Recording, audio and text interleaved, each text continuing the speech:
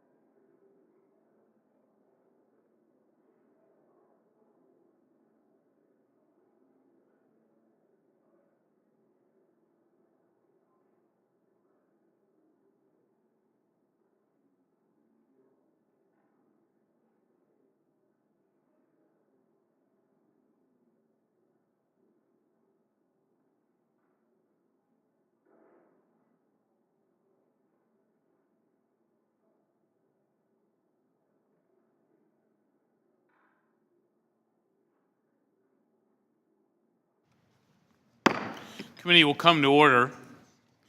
Yesterday evening, we left after adoption of the Brady Amendment. I'd like to remind all members that it's my intention to roll amendment votes today pursuant to Committee Rule 19.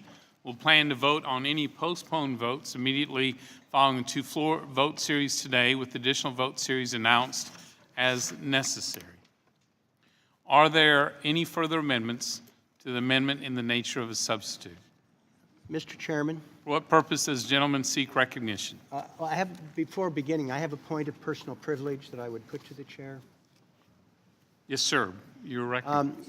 Yesterday, we had an interesting exchange with Mr. Barthold about the impact of the pass-through provisions and whether or not some of the owners who use this could take advantage of deductions that would not be available to others. I used the famous basketball coach example. Mr. Barthold gave an answer. I have before me here provisions, and I've shared this with Mr. Barthold, and I don't want to trap him or anybody else. But the information I gave him was from Professor Kamen, who talked about the inconsistency with what Mr. Barthold concedes is kind of a convoluted answer, with a statement put out by the committee yesterday that that loophole exists. It is important because if the committee statement in the material that I gave to Mr. Barthold, and I would ask to enter into the record, Mr. Chairman, is accurate, there's a lot more revenue that's going to be lost. And I put the question to him, and I would put the question to you, not now, I don't want to trap anybody, but find out whether or not the committee statement of yesterday about whether the loophole exists and joint tax understanding are harmonized, because it could have a big impact. So I don't want to debate it now. I wanted to serve notice. I'll give you a copy. Thank you. I gave it to Mr. Barthold, and I would hope that we could clarify at some point in the course of the day, or certainly by tomorrow. Thank you, Mr. Blumenauer. So you have an amendment to Mr. T-Berry. Point of order has been reserved. The clerk will distribute the amendment. I ask the gentleman to suspend while the clerk distributes. Thank you. Mr. Chairman, while she's passing that out, may I ask unanimous consent to put this letter from County Supervisor Susan Gorin into the record? Without objection. Thank you. Mr. Chairman, could I clarify? I was seeking unanimous consent to have what I give to you. Done. Yes, sir. Okay, thank you. Without objection. Appreciate it. But you are seeking yes, recognition to offer your amendment, which is being distributed? I am, yes, sir. Thank and I'm you. suspending while it is being distributed. And you're doing that beautifully.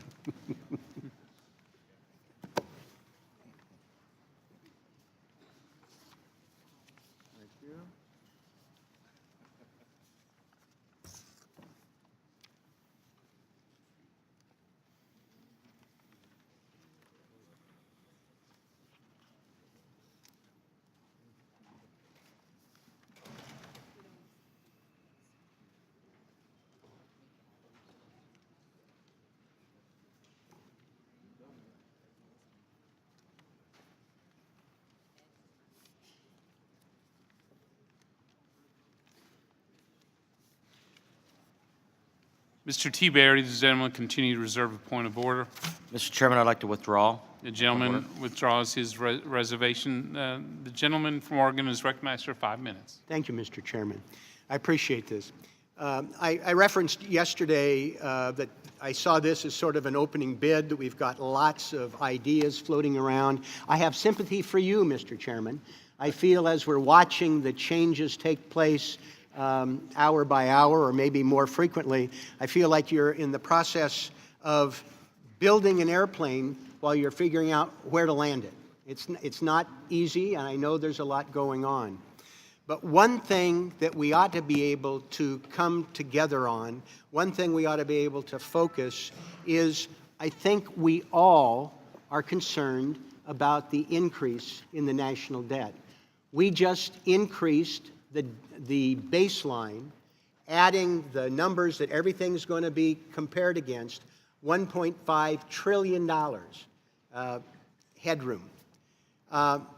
We are moving towards the highest debt to GDP ratio since America recovered from World War II and the Depression, with no end in sight. We are, with the approval of your budget resolution, we're on a path where we have added $2.3 trillion because the interest has to be paid on that 1.5 trillion in increased baseline. And if there is just 1% increase of the historic low interest rates, we could see another $1.5 trillion that we have to deal with over the course of the next 10 years. I don't think any of us embrace that. I've heard some pretty strong statements from some of my friends on the other side of the aisle back when President Obama and the Recovery Act were attempting to save the country from economic collapse, talking about the dire impact of debt, and I sympathize to that. I sympathize to it now.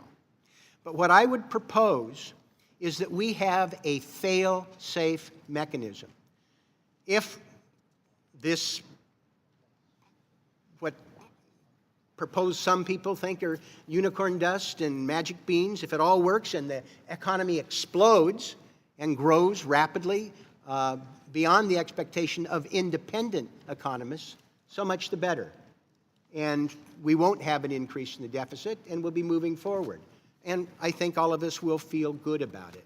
If some of the concerns we have in terms of misplaced priorities, in terms of other demands, and more realistic economic assumptions, we really aren't in a position to reward some of the wealthiest in the country, some of the largest corporations, with additional tax benefits if we have to borrow for it.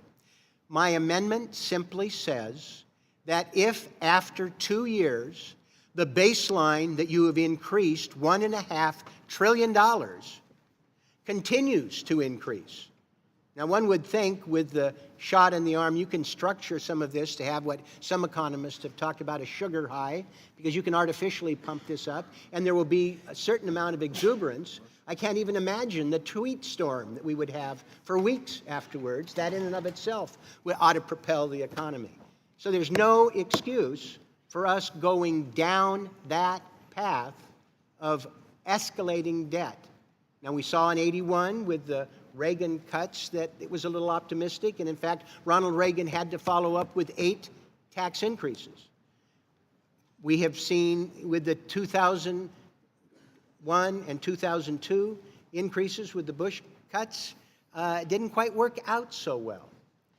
All I am suggesting is that we put in a fail-safe mechanism. If the deficit continues to increase beyond what you said, if the economy is not supercharged, then we shouldn't borrow the money to give tax benefits to the most favored in our society and end up putting us in a more difficult situation over time. I had my little grandson here yesterday. Some of you remarked about how cute he is. He's cute. He's smart. I don't want him to inherit recklessness that we could prevent. If it works as planned, you have no problem with my amendment. If it doesn't, then we ought to put the brakes on and not give billions and billions of dollars of tax relief at the expense of my grandson and your children's future. Thank you, and I yield back. Thank you. Mr. Roscom, you recognize to speak on. Thank you, Mr. Chairman. First of all, just to put this all in context, if you were offering color commentary from yesterday to today, what you'll notice is feigned surprise yesterday at the amendment in the nature of a substitute, shock, awe, so forth. And yet today, our friends on the other side of the aisle are doing the very same thing by offering an amendment with no notice. But I digress. So here we are. This isn't a fail-safe enterprise. This is a poison pill. And here's why it's a poison pill. To assume that all of the growth is going to happen in 2 years is not something that we're claiming. We've created this, and what we're proposing is dealing with this within a 10-year budget window.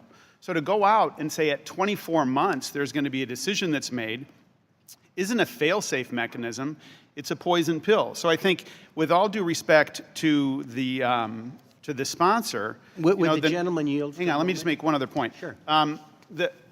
There was also a false narrative that was woven into the argument. It was subtle, but we're going to hear this consistently today, and I think we need to speak to it. He said that this is giving benefits to the most favored in our society. Mr. Barthold yesterday, under direct questioning, time and time again, made the point that everybody under this proposal benefits. So when that claim is made, I think we need to speak to it, distinguish ourselves, say, no, this is not benefiting the most favored in our society. The most favored in our society are benefiting under the status quo.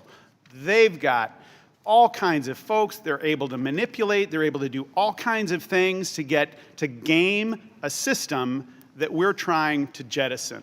So I don't think this makes sense. I would resist it, and I will yield. I appreciate the gentleman's point that if he thinks that it all won't happen in 2 years. And I'm not trying to do a gotcha. I actually wrote an article that was published on The Hill several weeks ago about this circuit breaker. I've made no secret of it. I assume that you knew about it. I know about it. And it's simple. It just says, if it doesn't work, it stops. Would you feel comfortable if we just amended it to say in 4 years? We've got a design to borrow $1.5 trillion over 10. And look, that's even within this context of trying to navigate through incredibly complicated waters as it relates to all of these scoring things. So I'm not interested in adding another level of complexity onto a system that is already complex. I urge a no vote, and I yield back. Gentleman yields back. Mr. Neal, do you wish Thank you very much, Mr. Chairman. I think that this is a very good amendment. I think in a sense it expedites the reconciliation process that is about to be embraced by our colleagues in the Senate. I also think it builds in a safety valve. Now, Mr. Roscom has just made the impassioned argument that everybody benefits from the proposed tax cut. I have yet to hear anybody say how the middle class is going to benefit from the estate tax proposal that our Republican friends have in front of us. Now, on January 19th of 2001, America was staring at a $5 trillion surplus, projected over 15 years. In 2001, the Bush administration proposed $1.3 trillion worth of tax cuts on the assumption that it would promote economic growth. In 2003, when that growth didn't appear, then they proposed another tax cut of additional $1 trillion. When growth didn't appear, then they said, if we only embrace repatriation on foreign earnings, that will increase economic growth. Within days, there were massive layoffs across the country from those who were going to enjoy the benefits of a repatriated tax holiday where the money was brought back at 5.25% with no growth. So we had these extraordinary tax cuts during those years, all premised upon the idea, the rock-certain guarantee, that we would be looking at substantial economic growth, and it didn't happen. So what Mr. Blumenauer is proposing in this instance is the idea that we will revisit in short order, and I think it was pretty good that he said, well, if we can't do it in 2, how about 4? Demonstrating some reason on our side, to ratchet back a decision that is made with the advertised goal of the necessity of a political victory rather than a policy achievement. So in this case, I think there's a chance for some good sense to prevail here, and I would be happy to debate where we were during those years with members of the committee. When Bill Clinton said goodbye, there were 4 balanced budgets. Alan Greenspan said the debt is being paid down too fast, and the clock in New York City, which chronicled the debt for all of those years, had been turned off. Instead, the decision was to guarantee economic growth, not taking into consideration what might happen in terms of 9/11, what might happen with 2 wars in Afghanistan today, the longest standing conflict in American history that is now 16 years old, and 1 million new veterans who deserve our care and guarantees that we made when they signed up. These are all sorts of costs out there, and if there's another economic downturn, those costs will be reflected in, I think, the pain that the American people will feel because of the haste with which this tax plan has been drafted and drawn and put in front of us. Again, based upon what no economist is willing to say, and that is, I guarantee you that these tax cuts will provide substantial economic growth. So we have the Wharton School that says that doesn't seem likely. We have demographic trends. We have globalization. We have an opiate addiction crisis in America. And we have a technological revolution that is taking place. But they guarantee 3% growth. They guarantee, with a wave of the arm at the White House recently where the president said, I don't understand why it can't be 6%. Now, that doesn't really stand up under the magnifying glass of critical analysis. But yet, we are being told today that just go forward based upon the lack of evidence that this tax proposal will encourage substantial economic growth. With that, I yield back my time. Thank you. Mr. Nunes, you're recognized to Thank you, speak on the amendment. Thank you, Mr. Chairman. I want to speak in opposition to this amendment because it does kill the legislation. I think the crux of the argument that you're going to hear today is going to be mostly about whether or not you believe that this tax bill will create economic growth. We believe that it does, us on the right, and I think it's fair that those on the left do not believe that. However, I think we all can say that the current tax code just doesn't work. So if the left wants to put up a tax bill that's going to increase taxes, for example, if they believe that that's going to allow companies here in the United States to stay that are competing against the average rate around the globe of around 20 to 25%, that's fine. They can make that argument. But I feel that as we continue to debate this bill over the coming days, it'll be up to the American people to decide, do they want to move our tax system into the 21st century, or do we want to stay on the tax system of old that clearly isn't working by evidence of the jobs that are leaving this country and the major companies that are leaving the United States of America? So that's really what we're going to be faced with over the coming days, and I welcome this debate, and I appreciate our friends on the other side of the aisle who don't have a plan, and it seems as if their plan is to go back to the rates of 2001, which would be a massive increase in taxes. And I know the gentleman from Illinois, I'm going to yield to Mr. Roscom. Thank you. Thank you, Mr. Nunes. I just want to point out, I think, a flaw in Mr. Neal's argument, and that is this. It's the argument of overcharacterization. What I appealed to was Mr. Barthold's testimony that talked about all aspects of the taxpayers being the beneficiaries. Then it was overcharacterized by Mr. Neal in his criticism. In other words, Mr. Neal pointed one thing out, said, well, the estate tax doesn't benefit everybody, and we're not saying everyone benefits from everything. What I said yesterday, go back to the image of the painting. You look at something in its totality, and my sense is this is going to be a consistent theme today. One other point. Mr. Neal made an argument, and he said, no economist says that this is going to yield growth. I disagree. There are economists. He may not like the economists. He may have economists that disagree with that. That's fine. But it's the overcharacterization. It's the superlative language that we've got to be careful in today, and I'll be happy to yield. Thank you very much. You didn't say that anything. It's Mr. Nunes. Oh, Mr. Nunes. But I'll be happy to yield to you, Mr. Neal. Thank you very much. You didn't, Mr. Roscom took on my argument, but didn't say any of the facts that I offered were inaccurate.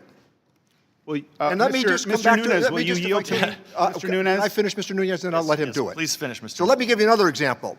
Nobody in the House of the Senate and the Congress of the United States fought harder than I did to get rid of the AMT for middle-class Americans. 27 million Americans no longer pay alternative minimum tax, I'd like to think in some measure because of my efforts over a long period of time. And members of the committee who have served here for that period of time with me, they know precisely of what I speak. So let me give you the second example. I'm saying that the estate tax is not middle-class tax relief. And in addition to that, I'm saying that your proposal on the alternative minimum tax right now is not middle-class tax relief, and you shouldn't characterize those as being middle-class tax relief measures, because they're not. Again, there is nothing that I offered in terms of the facts about where we were with budget surpluses and deficits that you would find inaccurate. Mr. Nunes controls the time. So I would just say that as it relates to the AMT is a terrible tax, and I'm glad, Mr. Neal, that we got rid of it for 26 million Americans, but we need to get rid of it for all Americans because it reduces our ability for those businesses to create jobs, and that's that's mainly where the AMT hits is on small business people in this country. And I'll yield the remaining time to Mr. Roscom. Thank you. Just one point, and that is Mr. Schweikert brought to my attention the notion of the mistakes in the past of repatriation, for example. Repatriation policy in the past was episodic, no level of predictability. Companies did not know the ground rules. It was a holiday, and it was highly limited, and it underperformed. What we're saying is, let's learn that hard lesson, let's make it permanent, and we will yield good results. I thank Mr. Nunes, and I yield back. Balanced time's been yielded back. Mr. Doggett, you're recognized to speak on the amendment. Thank you very much, Mr. Chairman. Republicans propose to cut the corporate tax rate almost in half. They propose to reward those who have dodged their taxes and hidden them in offshore island havens, as reflected in the Paradise Papers. They propose a tax break for those at the top of the income scale, where about 80% of the benefits go to the top 1%. And as a result of that, as Mr. Roscom said, quote, we're going to borrow $1.5 trillion over 10. Think a little bit about what that means. $1 trillion and plus $500 billion. The loan, the IOU that these Republicans are telling America we should take out. You might remember that only a few months ago, they were telling us the only kind of tax cut they would support is one that is fully paid for. They wanted it all paid for. But now we've moved $1 trillion and $500 billion down the road. Where are we going to find people who want to accept our IOU? Well, the Saudis and the Gulf states, they've been willing to take our IOUs. The Chinese have accepted our IOUs. A substantial amount of the $1.5 trillion that they propose to borrow is going to be held by foreign interests that compromise our security by becoming so reliant on them. And let's look a little at the $1.5 trillion. It is a very optimistic figure. It is their figure. It is the best case scenario that we will have. It does not, for example, consider the interest cost, the carrying charges that go along with the immense debt that they propose to place on the middle class of America. The actual cost, assuming that interest rates don't really spike even higher than most economists estimate, are over $2 trillion. In fact, about $2.3 trillion is the real cost of this. All of their approach to this is based on, trust us. Don't worry about the $2.3 trillion because we're going to have such magical growth that we'll get rid of the $2.3 trillion and everybody will have a little more money in their pocket and a little bigger smile on their face. Well, if you believe that, there's not only a bridge you can buy, there is a lot of other phony stuff out there. And they cannot find, other than your really extreme right-wing ideological, committed to no tax kind of approach, any credible economist to back up their fairy dust argument that they're making about this. Credible economists say there are only a couple problems with their argument. One of them is arithmetic, and the other one is history. And when you look at credible economists about what kind of growth we will get out of their sorry plan, one of them, Moody's Analytics, Mark Zandi says 10 years from now, the economy will be no bigger than it would have been had we not had this tax cut. Greg Dacko, the chief economist for Oxford Economics, estimates that within about 2 years, the higher interest rates will overwhelm any remaining stimulus from the tax reform, resulting in a net drag on economic growth of about 0.5 percentage point. In other words, it's going to get worse after a couple years. Their optimistic projections are unwarranted, and Mark Zandi says again at about the same time, the economy will actually lose jobs under their sorry job-killing proposal. And of course, the first people we can turn to about how accurate their predictions are the folks from Goldman Sachs, from which two of the people that wrote this plan in the administration come from. And they say, oh, it's just going to be wonderful. We'll get 0.1% perhaps in growth out of this. What we are incurring is immense debt at immense cost to the American people just to benefit a handful of people at the top and some multinational corporations that don't believe in paying their taxes. And what Mr. Blumenauer proposes to do is just provide a little ounce of protection to the American people. His amendment is a good one. It ought to be adopted to protect us from the frivolity and the misguided approach of our Republican colleagues. All time has expired. Mr. Renace, you're recognized to speak on the amendment.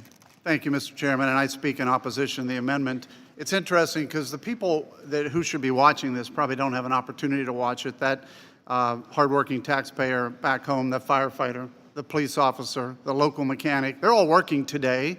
They're trying to make a living. They're trying to balance their personal family budget. And that's not a fairy dust story. That's a true story.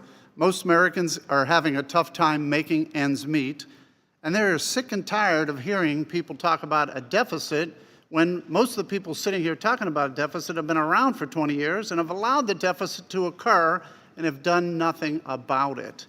So we can continue to talk about Will the gentleman this. yield? No, the gentleman won't yield at this moment. The problem is, Mr. Blumenthal, and again, my friend from Oregon, we're talking about the hardworking American in your district that gets a $2,333 tax cut. That's a medium four-person household estimate, $2,333. And what you're saying in this amendment is, if we can't cut spending, if we can't balance our budget, if we can't do what we're asking hardworking Americans to do, then we're going to take that back away from you. Shame on us, because that hardworking American needs that $2,333. And my friend from Texas, who's that hardworking American, middle-income American, is getting $1,208. And what we're saying is, if we can't balance our books and if we can't look at the real problem with our deficit, then we're going to take that back from you because we need it. That is what the American people are sick and tired of hearing. They are sick and tired of hearing a federal government that keeps spending more money than they're bringing in, and they're the ones paying for it. And yet this, we talked about this yesterday. The amount of money that they're going to get back will help them.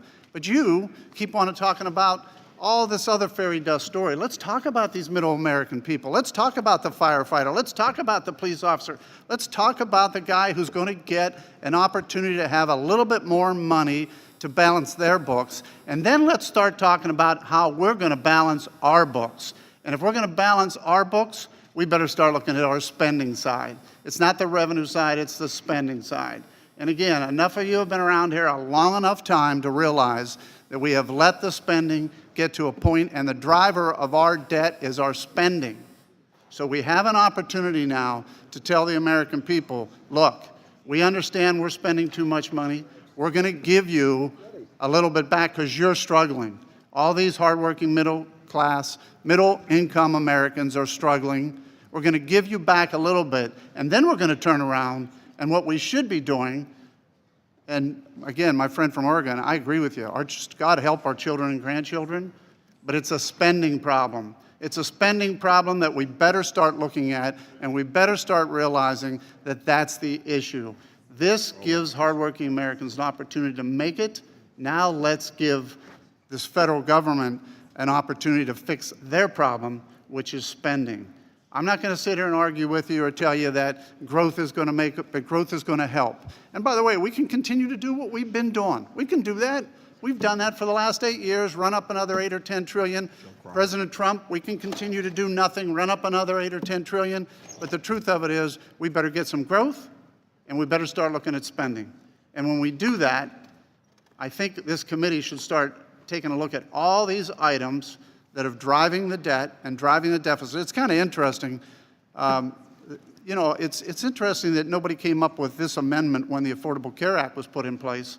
I wonder what would have happened 2 years after the Affordable Care Act when the numbers started going in the wrong direction, what would have happened. So these are the kind of things that people back home are sick and tired of. The sad thing is, most of the people back home that are really struggling can't watch this. And again, they're working. They're working every day while we're sitting here talking about this. But if they could watch it, they'd be very frustrated with what's going on. I yield back.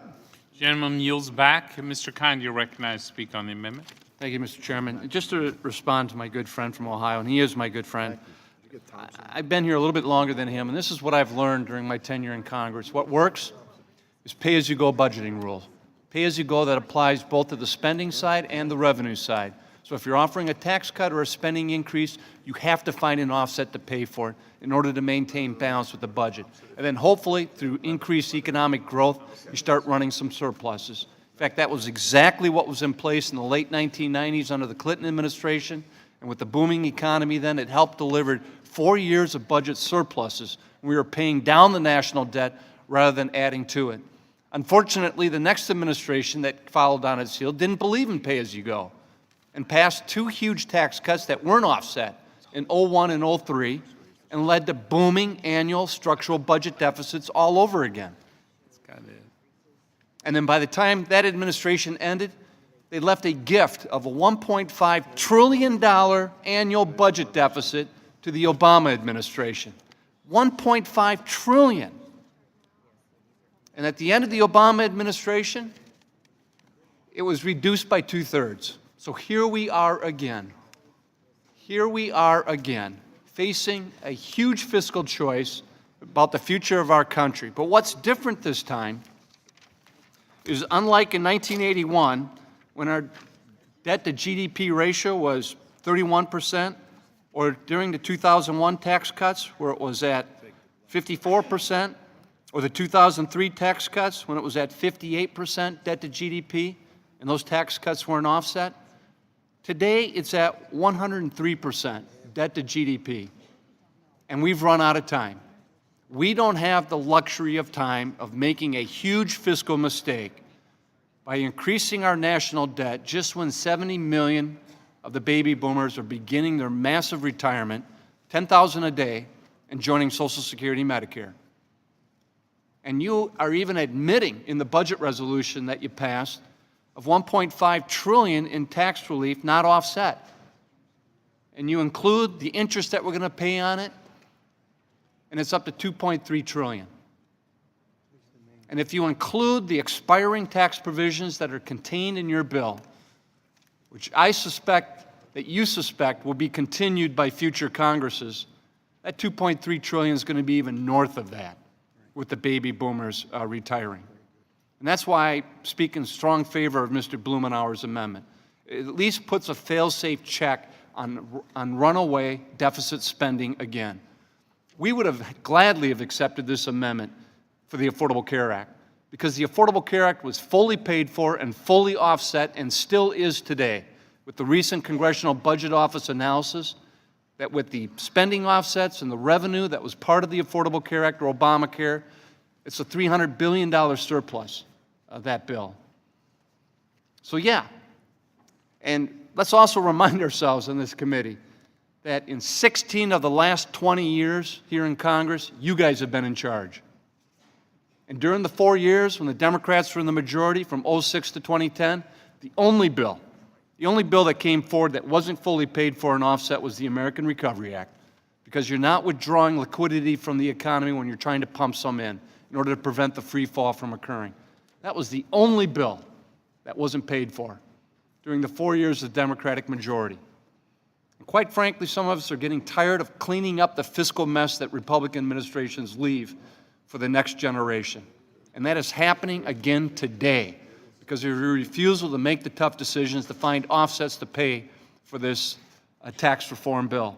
and it's a missed opportunity. And no, not everyone is going to benefit from it. I think the analysis is clear. In fact, the New York Times, in the recent article that they published titled "Republican Plan Would Raise Taxes on Millions," this was based on an analysis by the Open Source Policy Center, a Washington research organization affiliated with the right-leaning American Enterprise Institute, and their analysis of the Census Bureau data. Millions will see a tax increase in what you're proposing, not least of which is because of the expiring and sunset provisions that you have in it. In fact, even the Joint Committee on Taxation, Mr. Barthold's group, who's sitting before us today, says that by 2023, over 20% of taxpayers between $50,000 and $75,000 a year will see a tax increase. And 25% of taxpayers between $75,000 and $100,000 a year will see a tax increase by 2023 under this legislation. So let's be honest with the numbers right now, but let's first start with trying to protect our future generations from a legacy of debt, which this bill will give them. I yield back. Mr. Kelly. Excuse me, Mr. Kelly, you're recognized to speak on the amendment. Thank you, Chairman. And we're speaking in opposition to the amendment, even though Mr. Bloom and I get along very well, and I understand where you're going with this, and I can appreciate that. And I think we've already talked about if we had that crystal ball to look into the future, we'd be able to say, hey, you know what, I think in 2 years it's not going to be good, in 4 years it's not going to be good, but unfortunately down here we look at 10-year periods before we actually score things, and it makes it a little bit difficult. But let me just say what I want to speak on. One of the things we're leaving out is not about this tax bill or our belief of whether it's going to make Americans' lives better or it's not going to make Americans' lives better. The truth of the matter is it's going to create at least 1 million new jobs. It's going to put more money in the pocket of everyday American taxpayers. It's going to help out, and as it goes on, will we look at things that we said, boy, I wish I had done that differently. But the one thing I don't hear is our belief in the American people and their understanding of opportunity and their understanding of what's out there that I can actually act on and can make a better life for my wife, my children, my grandchildren, and future generations. We all agree that the status quo is not acceptable. We want to see things change. But I can tell you, from my experience, and I've heard Mr. Teaberry talk about this so many times, I will tell you about a guy who graduated from Westinghouse High School in 1936. In 1941, he had a job at a Chevrolet warehouse picking parts, and the girl he was dating at the time ran the telephone operator thing, where they had to plug the lines in. He decided to join the war effort, and before he left to go to the war, he married the girl that was running the telephone. Those people happen to be my parents. My dad was one of 9. My dad was the first person in his family to ever own a car. And he got that car by working at the White Castle making hamburgers in the middle of the night. My father was in the fruit business.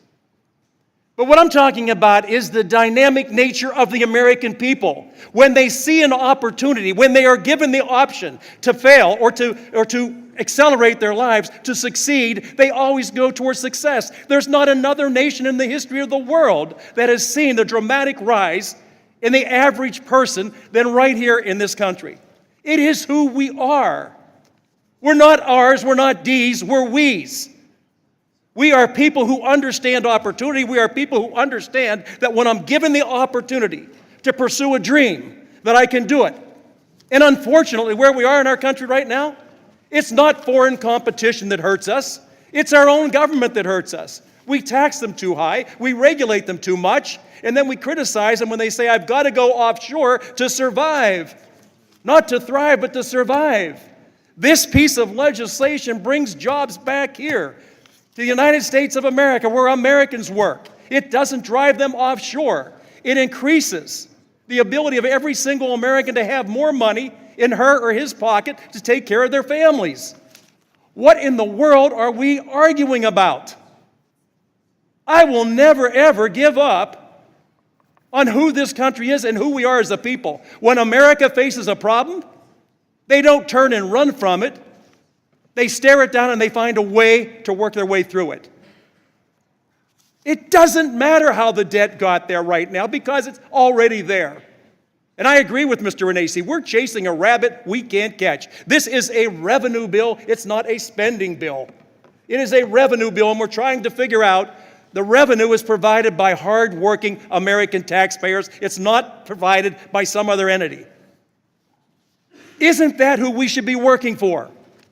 Not blue states or red states, but the United States. Shouldn't we be looking at every single citizen when we go home and say, we tried to lighten your load today, we tried to make sure that your future could be brighter, that your children's future can be brighter, and that you can have a more stable life going into your golden years. Because the only thing true about the golden years right now is you don't have a lot of gold, it's not going to be very golden. And we've taken that ability away from people because of the way we tax them and the way we regulate them. Can we please talk about rebuilding America, making America great again? Not for just the rich, but for every single American. My God, folks, that's what we're here for. We represent different parties, but it's all the same people. Those folks in our districts, I represent Pennsylvania's 3rd District. They're not all Republicans. Most of them are blue-collar Democrats. And they're looking at what we're doing and what we're not doing for them. So let's just stay on the message here, and let's make it a little better life for every single American. We can do it. We can do it. We've done it before. We can do it again. Gentleman's time has expired. Mr. Levin, you're recognized to speak on the amendment. Well, I think it's good, Mr. Chairman, that we're bringing some passion into this, and the previous speaker speaks with passion. And so I hope you understand if we speak with passion. The purpose of this amendment is to spotlight what this is all about. It's been said that Mr. Barthold talked about every group on average benefiting. But when you go beyond the averages, it's very clear that this is the opposite of a middle-class tax cut. The speaker said the focus is on middle-class tax relief. The focus is on directing the tax relief to the people in the middle and the people who are trying to get there. And that is why we put our emphasis on that tax relief for those people who are in the middle. When it comes to AMT, it's the opposite. When it comes to pass-through, it's the opposite. When it comes to the estate tax, as we discussed yesterday, it's the opposite. And as we have new data, it also shows as to the individual taxpayer, it's also the opposite. We asked yesterday for there to be a breakdown in terms of these income categories. And so this is what this breakdown shows. And I read this. In 2023, 24.6% of taxpayers between $75,000 and $100,000 will see a tax increase. In 2023, 20.1% of taxpayers between $50,000 and $75,000 will see a tax increase. In 2025, it gets worse. 26.7% of taxpayers between $75,000 and $100,000 will see a tax increase. In 2025, 21.4% of taxpayers between $50,000 and $75,000 will see a tax increase. That's why we feel so passionate. That's why we felt yesterday when there was an amendment provided that we had never seen before, we became passionate because all the facts have to be brought out. And what the speaker said in describing this was simply not true. And I want to just say one thing. This is a revenue bill. This is also a spending bill. Because when you increase the deficit, as you're doing, it will impact in terms of spending. And this is what the Republican budget did or proposed, citing the deficit. The budget would further cut $800 billion from non-defense discretionary spending while leaving the official defense budget alone. And I want to read this fact, that in 2023, the amount would be the lowest level of discretionary spending relative to GDP in more than a half a century. So essentially what the Republicans plan to do with this increase in deficit is begin to cut Medicaid more, Medicare more, education more, health care more, training more, as they propose in their budget. So this is a spending as well as a revenue bill, and when it comes to revenue, it's totally irresponsible. It's irresponsible. And the notion that it's basically for the middle class is untrue. It's untrue. I was taught as a kid not to use the word lie, so I'll use the word fib. It's Irish? I may have had an Irish ancestor. It's a fib. It's a big fib. And so don't say that Mr. Bartholt said on average everybody gets a benefit, and he didn't say everybody. On average people do, because everybody doesn't, even those in some years according to the first table and now to the facts. So this amendment of Mr. Blumenauer says after 2 years, we need to take a look, right, Mr. Blumenauer? After 2 years, we need to take a look. And all the facts indicate that if this were ever to pass, and I don't think it will, it would be a miserable development, we need to take another look in 2 years.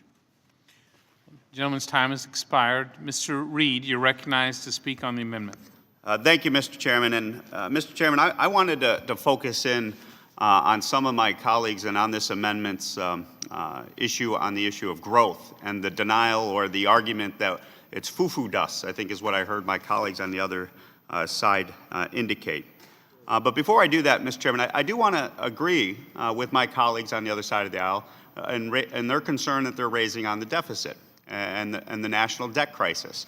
And I hope we will be able to point to today many times in the future as we continue to address the debt crisis here in America, that my colleagues will be reminded of this tape, of this video, when they speak on the issue of deficits and debts in the future. And I would share that passion to address the debt as it has become a crisis level event.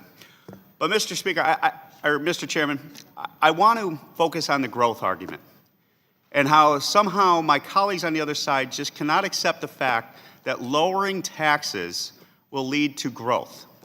Because if I've got it right as a former mayor, there's not a state in this union, Mr. Chairman, that their governors are not proposing tax incentive proposals across the nation, and those tax incentive proposals are primarily relying on reducing taxes for economic development and jobs. I have traveled this country, and I've sat in hotel rooms as I've traveled around, and I watched this commercial come on about New York State when I'm all over the union. New York State's open for business. Our governor is out championing across the world how he has an economic development proposal that's going to lower taxes and incentivize businesses to come to New York and grow and grow and grow. And I can point to each one of my colleagues on this dais, and I cannot find one state in this union that doesn't have an economic development policy that is cornered and keyed upon the issue of tax relief, tax reduction to encourage growth in our local neighborhoods. But you know the difference, and I want to speak to the American people, the difference between those proposals and what we're proposing here is those proposals empower government bureaucrats, local officials, to control your money and decide who gets to get rewarded with those tax reductions. What essentially we're doing, which is a different philosophy, is saying, you know what, ladies and gentlemen, this is your money. This is your money that we want you to spend and invest where you choose to do it. That's why the tax relief to me is so important in this bill. Because those individuals that earn that money, that start those small businesses like I did, they're the ones that lead to long-term growth. They're the ones that are better suited to decide where to invest their money across this economy and across this nation. Not some bureaucrat, not some empowered local official who is trying to incentivize economic growth by reducing taxes, which I agree is the philosophy to adhere to, but we're going to empower the people to make that decision. And with that, Mr. Chairman, I want to yield to my good friend from Ohio, Mr. Renacci, who had some thoughts on these issues. Thank you, Mr. Reed. And I wanted to go back to my good friend, Mr. Kind. As we were walking across the street yesterday, we were talking about a number of things. And first off, I want to apologize for the Packers' loss. I know that was a big issue for you. And I was thinking of you last night. That's why I say I have a lot of friends over on the other side. I was actually thinking, I really wasn't rooting for either team, but I was kind of leaning toward Jim, the it's nothing that a tax cut can't cure for the Packers. But anyway, I do want to go back to one of your comments because I think it's important. You know, I sit on a budget committee, and one of the most frustrating things for me is that as someone on the budget committee, we have passed budget after budget after budget, and we're still running debt after debt after debt. And you mentioned during President Clinton's presidency that we balanced the budget, and I went back to look at how we balanced the budget.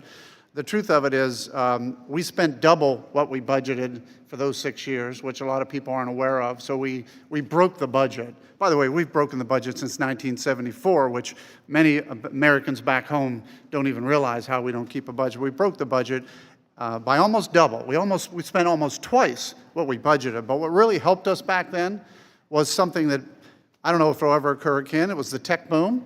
And if most of you remember, the revenue side was up by almost $5 trillion during that period of time. So again, every once in a while, Washington gets lucky, but it's not because Washington did something. It's because we had a unique situation. And I wanted to make sure you were aware of that. We do need to look at our budget and get some balance into it. And I yield back to Mr. Reed. Gentleman's time has expired. Mr. Thompson is recognized for 5 minutes. I thank the gentleman for yielding. You know, my friend from California, when he was speaking, said that this amendment kills this bill. This amendment doesn't kill anything. The only thing this amendment does is says we're going to look at it down the road, and if it's not working, we're going to stop it. And wouldn't we all like to be able to stop it if it's not working? One of the problems we have here, something that doesn't work continues to go and continues to go and continues not to work. This is a prime opportunity to, by adopting this amendment, to be able to stop it and fix it. He also said that the difference between those of us on this side of the dais and those on the other side of the dais is his side of the dais believes that this is legislation that's going to work.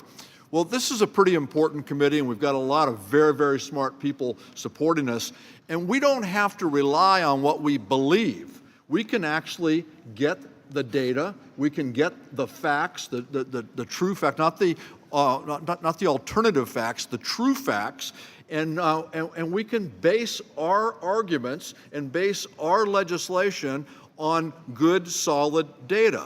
And if you do that, there's a couple of things that you can glean from this. Number one, this bill adds $2.3 trillion to the national debt.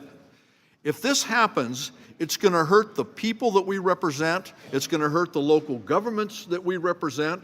It's going to cause us to have to come back and look at cuts to everything from infrastructure to crime to opioids to Medicare. And that doesn't help anybody that any one of us represents on this dais. The fact of the matter is, we have put in place in those 4 years over the last 20 that the Democrats were in charge in this House, we did put in place checks on the runaway debt and the runaway deficit. It was called PAYGO. And the first thing that the Republicans did when they regained the House is they took away the PAYGO requirement from the tax side of policy. And yes, taxes and cutting taxes is in fact spending. If you cut taxes, you're spending money. In this case, you guys are spending $2.3 trillion that we don't have, and that bill is going to be sent to our children and to our grandchildren. And that is not balancing the books. To, I think it was Mr. Renacci's point on, or Mr. Reed's point on what New York did, states have a constitutional requirement that they have to balance their books. We don't have that here. We need to make every effort to see that we do it. My friend from Ohio talked about helping the middle class. Well, this article that appeared today in the paper was already referenced once, but I want to read the opening statement here. It says, nearly half of all middle-class families would pay more taxes in 2026 than they would under current rules if the proposed House tax bill became law. About 1/3 would pay more in 2018. It's a striking finding for a bill promoted as a middle-class tax cut. This is not a middle tax cut. And believe me, I want to see this. I want to see the middle-class working families in my district and every other district represented on this dais and throughout the House see an increase in the amount of money that they have in their pocket. This bill doesn't do it.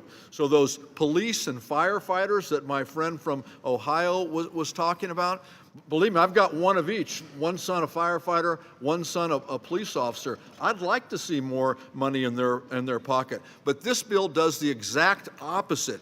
It increases taxes for many of the middle-class working families in this country. I might understand why my friend from Ohio is pushing this. You know, his state gets money from the donor states across the country, and we need to make sure that we keep that in perspective as well. California is a big donor state. You start cutting these or taking away tax opportunities for constituents in many of the states represented here, what happens is we pay more and get back less. And that's not incredibly fair at all if we're talking about fairness in this tax bill. We want to see fair tax reform that helps the middle-class working families and works from the middle class out. This bill does just the opposite and adds $2.3 trillion to our debt. Mr. Curbelo, you recognized to speak on the amendment. Thank you, Mr. Chairman, and I want to thank my colleague from Oregon, Mr. Blumenauer, for shining a light on this issue. Especially for a lot of young Americans, this is a major concern. And the truth is that even setting aside this legislation, the current situation with regards to our deficit and our debt is not sustainable. And I think there's a lot that we can do on this committee working together to address that very serious challenge, not just to our national security, but really to our economic security and to our viability as a nation. Now, addressing our serious fiscal issues doesn't mean we have to turn our backs on the median four-person household, the typical family in all of the congressional districts represented on this committee, and truly the typical family in our country. The statistics show that there is relief for every American family, the median American family that we all represent here. And my colleague from Oregon's district, about $2,300 per family, and a lot of benefits for those who don't itemize. Lower and middle income Americans, approximately 2/3 in his district. And if we go down the list, we'll see the same in every district represented on this committee and in every district in our country. Also, there's a lot in this bill that is important in the sense of growing our economy and making it more likely that we can work together to address our fiscal challenges. A lot of Americans are worried, rightly so, about American corporations and foreign corporations exploiting our existing laws and existing rules to shift jobs and profits overseas, and Americans are being left behind. We don't have to turn our backs on all of that just because we also should address the fiscal challenges that we're facing as a country. So I don't think that this design works well. I don't think that this is the broad solution we need to build a fiscally sustainable future for all Americans, especially for younger generations who worry about what our future may look like. But I think we can do both. I think we can help the typical family in our country, that family of 4, 5, 6, that is struggling, that hasn't experienced the economic recovery that so many people read about and that so many talk about on television. We can do that. We can also reform our tax code to make sure that American companies are doing right by the American worker, that American companies are doing more to invest in our country, and yes, at the same time, work to address this issue of fiscal sustainability, which is, quite frankly, one of the main reasons that I ran for Congress. And I'll be very sincere, and I said it here when we had Secretary Mnuchin. My personal preference is for revenue-neutral tax reform. But I think all of us on this committee know that no one member of Congress gets everything they want. I think the chairman would be the first to agree with that statement. And we did have to make some sacrifices to deliver the type of tax relief that we believe American families deserve. We did have to make some sacrifices to change the rules, to make sure that companies, both here at home and abroad, can't exploit them to the detriment of American families and American workers. So I want to close by sincerely thanking my colleague for raising this issue, because I think it's an issue that we should not shy away from, that we as a committee should work together in a bipartisan manner to address. But I think it's a false choice that we either deliver on this important tax reform package or address our fiscal challenges. Thank you, Mr. Chairman, and I yield back. Gentleman yields back. Mr. Pascrell, you're recognized to speak on the amendment.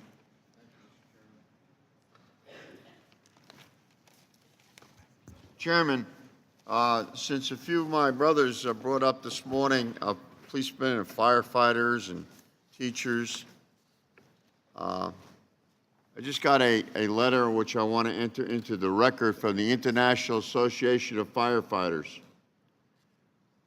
coming out strongly against this legislation and the compromise that now exists, quote unquote. And I think that it's very important. As I said yesterday, these are the folks that I represent. In New Jersey, we've got together police, fire against this legislation as well. So I don't know who in God's name you're talking about when you talk about police and fire. Maybe you're talking about those in other countries. I don't know. It's not here. Well, Mr. Chairman, I want to bring to your attention, if I may, one of my favorite charts of all times, and that is the tax cuts that we provided in 2001 and 2003. You've seen this chart before, I'm sure. And then what they contributed to the deficit in trillions of dollars. If everyone will quite notice, right, very, very, very clear, that the major part of this deficit that we carry from year to year, that everybody has been choked up all about, and you hear all of these bumper sticker stories, the major contributor was not the wars, was not inflation, was not current expenses from specific policies. It was the tax cuts of 2001 and 2003. And it ballooned. It got bigger and larger. And that is why Blumenauer, Congressman Blumenauer's amendment, is critical to what we are talking about in terms of circuit breakers. This is an example. Now, on top of this, this is the color here of those tax cuts, and as they ballooned, the deficit, and as the interest rates grew larger, now you're going to add on to this these quote-unquote tax cuts, most of which don't go to those policemen or firefighters or teachers or seamstresses or beauticians, but go to those folks at the higher end of the ladder. Just think of piling it on and what this chart is going to look like. We made it this way. Nobody else. You got no one else to blame but ourselves. And remember the promises of 2001 and 2003, what it would do to the gross domestic product. It was gross, but it wasn't the increase in the domestic product. Thank you very, very much. Mr. Chairman, I yield back to Mr. Blumenauer. Mr. Blumenauer is recognized. Thank you, on Mr. Chairman. Pascrell's time. And by the way, Mr. Pascrell, as you were making your points, I was thinking Your town halls are, hold on, you'll get it back. Your town halls are probably more interesting than mine. So, well done. So, They're very Mr. interesting. Blumenauer, Chairman, you're I'll tell you recognized. about them. I'll tell you about them. They're very interesting. Thank you, Mr. Chairman. I really appreciated my friend from Pennsylvania in terms of areas that we agree and things we can. I think if he and I were starting out and we had $1.5 trillion to spend on behalf of my constituents and his constituents, I think we could come up with something. In fact, I think it would be much like what Mr. Renacci would find out as he travels Ohio to find out what people in Ohio want. I'd suggest that we go through that, we'd find that most people would say, if you're going to have $1.5 trillion, you wouldn't start with people at the very top. You probably would extend the earned income tax credit to the bottom 35%. I think they'd want that. I don't think they'd want to take away the medical deduction for people in extreme situations that would really cause them great problems. I don't think they'd want to change to chained CPI so that the brackets creep. I'll betcha if we go down to the coffee shop in Butler when we have our meeting there, that your people would agree with my people that that's not where we'd start at the top with the inheritance tax, with the pass-through for some businesses. We could work out something on a pass-through for small businesses that are really small businesses, not hedge funds, not professional corporations and financial institutions, but focus it on real small business. I'm convinced, Mr. Kelly, we could work that out, and that's what's frustrating for some of us, is that you started at this top and not spending this money on things that would make the most difference for the people that you and I both care about. Gentleman's time has expired. Mr. Meehan, you're recognized to speak on the amendment. Thank you, Mr. Chairman. Mr. Chairman, I listen to this debate, and what concerns me is the people who are watching really won't listen to the facts. They'll listen to the rhetoric that's being expressed, because if you yell louder, somehow it's more persuasive. I mean, let's just look at the facts of the status quo, which is being defended largely by my colleagues on the other side of the aisle before we came to address this. In the year beginning in 2008, just before we came here to Congress, 8 years of the slowest recovery in modern American history. 2% growth. This is 8 years of the slowest recovery in modern American history. It was the slowest economic recovery since World War II. The United States lost nearly 300,000 jobs in manufacturing. This is what we lost during this status quo period. And the share of Americans in the workforce plummeted to the lowest since the 70s. So what are we talking about right now with this, which would clearly create rates for Americans across every tax bracket, but we're really talking about jobs as well. The Tax Policy Center, again, factually looking, saying there's no support, this would create 975,000 jobs. I just looked a little bit about UBS, looking at what people believe with respect to what tax reform could do. And when they looked at those who were investors, 77% said that they believed they actually had high hopes for growth in the aftermath of this. This is after what we saw during that other period of the lowest recovery in American history. Now we have job producers out there saying that 77% believe they've got very high hopes for growth with this policy. And what's the most important priority for 41% of those? Lower taxes. It's interesting, we talk about, when you go back to your district where real jobs are created, and everybody has their story. I'm fortunate enough to have a Boeing plant in my district, one in which, during the period of the tenure of my predecessor, they were concerned about it closing down.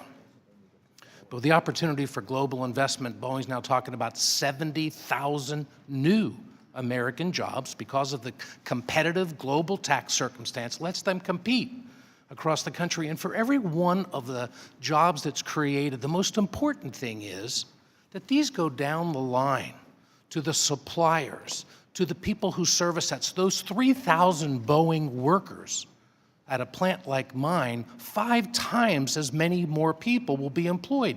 And those employees are the very same people, are the ones that are making that solid middle-class American wage, American jobs for American workers at a high American wage. This is what this is bringing, not the status quo. And we keep hearing these presentations about returning to something and predictions.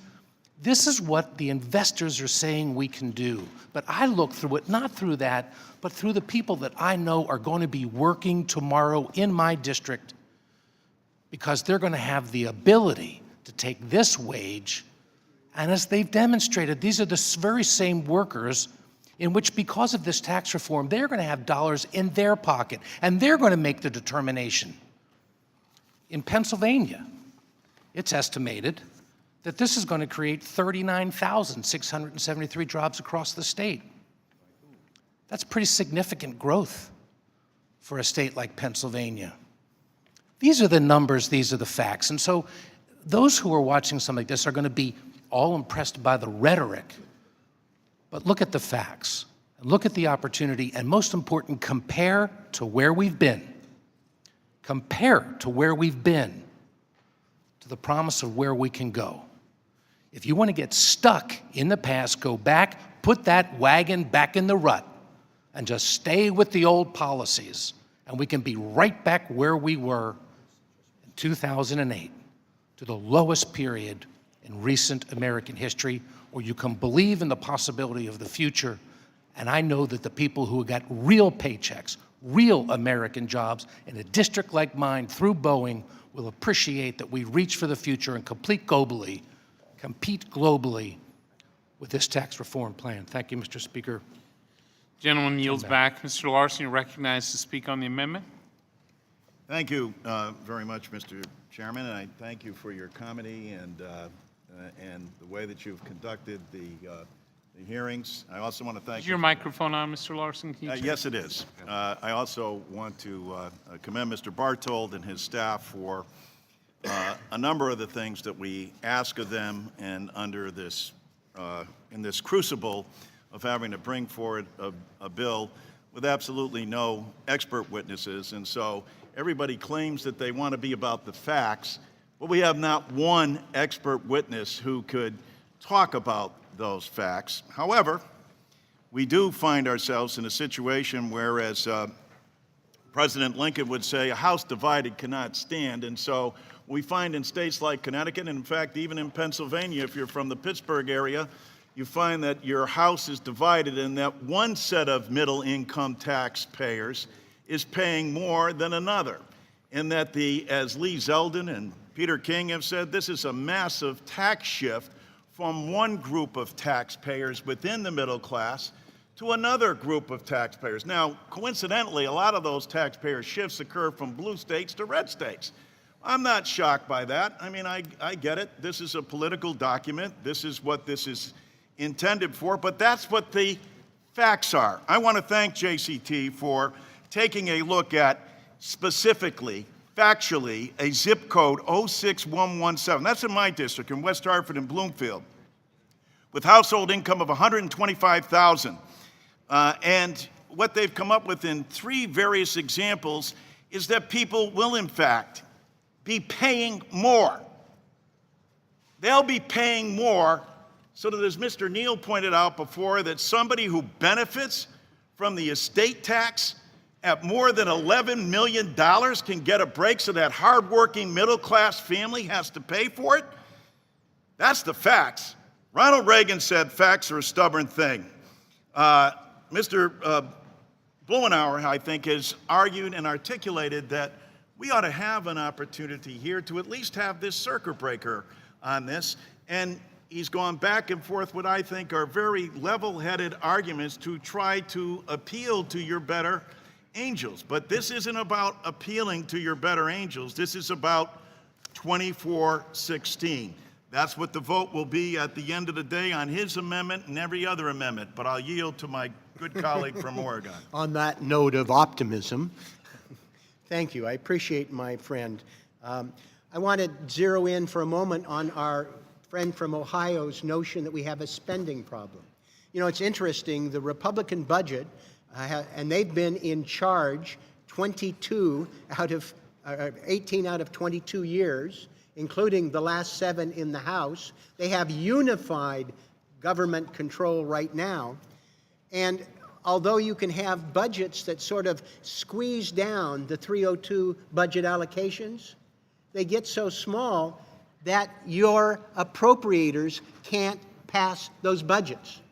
They can't bring them to the floor because they're not realistic.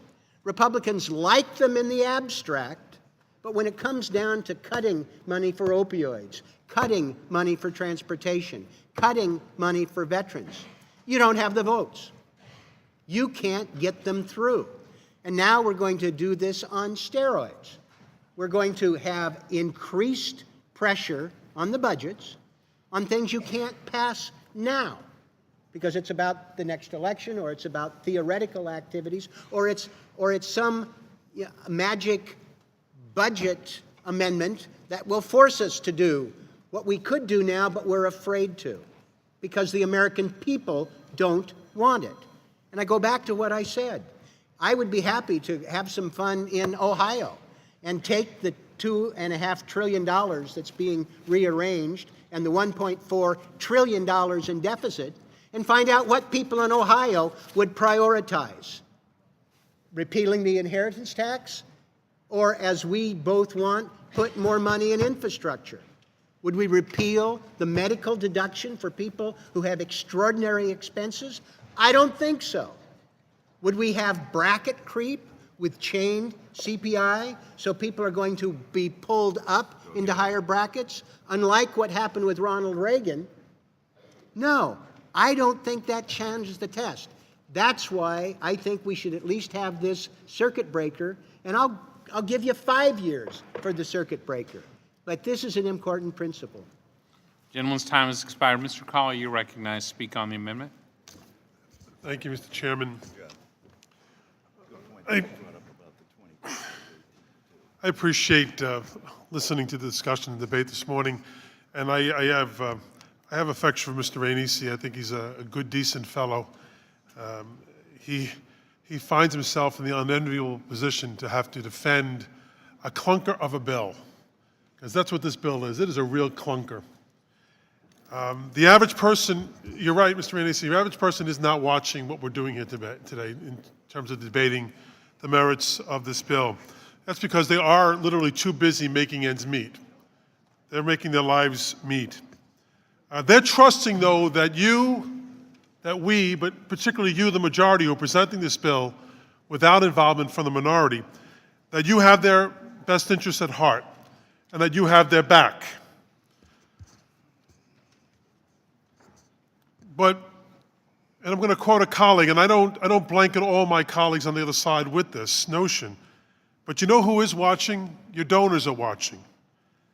And Congressman Collins from New York is quoted today on the Hill as saying, quote, "My donors are basically telling me, get it done or don't ever call me again." So we know who's watching. We know who you're all catering to today. And we also know that it's been rumored that if you don't get this done, well, you might as well give up the majority because you ain't coming back in the majority.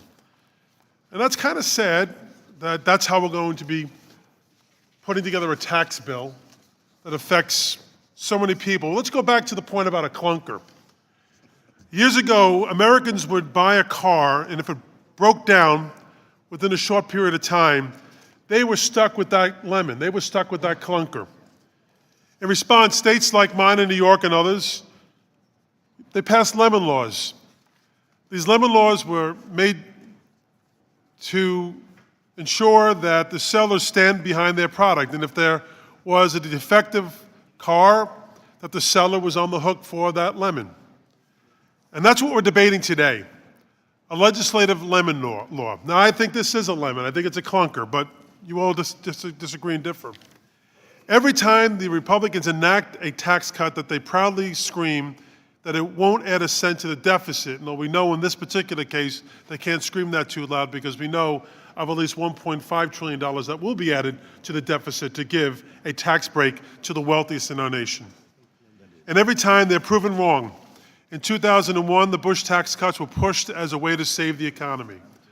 Well, I think when we look back at the Bush years, no one thinks that was a great economic time for our country and for families. But here we go again. They claim that this tax bill will lead to a $4,000 increase in wages for every worker in America. The president claims this bill will lead to a 6% growth in our economy. And they continue to claim this bill won't result in new deficits, though they are, again, allowing themselves a small cushion of $1.5 trillion, not including interest in new deficit spending. With the cost of interest on this $1.5 trillion tax cut alone, we're looking at over $2.2 trillion in new debt. We Democrats have been firm believers that you should not borrow to pay for tax cuts. So let's exercise a form of lemon law, a legislative lemon law. Will the Republicans stand behind their claims and if they're wrong, suspend their tax bill? Or will they continue to echo things that have no basis in reality and let the chips fall where they may?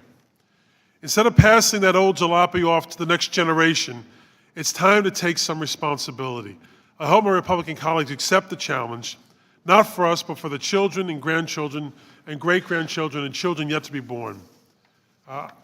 There's a saying that people like their friends, but they like themselves more. I know that we all love the generations yet to be born, but I think you kind of love the generations that's around more than you do them, and that's why we have this bill before us today. Mr. Blumenauer, would you like the remainder of my time? Not quite yet. Okay. And with that, Mr. Chairman, I yield back the balance of my time. Thank you. Mr. Higgins, you're recognized to speak on the amendment.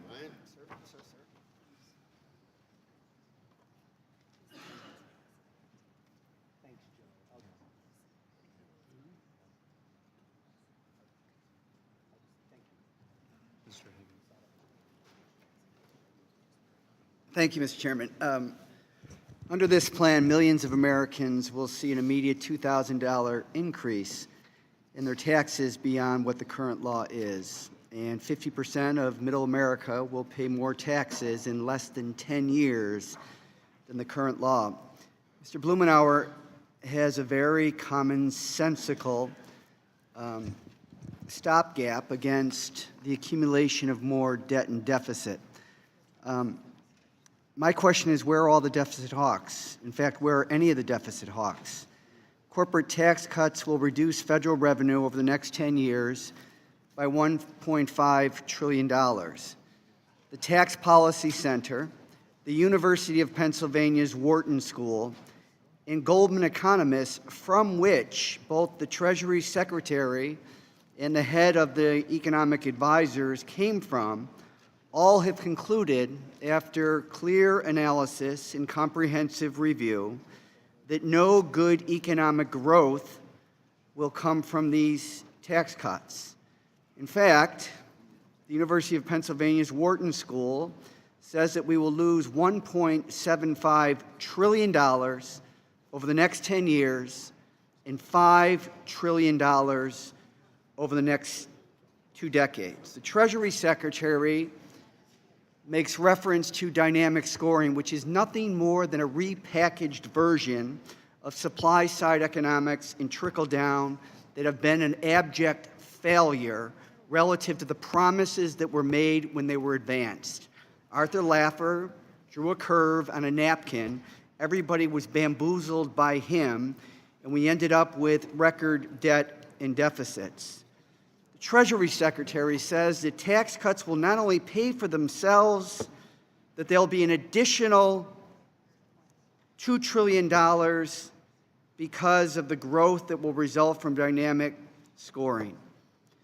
Newsflash for the Treasury Secretary. Tax cuts do not pay for themselves. In fact, tax cuts have never paid for themselves in human history. Best case scenario, that for every dollar that you give away in tax cuts, you can recoup in future economic growth about 30 cents. That puts you in a deficit situation. We should be concerned Every serious independent economic analysis shows that this will blow a major hole in the annual budget deficit and will accrue to more debt for this nation for future generations. Mr. Blumenauer's amendment is very reasonable, it's fiscally responsible, and it recognizes our obligation to the next generation not to pass on this massive debt, to give tax cuts for very, very wealthy corporations that don't need it.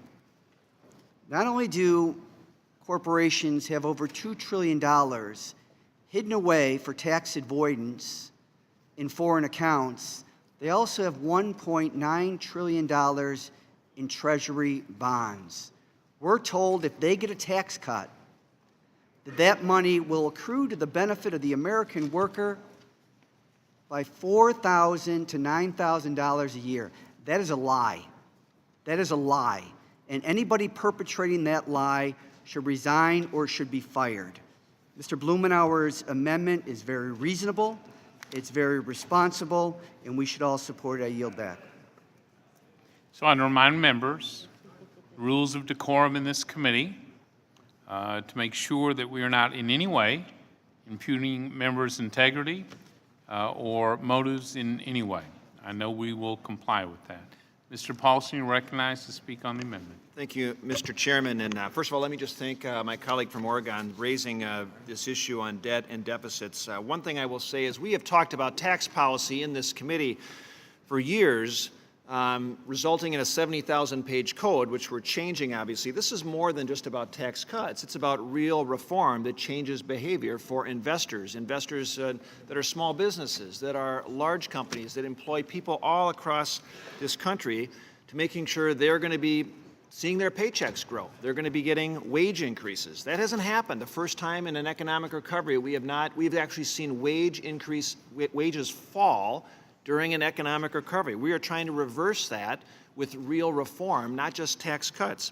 And part of the problem we've had over years is Congress tends to enact tax policy that lasts for 2 years. It lasts for 1 year. It's retroactive. It goes for 6 months. So our small businesses, they cannot plan with certainty, with predictability, or with confidence on how they can invest in their company or in their employees. I've talked to many, Mr. Chairman, small businesses in my community who have said what they will do if they are given a guarantee of long-lasting rates, the most significant tax reductions for small business in decades. One employer said, I'm going to hire new people. I'm going to bring new people on board. Another employer was pretty straight with me, said, I'm going to give my employees a wage increase. We're going to give them a raise. Another employer said, I'm going to buy new equipment, new capital equipment, because of the expensing provisions, where I can invest with certainty and know that's going to be counted on for the next 5 years. A larger company that I spoke with said, we're going to take those resources, with now having a competitive tax rate versus our world competitors, and we're going to use those resources to invest in retraining our employees on how we can compete with other companies around the world. So, members, this is about planning for the future with confidence, with predictability, guaranteeing that our small employers, our large companies that compete on a global basis, can have the confidence of knowing where the tax code is going to be in 10 years. Not in 2 years, but in 10 years and beyond. Real reform, the most significant reform in 31 years. And finally, what we do know is this, is if we don't enact this, and pass this legislation, we know in 2 years deficits are going up. The CBO says they are on a track back up. That's the facts. And so if we're going to suffer with 2% growth, if that's the new normal, and we're going to accept that, then young people getting out of college aren't going to be able to pay their student loans. They're not going to have more job opportunities. Older people who are retiring, as baby boomers retire, are going to be at risk without a competitive growing economy. So the tax code has not kept pace with the modern economy. This is our chance to move in a different direction, Mr. Chairman. I yield back. The gentleman yields back. Ms. Sanchez, you're recognized to speak on the amendment. Certainly. Thank you, Mr. Chairman.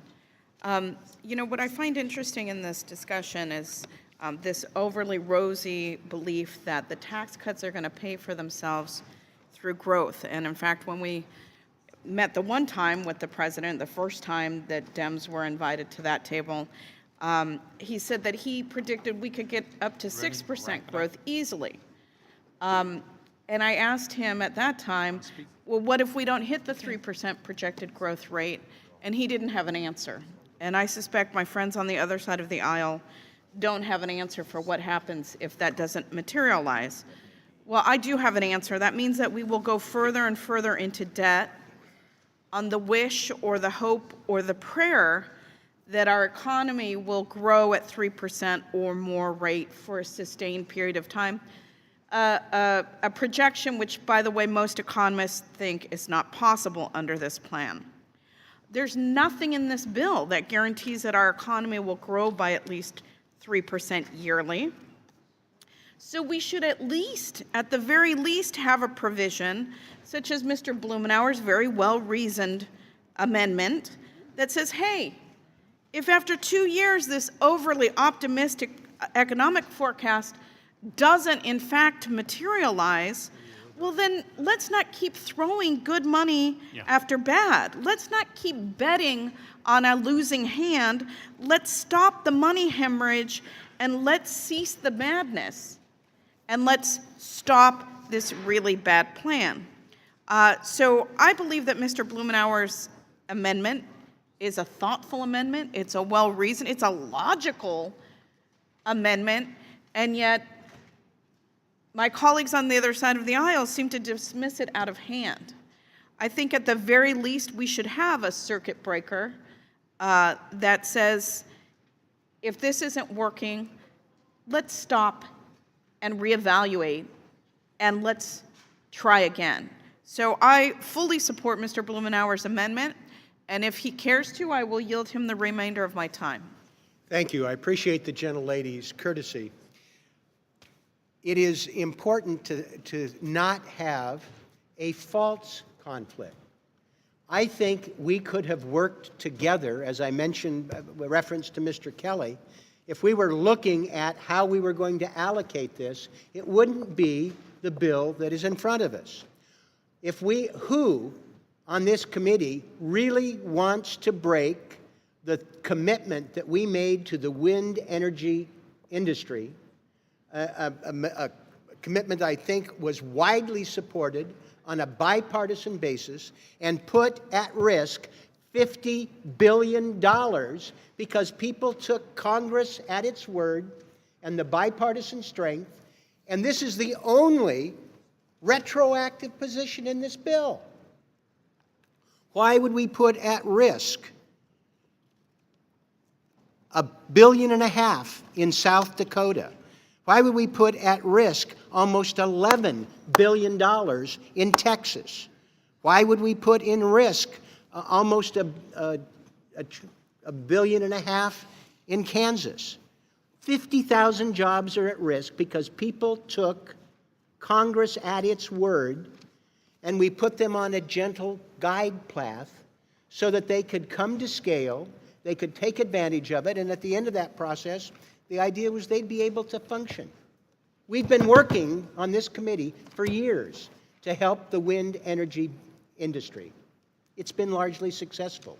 It's been bipartisan. Why would we strip this out?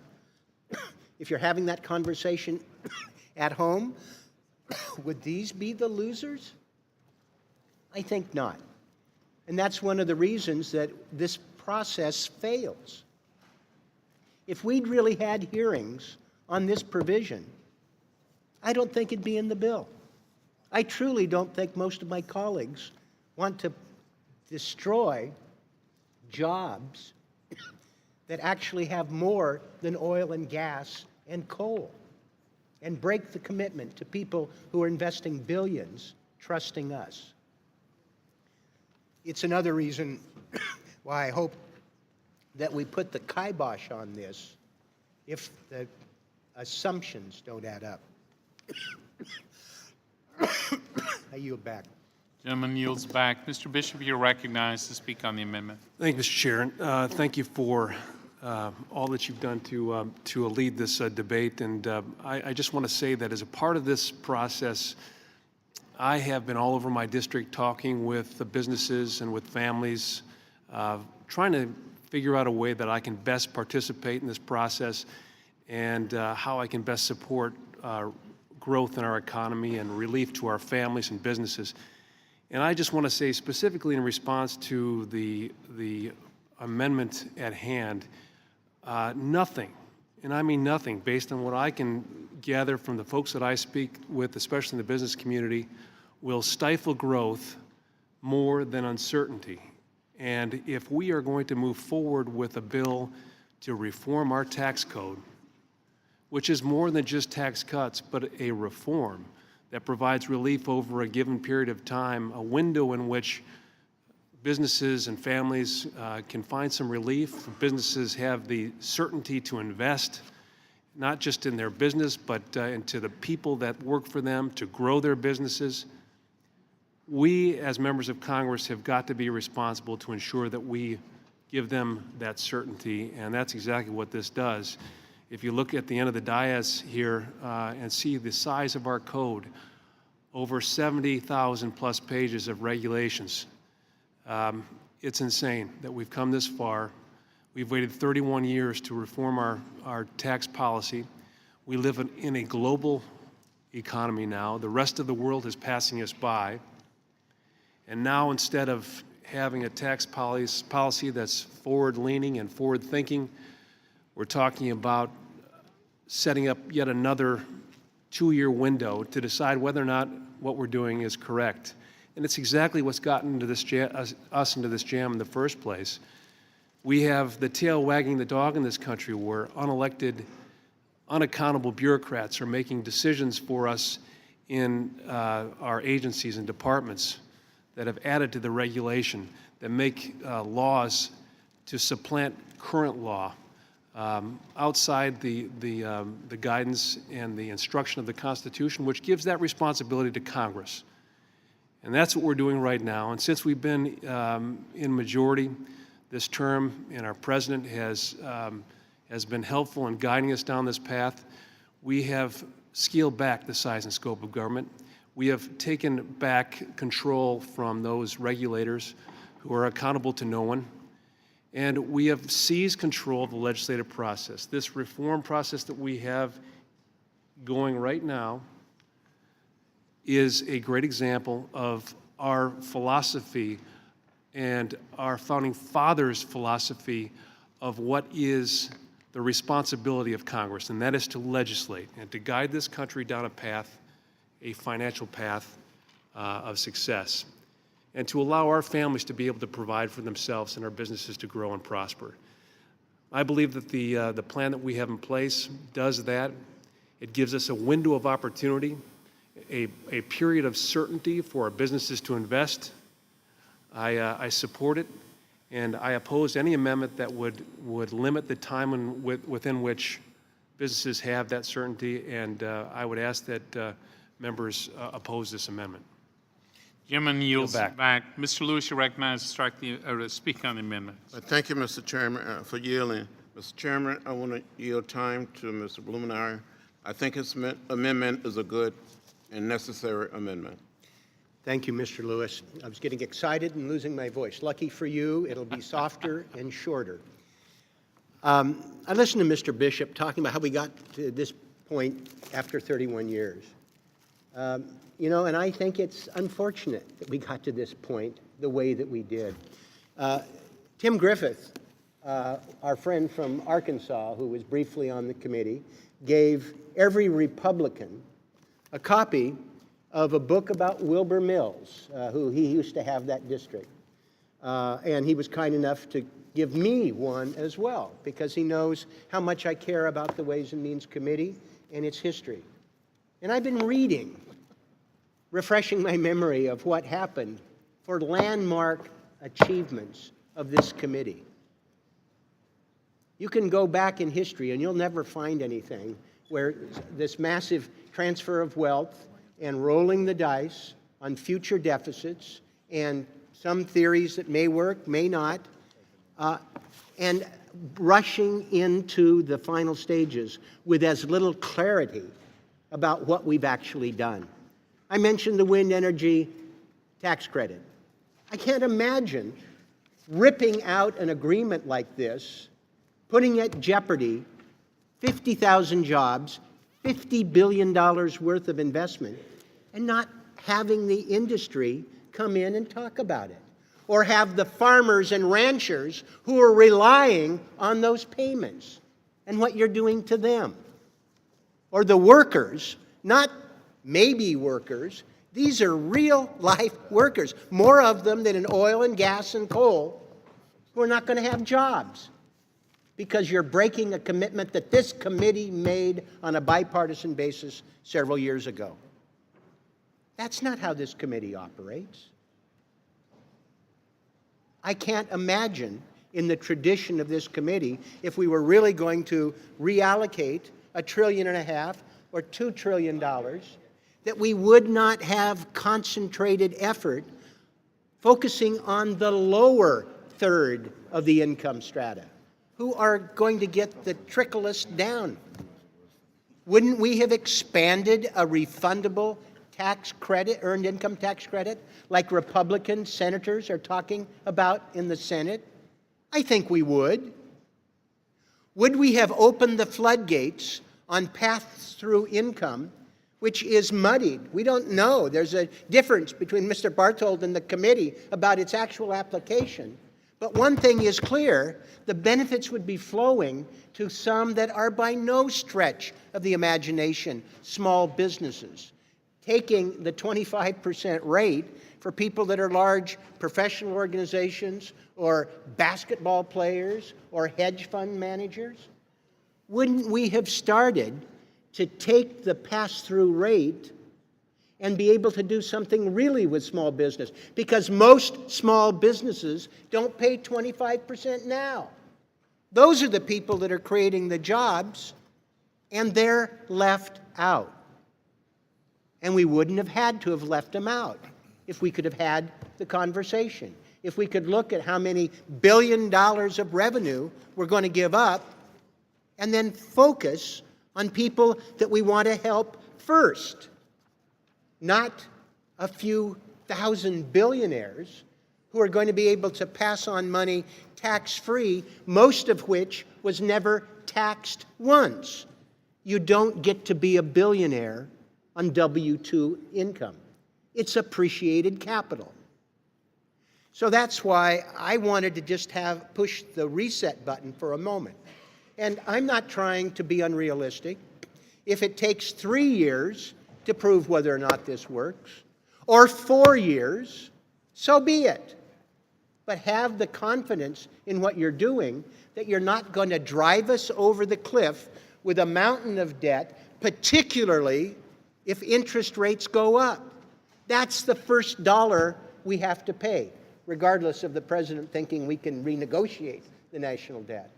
I think you're playing fast and loose with my grandchildren's future, and it doesn't have to be this way. If you don't like 2 years, make 5 years, but have a circuit breaker to be able to make sure the American taxpayer is protected. Thank you, and I yield back. Thank you, Mr. Blumenauer. Does anyone else wish to speak on the amendment? Not the questions on agreeing to the amendment offered by Mr. Blumenauer. All those in favor signify by saying aye. Aye. Those opposed, no. In the opinion of the chair, the noes have it. Pursuant to Committee Rule 19, further proceedings on the amendment will be postponed. Are there additional amendments to the amendment in the nature of a substitute? Yes.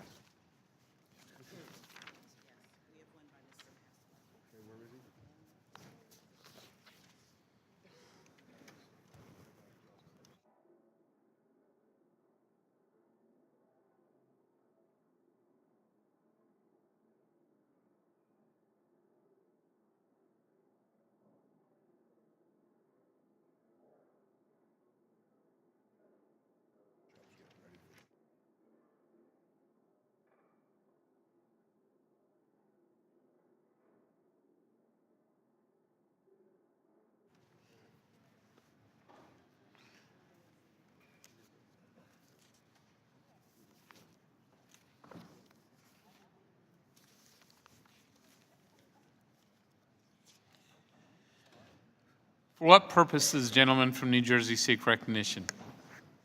You're wonderful. Our state is, Mr. Chairman, and to bring an amendment to the floor of this distinguished body. Thank you. Mr. Riker, your Mr. Chairman, I reserve a point of order. point of order has been reserved. The clerk will distribute the amendment. I ask the gentleman to suspend while the clerk distributes. You got to get they're going to give it out now.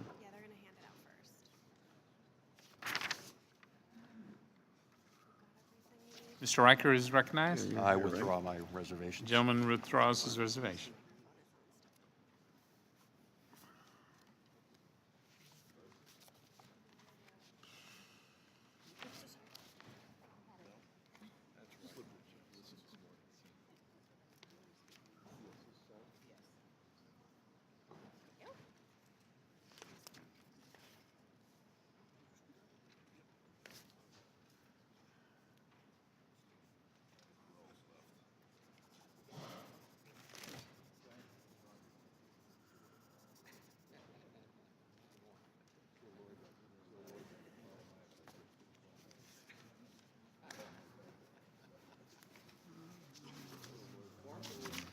Gentleman from New Jersey is recognized to speak on his amendment. Mr. Chairman, we know that this bill eliminates deductions for middle-class families, giving massive tax breaks to corporations and the wealthiest Americans at the tune of about $1.1 trillion.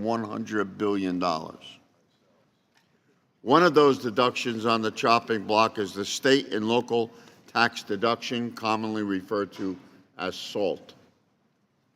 My amendment would restore the state and local tax deduction in full, including property taxes, state and local income taxes, and sales tax paid. After an outcry from members in their own caucus about the initial effort to eliminate the SALT entirely, Republican leadership amended the plan.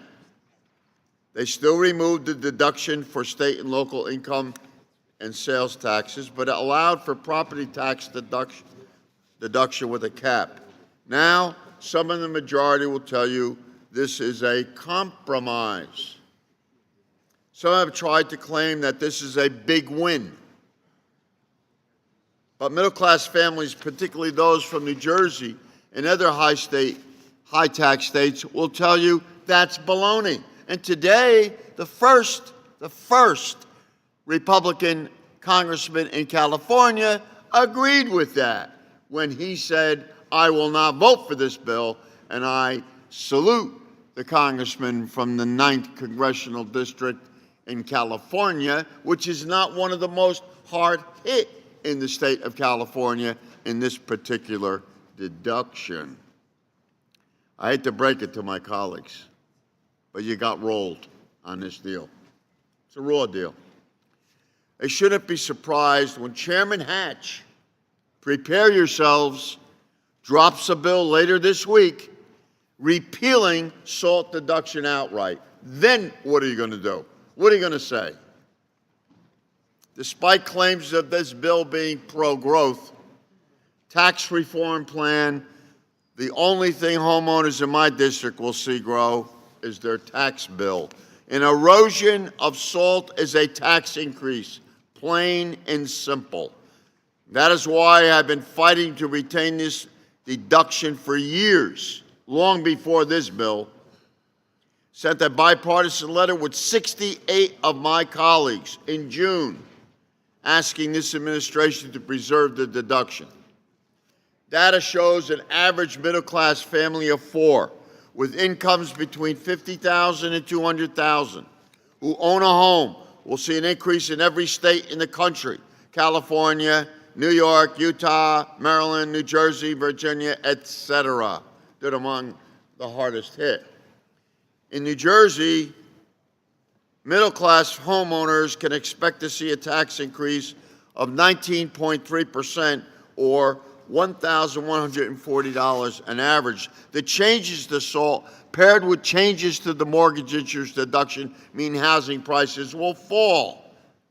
I wouldn't be surprised if my area of the country actually fell into a recession. Early this year, Treasury Secretary Steve Mnuchin suggested that we need to repeal SALT to stop subsidizing states. Mr. Chairman, I have never heard anything as stupid from any Treasury Secretary in my life.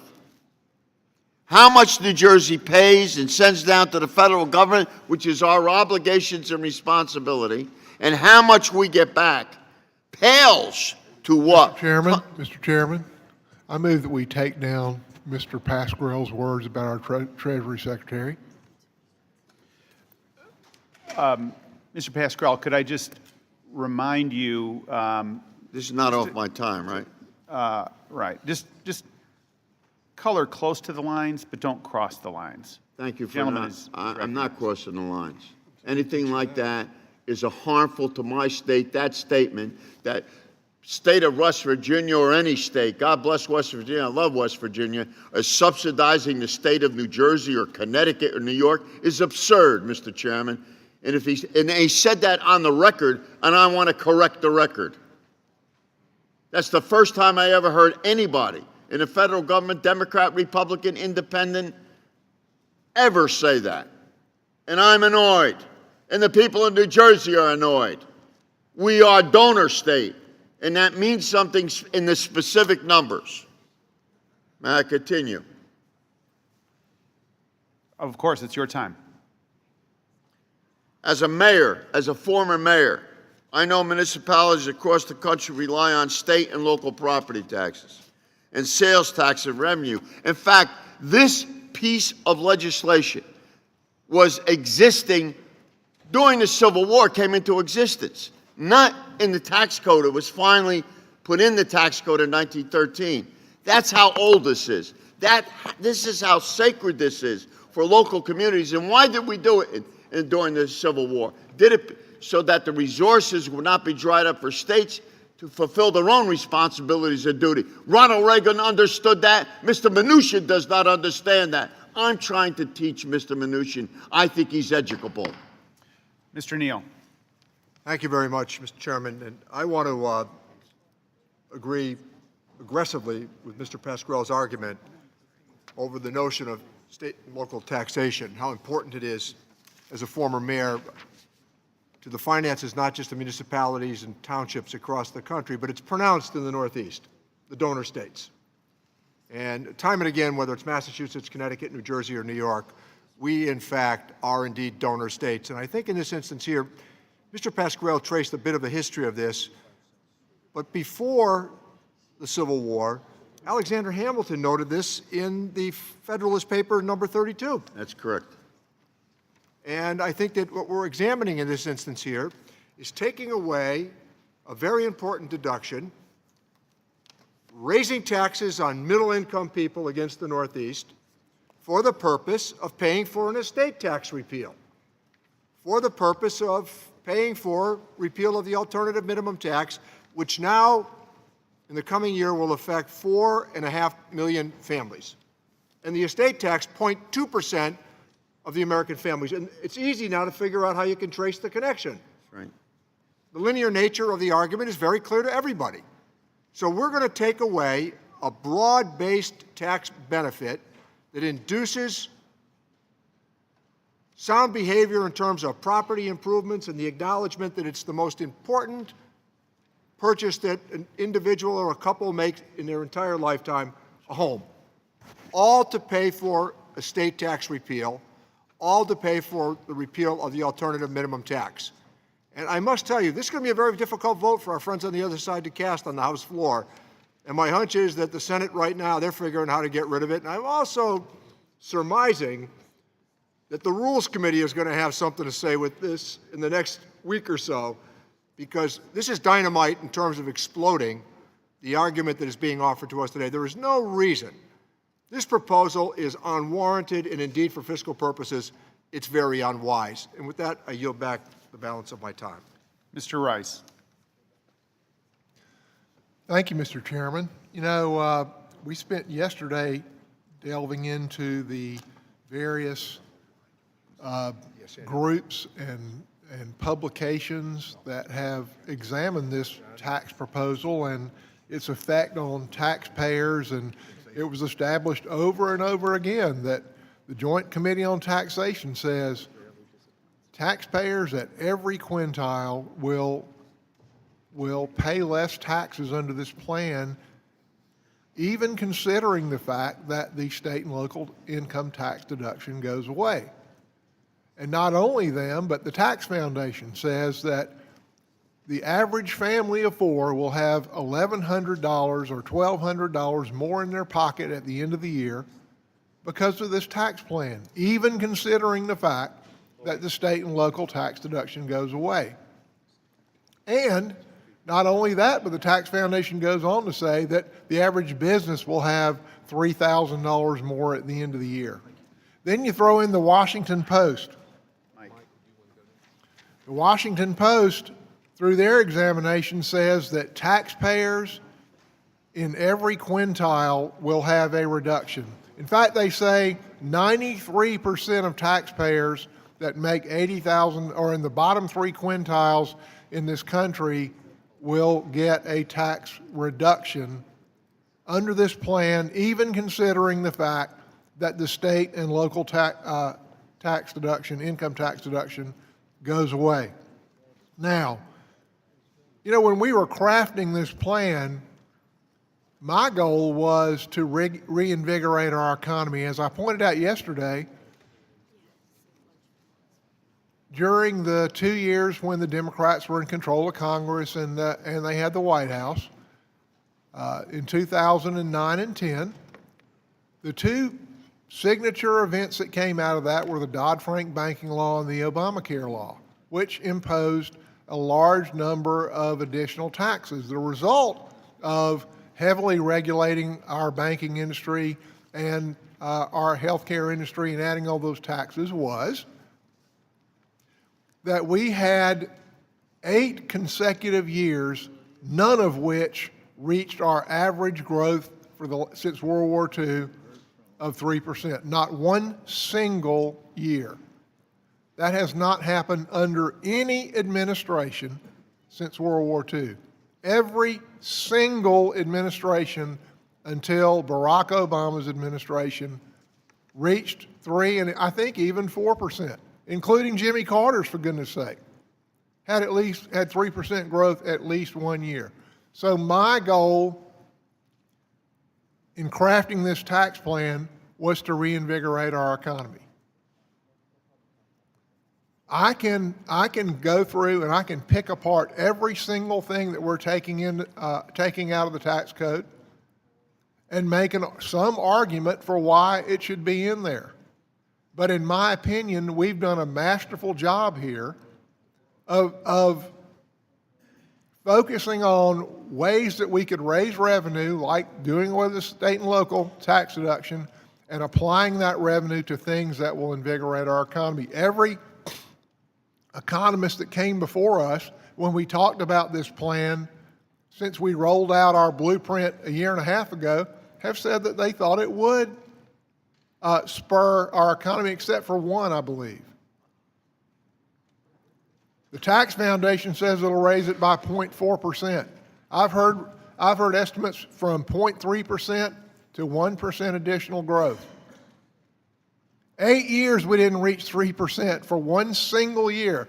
Donald Trump's been president for 9 months. We've already gotten a 3% and a 3.2 in the last quarter. We put this tax plan into place, and we'll be over 3.5. We might even hit 4. Who knows? That means trillions of dollars in additional revenue. That means millions more American jobs. That means the middle class's wage base will go up. That means more opportunity for our children and our grandchildren. Yeah, I mean, we can argue about every single deduction that we're taking out. State and local is just one of them. But we're using that money to stimulate our economy and to reinvigorate this country and to restore its title as the land of opportunity. I yield back. Mr. Thompson. Thank you, Mr. Chairman. I'm happy to follow the gentleman from South Carolina who just wants to make sure that we're a thriving economy. This bill, this provision takes money away from taxpayers in many states. And I happen to be a representative from one of those states. The gentleman from South Carolina, he represents a state that gets $1.92 back from the federal government for every dollar they send to the federal government.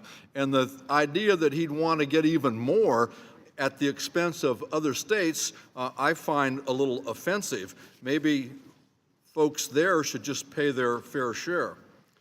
I'd also like to ask unanimous consent to have placed in the record this analysis from Americans Against Double Taxation. And they state that the Congressional Tax Plan finds that many middle-class homeowners will see their taxes go up as much as $6,167 next year, and then rise another $600 once the family flexibility credit expires at the end of 2022. Without objection, so ordered. It says that the increases will not only hit suburban homeowners in New York, New Jersey, and California, but also will cause taxes to rise in suburbs across the country, including Virginia, Minnesota, Utah, Pennsylvania, Ohio, Illinois, and Michigan. My state, my district, will pay more if this provision stays in the bill. California gets back about 87 cents for every dollar we send to Washington, D.C. This provision makes it worse. 40% of the people in my district get about a $15,000 deduction because of this provision that the Republicans want to take away from them. If they get their way, it's going to hurt people in my district. It's going to hurt state and local government. And they're going to have to cut police and fire, education, public health, infrastructure, and then lo and behold, in the not too distant future, we're going to be back here.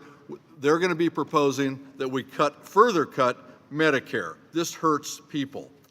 This is against home ownership in high-cost states, and that means it hurts jobs as well. Instead of building houses, this is going to shrink that sector. It's going to hurt the builders. It's going to hurt the plumbers, the electricians, the painters, the landscapers, and the architects. All the people, all the professions that our Republican friends say that they're going to help. This does not help them.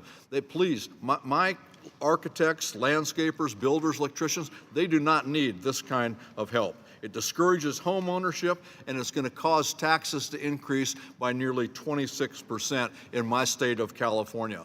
But California is not the only state. Utah is going to see their taxes increase by 21%. Virginia, 14%. Maryland, 20%. Illinois, 11%. And Pennsylvania, 10%. This is a reckless provision. We should stop it, and stop it now. We should accept this amendment and make sure that we protect taxpayers and protect our constituents, not throw them under the bus. I yield back the balance of my time. Mr. Doggett. Thank you, Mr. Chairman. I will have to admit that I have some concern about this amendment. It is expensive to restore the state and local tax provision. But in considering how to respond to it, I think it's important to look at how we got to this point. Originally, we had the proposal from the Republicans that they would pay for a significant portion of their bill with something called the border adjustment tax.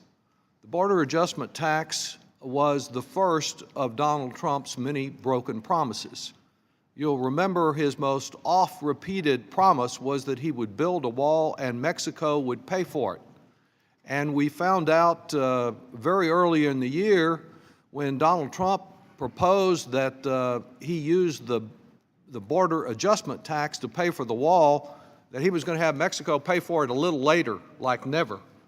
And the border adjustment tax was advanced by him then, and it was advanced by Republicans until well into the summer as the solution to provide over $1 trillion to contribute to this tax bill.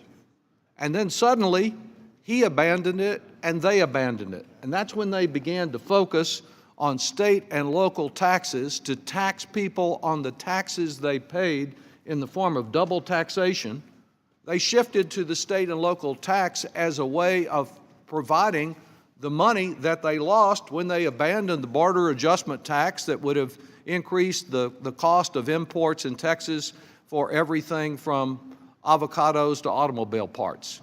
So we moved from one bad approach to another that was double taxation. And so now we look at this double taxation and its inequity and the way that it favors a state like South Carolina, as the gentleman from California just pointed out, that gets $1.92, almost twice as much in federal expenditures as it contributes here. And we look at the claim that the thing to do is to double tax people. I am pleased that the gentleman from New Jersey in his amendment has fully paid for it. And there are a number of ways to fully pay for it in this bill, because so much of the bill is directed at helping those at the top and a few multinational corporations, that you can fully pay for this proposal without having adverse effect on middle-class taxpayers everywhere. There is the pass-through. He uses the corporate tax, and that's one way of doing it. But there's the pass-through provision. That's a giant loophole. There's the estate tax, which is a gift to just a tiny minority of people who are the most successful in terms of inheriting wealth in our country that could be changed. There's the alternative minimum tax, which says at least some people who have benefited so much, some corporations that have benefited so much, ought to pay a little bit, ought to contribute a tiny minimum amount to the cost of our national security and other vital services. There's international corporate tax dodging that's out there. So while he suggests one way to finance the restoration of a provision that just adds some equity for people in states that are providing public services and contributing to the cost of our federal government with their taxes, there are a number of ways that we could have fiscal responsibility in this bill, bring down the $1.5 trillion of borrowing they have, but at the same time see some equity for these other states. And so I'm going to support the provision, knowing that we have to find ways to change other aspects of this tax bill in order to fit in equity for these states. I don't see why someone in Texas should be able to get to not have to pay taxes on their regressive property taxes, which they made a provision for, but a state that relies on some other mechanism for financing its schools, its streets, its police, its fire, ought to be taxed on that. It just seems to be basically unfair, like the many other inequities that are part of this bill. So while I'm concerned by the total cost, I don't believe all of that cost ought to be borne by taxpayers in your state, and I support your amendment. I yield back. Mr. Larson. Thank you, Mr. Chairman. Mr. Chairman, I would also speak out in strong accolades for Mr. Pasquale and for the introduction of his amendment. And I would like to submit for the record the impact of eliminating state and local tax deductions as submitted by the Government Finance Officers Association, the National Governors Association, the National Conference of State Legislatures, the National Council of State Governments, the National Association of Counties, the International City-County Management Association, the National Association for State Budget Offices, the National League of Cities, and the United States Conference of Mayors. Without objection, so ordered. I thank you, and I hope every member gets to read this, because they break down not only every state, but they also break down every district. And as you've heard my two colleagues say, and I want to join with Mr. Thompson as well in recognizing Americans Against Double Taxation, who dispose of the myths about state and local tax deductions and outline them very clearly. It's no surprise to any of us on this side that Orrin Hatch and others will be considering introducing an amendment in the Senate over there. It should come as no surprise to any Republican on this side, because you have the most recent example of the health care bill that the Senate is going to abandon you and your commitment to this piece. So you're going to vote for something that the Senate is never going to take up.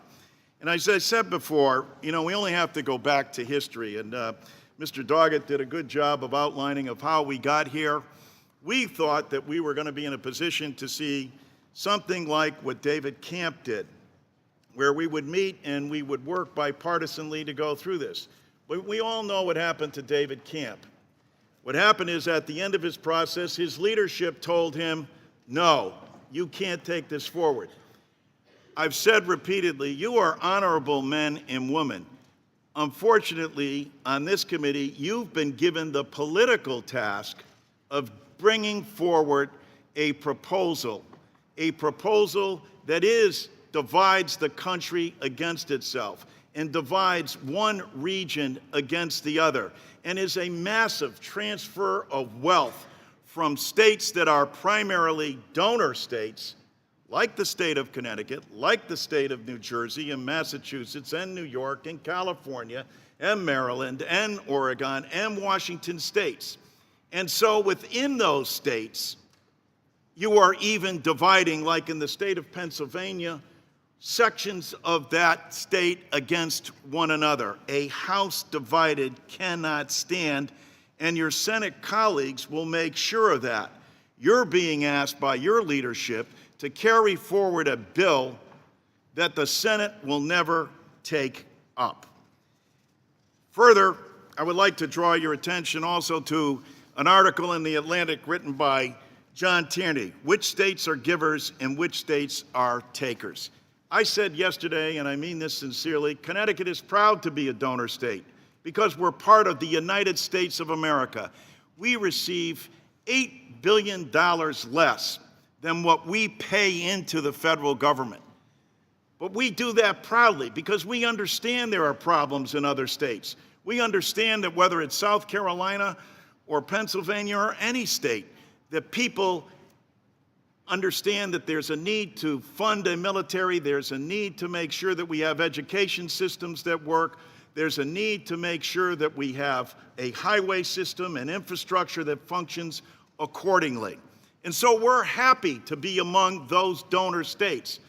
What we're riled about on this side is the inequity of this proposal that singles out blue states like Connecticut, states that do invest and pay high property tax and use this as a deduction. In my state, 41% of people make those filings. On average, it's $19,000 that they're paying here, on average. And so I hope you can appreciate what Mr. Pasquale's amendment does.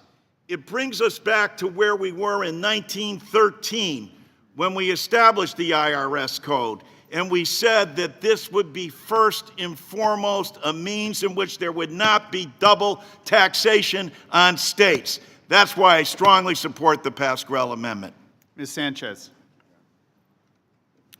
Thank you, Mr. Chairman. I also rise in support of Mr. Pasquale's amendment to protect the deduction for state and local taxes, which taxpayers have depended on for more than 100 years since the creation of the income tax in 1913.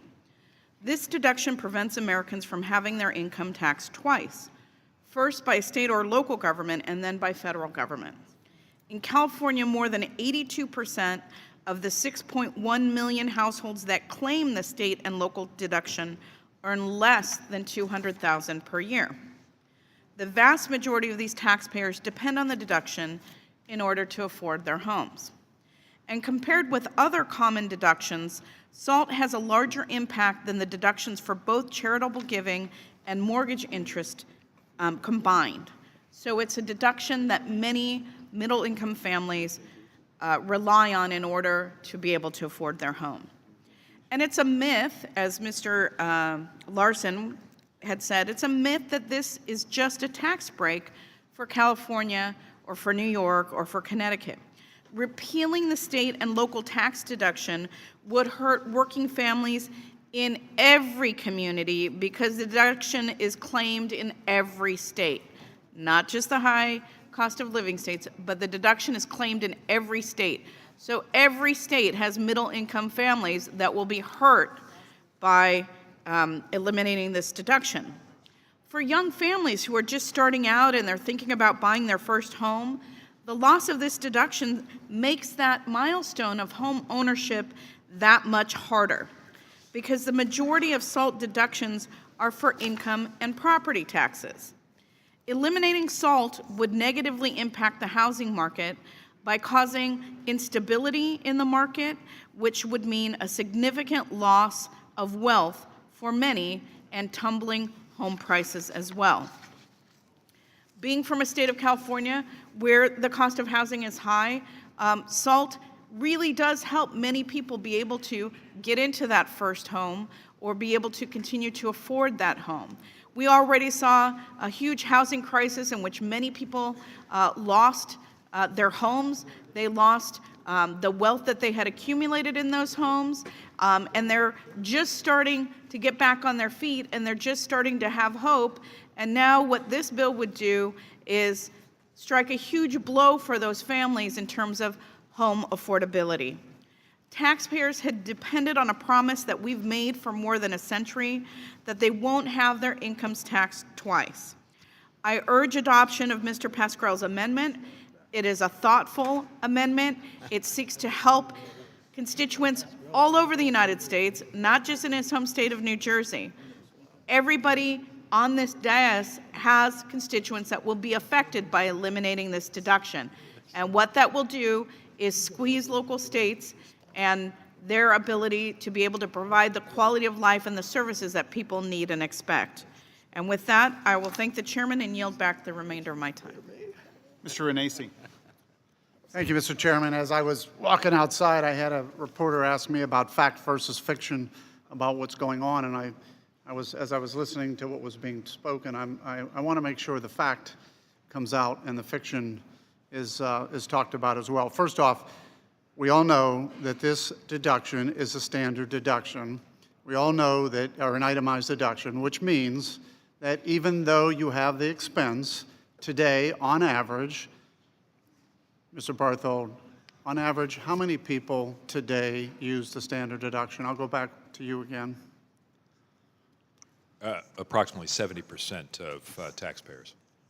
Do not itemize. Do not itemize. Do not itemize. So 30% do. And after H.R. 1, or what this bill is, how many people will? Approximately 95%.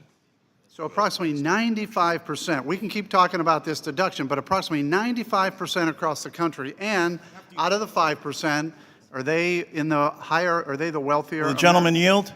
Not at this moment. Are they at the highest? Are they at the highest tax? As we discussed yesterday, Mr. Renacci, itemized deductions tend to be claimed by individuals in the top half of the income distribution. Right. So that's the fact. All right. The other thing is, according to tax policy, over 65% of the benefit goes to people earning above $200,000. Tax Policy Center. And when we talk about double taxation, we have to remember that state and local tax deduction has nothing to do with double taxation. You get a benefit for paying state income taxes in form of government services like roads, parks, bridges, et cetera. So there is a deduction. There is something you're getting for that. So again, the fact is, I just want to make sure anybody watching this or listening realizes that 95% of the people under the new tax plan will not have to itemize because they'll already get this deduction. I know that's difficult for some people to understand because they'll say, well, I have the expense, I'm not getting the deduction. You are getting the deduction because the standard deduction is being doubled so that you're getting it whether you have the expense or not. Whether you're in Connecticut, whether you're in Pennsylvania, whether you're in Ohio, you're going to get the same amount of deduction in a standard deduction. The other thing that's kind of interesting, we keep going back. One of the things I had my office do is I had my office go out and do a tax return based on median family of four for every member on the other side and the simplified tax return for every member on the other side. You're welcome to have one of these if you'd like, but it shows what happens. So the interesting thing is, even with the elimination of SALT, in my friend from Connecticut's district, you end up with a $4,096 tax savings.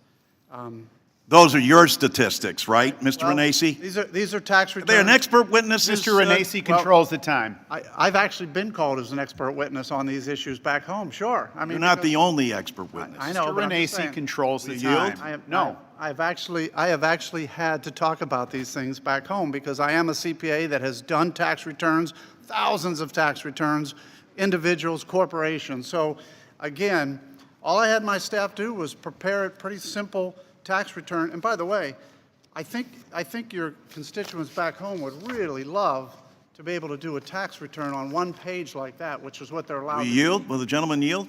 I will, and if I have some time. But again, I think it's that simple that we have to really start looking at fact versus fiction and the decision of whether this is a fact that you're going to lose a deduction or not. And now I yield to my friend, Mr. Well, I thank you, because you're saying that this is a fact after the fact of you repealing the deduction that they already have. After the fact, you claim a fact. How isn't that fiction? That's why we should have expert witnesses.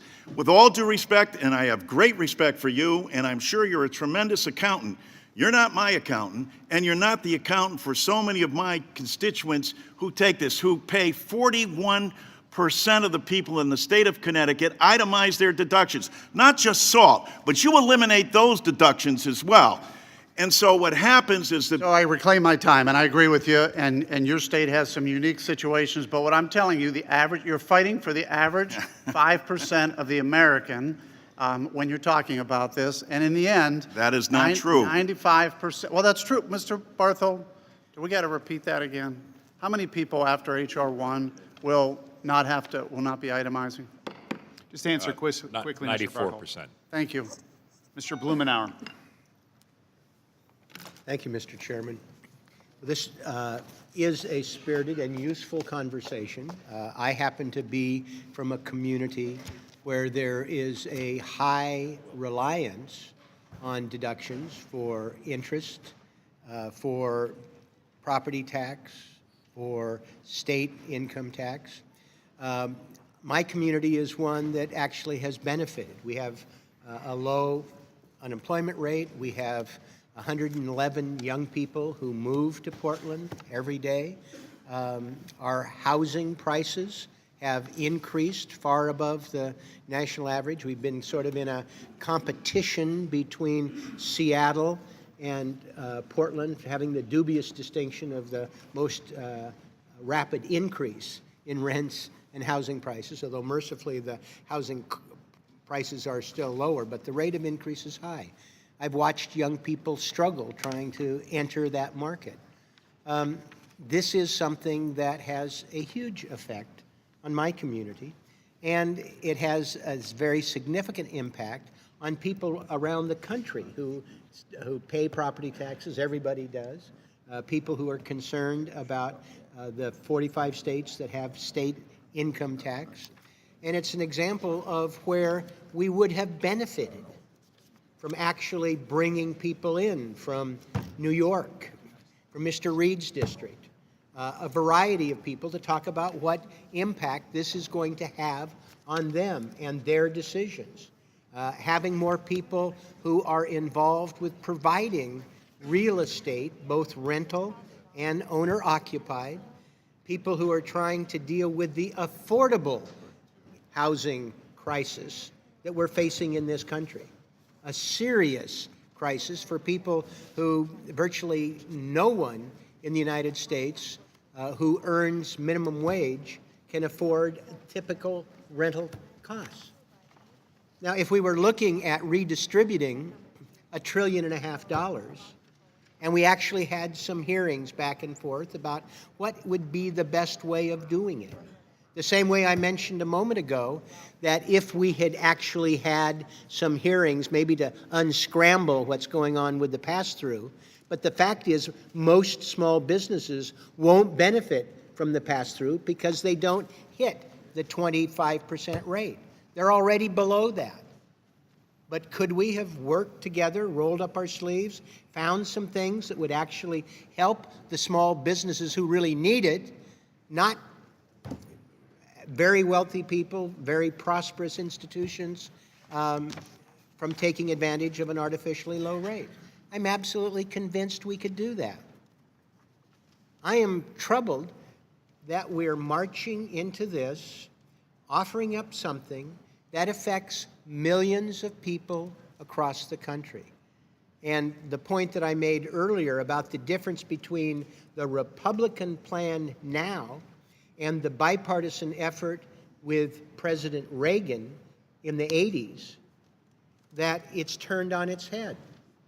The Reagan tax cuts actually raised taxes on businesses, lowered them on individuals, and one of the most important things is that it stopped bracket creep by linking the CPI to change in income tax brackets. So inflation didn't pull people up.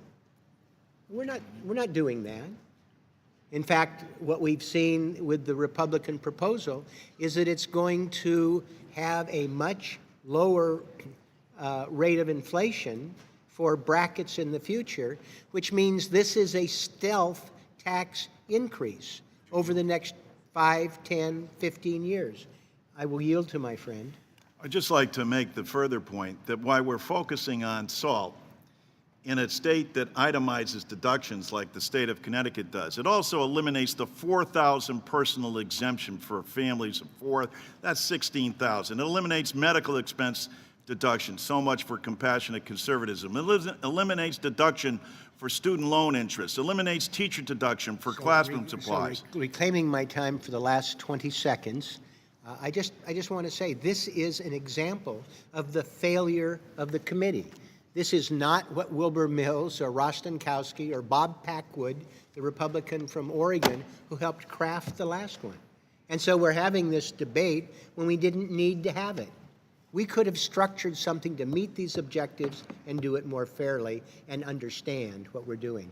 Thank you, and I yield back. Mr. Reed. Thank you, Mr. Chairman. And coming from the state of New York, obviously I've spent a significant amount of time looking at this issue. And I will agree that when it was originally proposed to repeal the entire state and local tax deduction, I was adamantly opposed because it would impact the folks in the state of New York in a negative way for those folks that would still itemize in that 5% category that Mr. Barthold had indicated. But it became clear to me that we were going to move forward with tax reform. And one of the things I was concerned about is making sure the people we represent in our district, we're going to have the access to the benefits of tax reform. That's $1,600 of their money that they're able to be able to keep. And that is why the compromise position on the property tax levy was something that was intriguing to me. Because if you look at the property tax bills across the state of New York, and I know my good friend Mr. Crowley, who lives closer to the city, will recognize the cost and the values and the income tax burden that are on the folks living closer to New York City is much, much different than my average salary of about $30,000 with a median salary of $42,000 in Western New York. But when we started to look at this, the property tax bill, as I've articulated before, is something that's very regressive. I have single seniors, single parents, senior citizens. They pay their property tax bill regardless of the income that they make.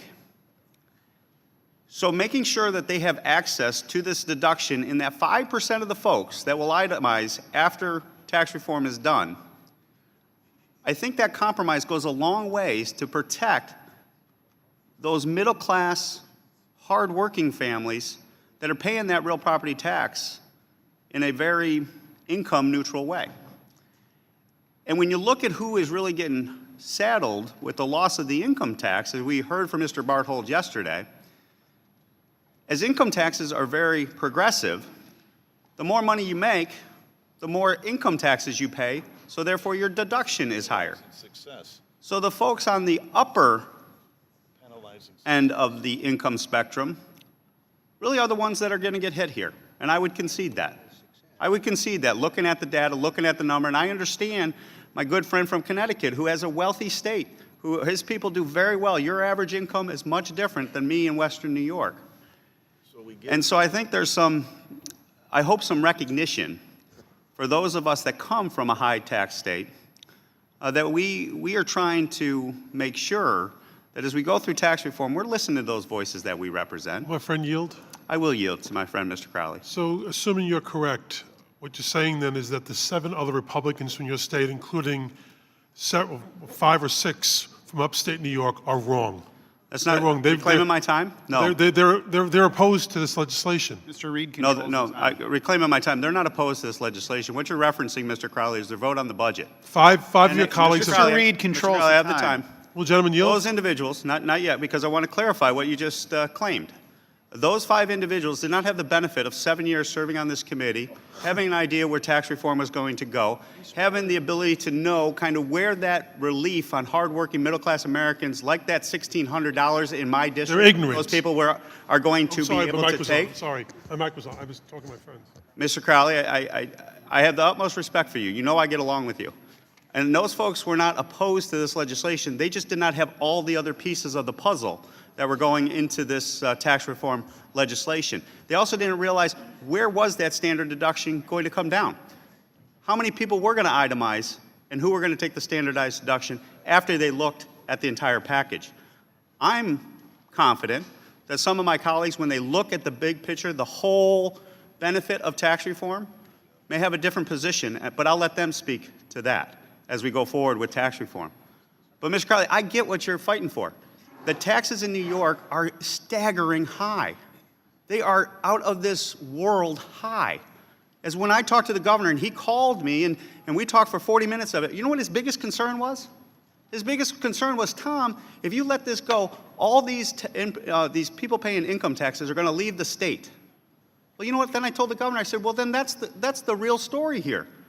It's the income taxes that you're placing on the New York State residents that are forcing them to leave. The property taxes that you're putting on people, forcing you to leave. We need to fix the root cause of the problem, and that is income taxes out of control and property taxes out of control in these states. Mr. Higgins.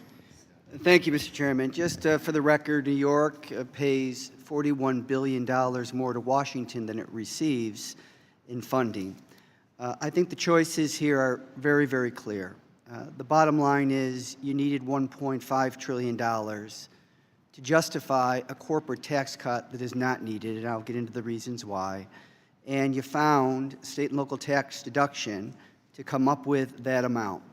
In 1913, the 16th Amendment gave Congress the authority to enact federal income tax. At the same time, 104 years ago, they established that a local and state tax deduction was needed to protect local folks from the long, heavy reach of the federal government.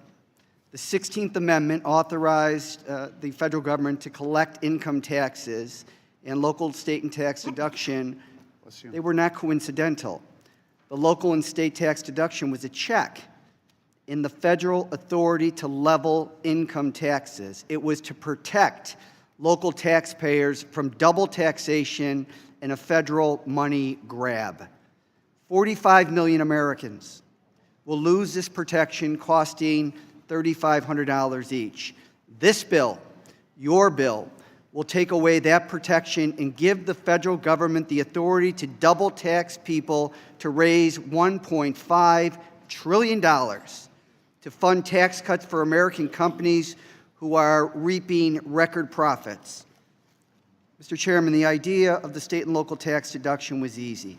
The taxes you pay locally cannot be subject to the second money grab by the federal government. Call it states' rights protection against excessive federal taxation. But we know the game. You need to take this money from the local folks to fund your massive giveaway to American corporations. Those same corporations are hoarding cash everywhere, everywhere. U.S. companies have $2.1 trillion in profits hidden in foreign accounts. U.S. companies have an additional $1.9 trillion in U.S. Treasury bonds. $4 trillion in corporate cash in other countries and in U.S. Treasury bonds, $4 trillion. And you need to give them another $1.5 trillion. We are told not to worry, that the American worker will see an increase in their income between $4,000 and $9,000 every single year, because American businesses will pass on this tax cut to workers. That is a bold-faced lie.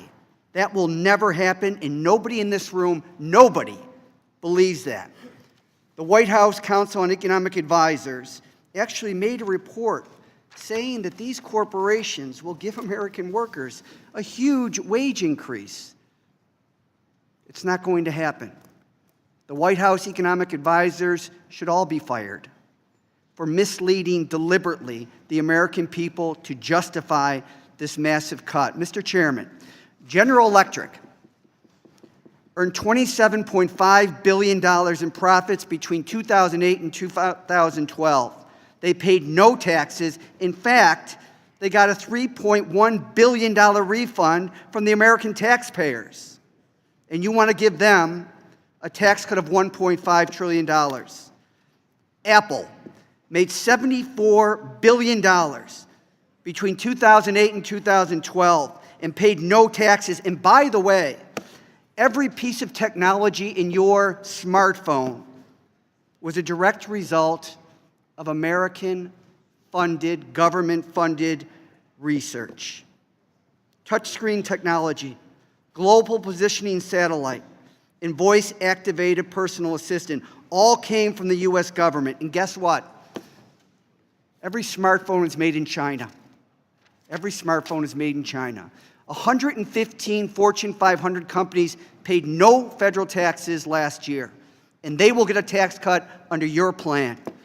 30 Fortune 500 companies had a negative tax liability last year, and they're getting $1.5 trillion more in taxes because of your plan. The most efficient operating piece of the American economy is when the American worker shares in the prosperity of the productivity gains in this economy. That's what will grow the economy. That's what will put people to work. That's what will reduce deficit and debt. And I yield back the balance of my time. Mr. Crowley. Thank you, Mr. Chairman. Mr. Chairman, let me say, I appreciate the affection of Mr. Reed, and I don't mean anything personal in terms of this debate. But I will say this bill is personal. Not to me personally, but to my constituents. Every one of them, taxes is a very personal issue. And I would remind my colleague from New York that local property taxes are not controlled by the governor. It's controlled by localities. They determine what that rate will be. So let's not mix apples and oranges here. I think it's very confusing to begin with. Reminding my colleague that New York is a donor state to the federal government. And this bill would require New Yorkers to pay additional taxes to the federal government. Nearly half of all middle-class families would pay more taxes in 2026 than they would under current rules if this proposed Ryan McConnell bill becomes law. And about one-third would pay more. One-third middle-class individuals in the United States will pay more by 2018. This is a striking finding for a bill promoted as a boon for the middle class. But the truth is, this bill will raise taxes on the middle class. It will raise taxes on the middle class. It will raise taxes on the middle class. I don't care what you hear, it will raise taxes on the middle class. That is why I'm a strong supporter of the common sense amendment offered by my friend and colleague from New Jersey, Mr. Pascrell, to roll back some of the income tax increases on working families. Specifically, this amendment restores the tax break given to working people so that they can deduct from their federal taxes the money they pay in state and local taxes. Everyone who pays income tax to their state or city or pay state and sales tax are familiar with this tax deduction. This deduction was created to ensure working families are not taxed twice. Now, a lot of my constituents didn't even know this tax benefit was under attack, but that's because this provision, like so many others, were tucked into this bill in the middle of the night without any hearings by Speaker Ryan and Leader McConnell and their special interest friends. Another hit on the middle class, the fact that homeowners will have to pay a higher tax to live under that roof. This will especially hit homeowners in New York, California, New Jersey, Maryland, Minnesota, and Illinois. And this will hurt them hard. Over 65% of New York households with incomes between $50,000 and $200,000 claim this deduction. In my district in Queens and the Bronx, 82,000 of my constituents will get socked with a higher tax bill. And my constituents are not alone. Mr. Reed, in your district, for example, 68,300 of your constituents will pay more under this bill. And I'd like to enter into the record the document just hot off the press, the Americans Against Double Taxation, which spells this out. Without objection. And they will be losing a deduction valued at over $11,000 each. Republicans in New York State are running away from this bill. 5 have already said they will not support this bill in its present form. And you can defend it all you want, but New York Republicans are running away, and I dare say that California Republicans are going to be running away from this bill as well as Illinois Republicans or any other one that can come to the determination this is not fair. You can educate them all you want. The bottom line is the bottom line. The cruelest irony here is this. Republicans are eliminating this assistance for middle-class families to pay for deep, deep, deep tax cuts for special interest corporations. The answer is clear. Let's put the middle class first and pass this amendment, sparing our constituents from thousands of dollars in new taxes to pay for tax breaks for special interests. Well, gentleman, yield. I will yield. On the letter, I've not had a chance to exactly see the letter. I think I've read that letter, but I just want to make sure we're using the same information. If it's the letter I think it is, Mr. Crowley, does that not analysis, because 68,000 folks, I think, is the conclusion if the entire state and local tax deduction was repealed. By retaining the property tax portion of this, that calculation and that conclusion is completely erroneous. This is right off the press, and it does it assume? It assumes all that you just stated. Okay. And I tell you, Mr. Reed, your district's screwed under this proposal. Oh, I disagree under with this, it. under this present proposal before us today. I'm reclaiming my time. I'd also like to enter into the record the NEA's opposition to this legislation, specifically stating that elimination of SALT is taking money out of the pockets of as many as 44 million middle-class families across this nation. Without objection, yield so back the ordered. balance of my time. Ms. Chu. I offer my strong support for Representative Pascrell's amendment to reinstate the state and local tax deduction. This amendment is critical because the elimination of SALT proposed by Republicans will have devastating effects on the middle class all across this nation. But Californians will be particularly harmed. California will have its residents taxed twice, once at the state and local level and then at the federal level. And they will see significant tax increases if this elimination goes through. Taxes for 34% of Californians who use this deduction will increase, and they will no longer have the average deduction available to them of $18,437. But every Californian will be affected because this deduction has made it possible for states like California to raise local and state revenue to fund important services that ultimately improve the quality of life of our constituents. And in fact, almost 80% of state and local revenue goes to public services, including education, public welfare, hospitals, transportation, and public safety. And while some claim that this deduction allows the rest of the country to subsidize high-tax states, the reality could not be further from the truth. In fact, California is a donor state, one of 13 states in this country, meaning that we give more in taxes than we get back in federal investment and benefits.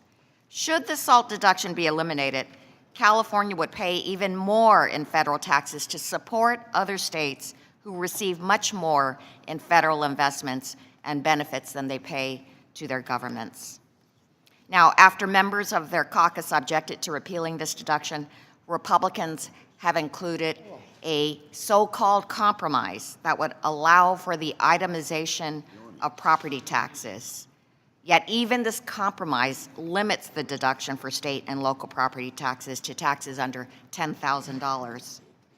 But this compromise hardly makes up for the complete elimination of SALT. For many states, this compromise does not curb the impact of SALT elimination. My state of California claims 70% of the SALT deduction for state and local income taxes, and actually only 30% in property taxes. And it hurts Californians disproportionately still. With the analysis of Government Finance Officers Association, this new data which modeled the impact of the plan on an average family of 4 who owns a home and earns between $50,000 and $200,000, the data found that taxpayers in all 50 states would see tax increases under the compromise, but California would be the hardest hit state with an average tax increase of 26.4% for a middle-class family owning a home. So for every Californian out there, know that if you own a home, your taxes will increase by 26.4% if this elimination goes through. This is why I led a letter of California Congress members to protest strongly against the elimination of this tax. And can you believe it? Not a single California Republican signed it. And that is despite the fact that in their districts, actually, the tax increases will be amongst the highest of the California districts. They've abandoned their constituents. And what's worse, while Republicans are eliminating SALT deductions for individuals, they're keeping the deductions for corporations and businesses. This bill would keep SALT intact for pass-through earners, who will also get a lower tax rate of 25%. But regular workers, they get the raw deal, and that is the elimination of this deduction. This is outrageous, and I think every Californian needs to see whether their Congress member is voting to increase their taxes through this action and hold them accountable. Does the gentlelady yield back? Mr. Meehan. Thank you, Mr. Chairman. Mr. Chairman, I just want to speak to one particular issue because we've heard a number of representations made by our colleagues on the other side. And you go back to what the facts are, once again, we seem to be stepping away from facts. To the best of my knowledge, as they've asked us to look to against Americans against double taxation, I start again with the premise that the statements that are being made are based upon the calculation that did not include the reduction of property taxes. So if you want to make these arguments based on information from the original suggestion, that's fine, but the facts have changed. And when I went on to try to see what the latest information is, Americans Against Double Taxation, we're currently analyzing the impact of the tax bill. Check back soon for updated information. So this is the same group that brought us the Affordable Care Act and the calculator for that as well. They don't have updated information because it's not calculating the facts of what's in this bill. I yield back. Dr. Davis.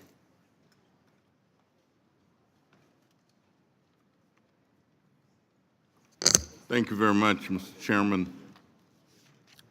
You know, there's a popular saying in the community where I live that if you fool me once, shame on you.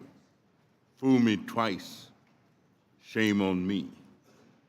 Of course, I come from Illinois, which is a donor state, and many of the people there feel that we give too much. We give more than what we get. According to the recent IRS data, 31% of Illinoisans claim the SALT or state and local income tax deduction.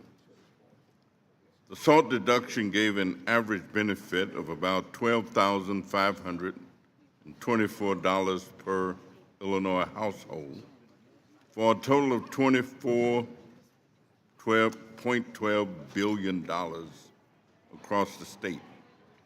This means that the Republican special interest plan to repeal the SALT deduction would increase the taxes over almost 2 million Illinoisans by hundreds of millions of dollars, 85% of whom are in the middle class.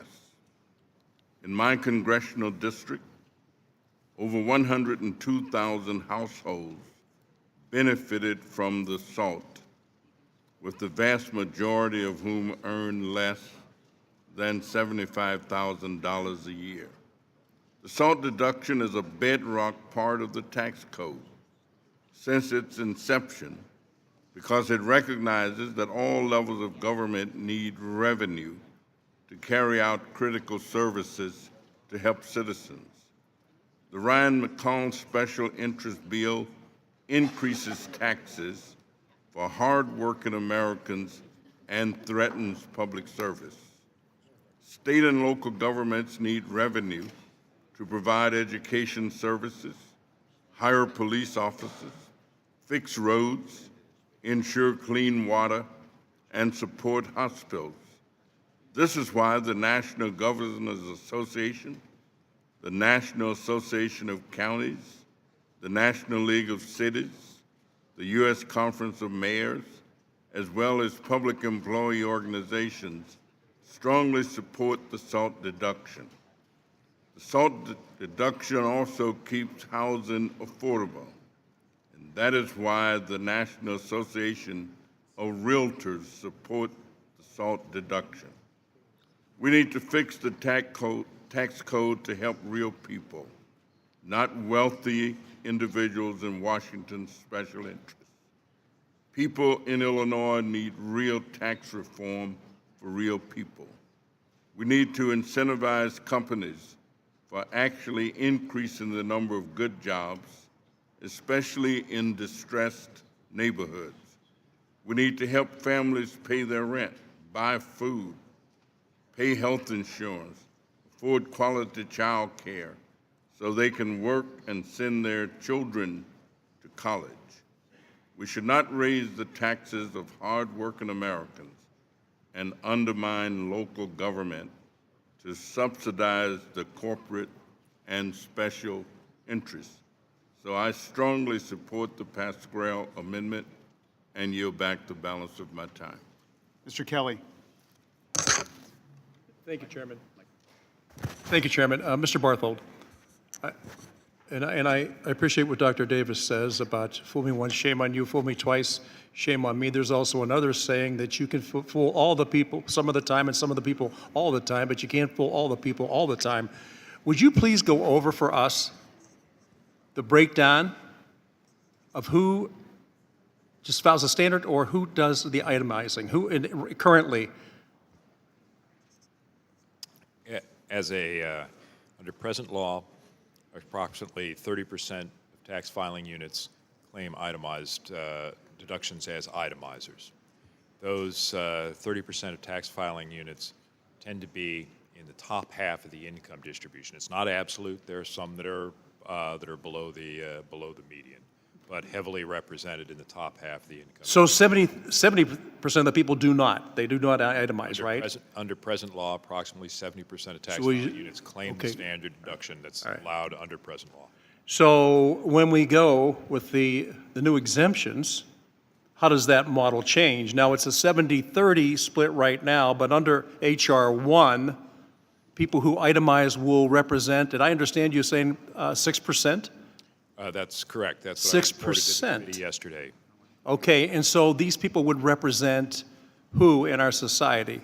Again, that will be heavily represented in the top half of the income. Top earners. And I'm confused because it seems to me that when we talk about what we're doing today, all we're doing is taking care of the wealthy. And as the war on the wealthy always continues with everything we talk about, I'm confused when it comes to who it is that we're talking about here. If we're saying that 94% of Americans, and I guess they would represent people who are not in those upper income brackets, 6% of those in the upper income brackets would be itemizing, and this would be an issue that is very sensitive to them.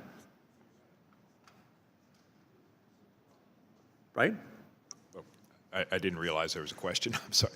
Well, it's kind of a statement. Because I'm getting confused as to who it is that we're afraid is getting a tax break here. The itemizers, the 6% of tax filing units who will be itemizers, be heavily represented in the top half of the income distribution.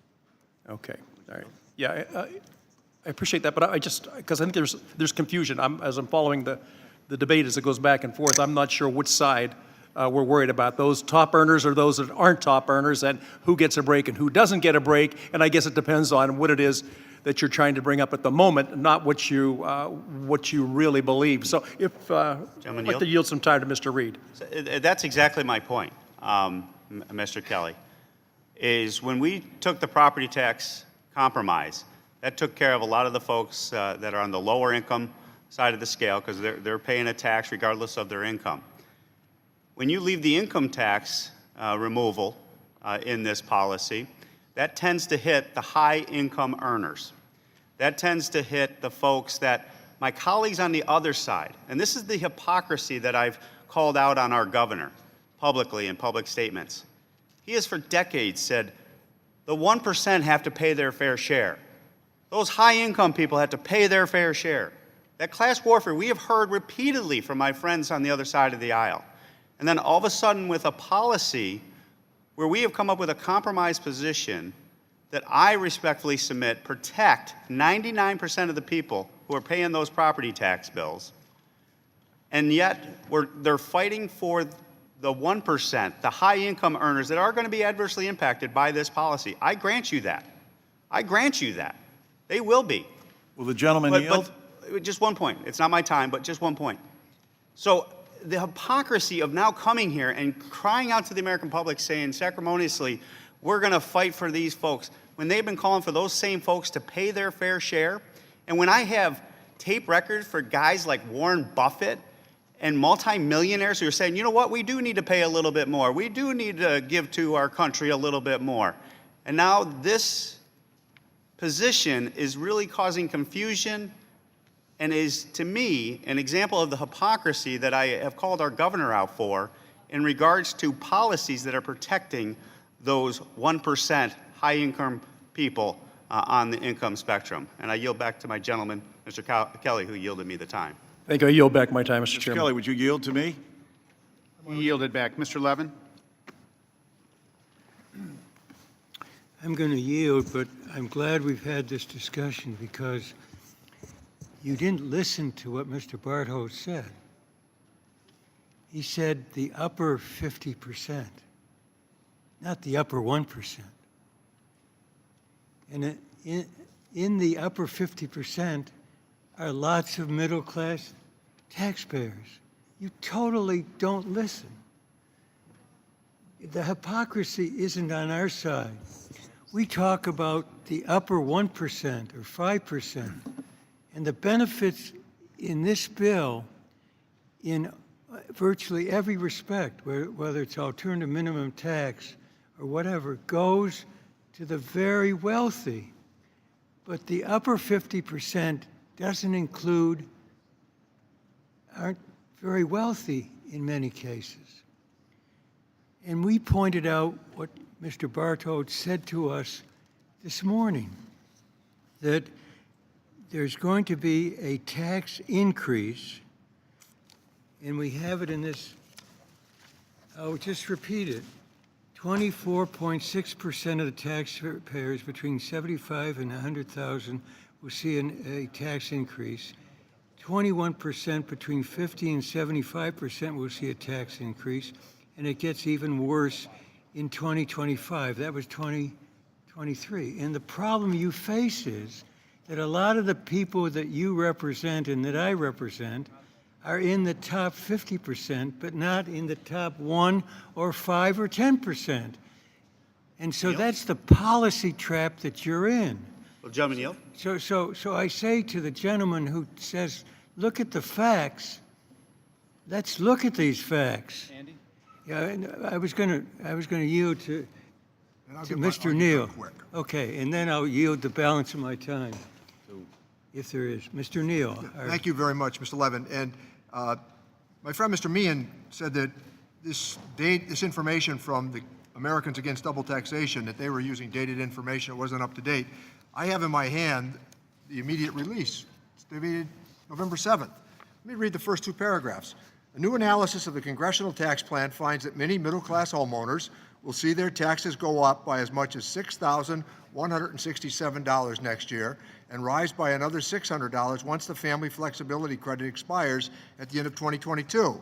According to the data released today by the Americans Against Double Taxation, these increases will not only hit suburban homeowners in New York, New Jersey, and California, but will also cause tax increases in the suburbs across the country, including Virginia, Minnesota, Utah, Pennsylvania, Ohio, Illinois, and Michigan. The partial elimination of a state and local tax deduction will raise taxes for many middle-class suburban homeowners, even with the other changes included in the Brady tax bill, said Bob Choplik, co-director of the Americans Against Double Taxation. These tax hikes will hit both middle-class families and individuals owning homes who have been promised for months they will get a tax cut. And it will be costly. The analysis makes clear that these suburban homeowners are paying much of the $1.1 trillion tab resulting from the loss of the SALT deduction. The reason that this information came to us belatedly is because we didn't see the bill until last Thursday.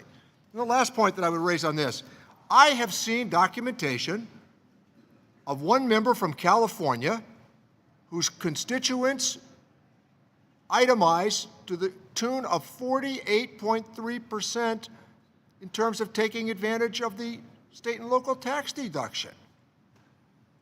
I yield back to Mr. Levin. Will the gentleman yield? I'm going to yield. Yeah, but I was reacting. Wait, hold on. Mr. Levin controls the time. Will the gentleman yield? You're like, one sec, you're like mice in a cage, and you can't get out of the trap. So you kind of put blinders on and you say, when Mr. Barthold says 50%, you say, it's not middle class we're worried about, but the very wealthy. No, we're worried about the 50% that he referred to who would be affected by this. I yield next to Mr. Larson, then. Mr. Larson. Thank you. I would just like to read this because I think it's important. And we had this tax example that we gave to Mr. Barthold and his committee, and they gave it back to us. Take a couple in West Hartford, Connecticut, with a child in college. They own a home and have a combined income of $125,000. I guess that's what you interpreted as not being in the middle class. Under the Republican plan, they would see a $767 tax increase in 2018. They would see more than $1,667 tax dollar increase in 2023 when the family credit expires because of the change CPI provision that's in the bill is ready. Those are the facts that's the reality that we're dealing with in the state of Connecticut. And I thank the gentleman from New York for recognizing that, who talks about the compromise. Here's the problem. The compromise was made amongst yourselves, behind closed doors, not with any of us involved and not with any of this data information. I know you colleagues well enough to know that if you did know that information, you would probably act differently. I'll yield, Mr. Meehan. I don't have the time, Mr. Kine. I hope somebody else will yield to you so we can continue this discussion. So Well, you have 25 seconds. I'm just reacting to the comment that was made when the calculation was being used as factual and they were identifying the number of counties. When I went back and looked at the information that was being used, Okay, it was but- not calculated on, But look at on the the new utilization. It was not calculated Mr. on the Meehan. utilization. The facts that you were using were not calculated Mr. on the Meehan, utilization but look of at the this- new of the facts. property taxes. But look at the facts that Mr. Barthold expired. gave to us this morning. Look at them. Mr. Kind. Thank you, Mr. Chairman. Just a point of clarification. Let's dispense of this myth that just because we have many more taxpayers who will supposedly take this doubling of the standard deduction and file the easy for them, that somehow they're going to be better off. In fact, Joint Committee on Taxation just sent us information as early as today that says that within the next 5 years, by 2023, over 20% of the taxpayers in the income range of $50,000 to $75,000 a year are going to pay higher tax. And over 25% of the taxpayers between $75,000 and $100,000 are going to be paying higher taxes by 2023. Part of that is due to the elimination of state and local taxes. Part of it is due to taking away personal exemptions from that. Part of it is due from y'all dangling certain incentives in front of taxpayers over the next few years only to take them away and increasing their tax liability in the out years. And these numbers get worse in the out years. So either it's the greatest bait and switch going on right now with hardworking middle-class families, or your intent is to continue these expiring provisions and keep piling on the debt. So take your poison. Which is it? Is it the bait and switch and increasing the tax burden on millions of Americans and what you're doing in the code? Or is it some secret plan that when these expiring provisions come up, we're going to have an extender package, which has been the history in this place, and we'll move it through Congress with no pay-fors and just jack up the debt and leave this legacy of debt for our children and grandchildren? Because that's what's going on with the analysis that the Joint Committee on Taxation is telling us. So don't come back and say just because 95% of taxpayers are going to be taking the doubling and everything's going to be fine. They're doing it because it's the only choice they have. And that choice gets worse and worse and worse in out years. And I'd be happy to yield to my friend from Connecticut. I thank the gentleman from Wisconsin, and for the record, I would also like to include in the record from real people who actually have taken a look at this. Peter Gross, who's an engineer, and he talks about how this plan will impact him.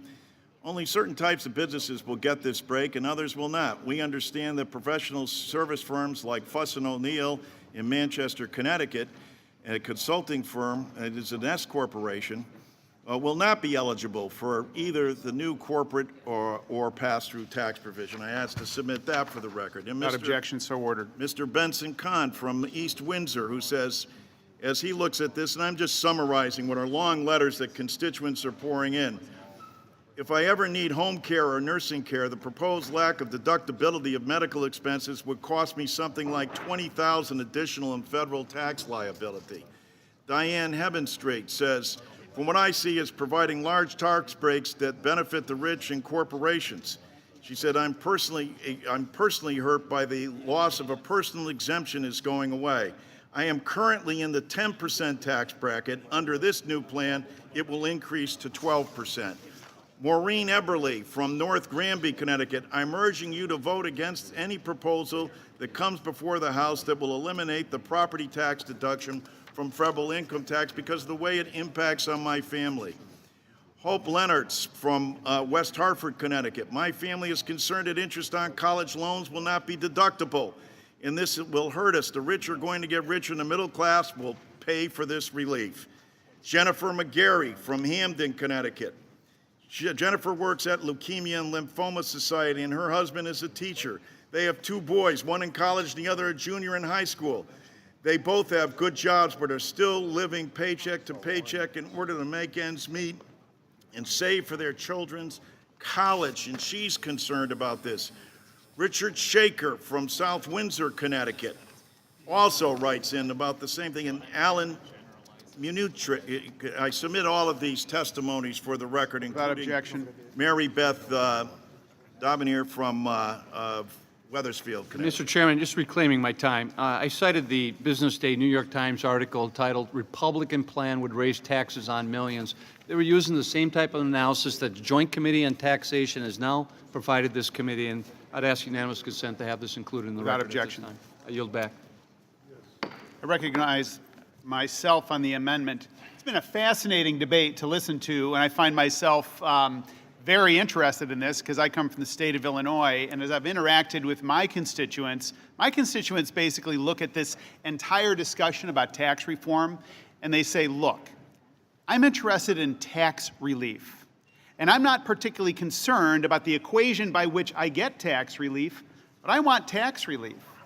And one of the things that we've gone through, I had that same jarring feeling about the complete elimination of SALT, and we've worked, and I think my district is scandalized by property taxes in particular. It just really, really troubles them that they pay a tax, and there's no relationship to pay that tax, and they're scandalized by it. So what we've done is we've crafted something, and people are going to be evaluating this and interpreting.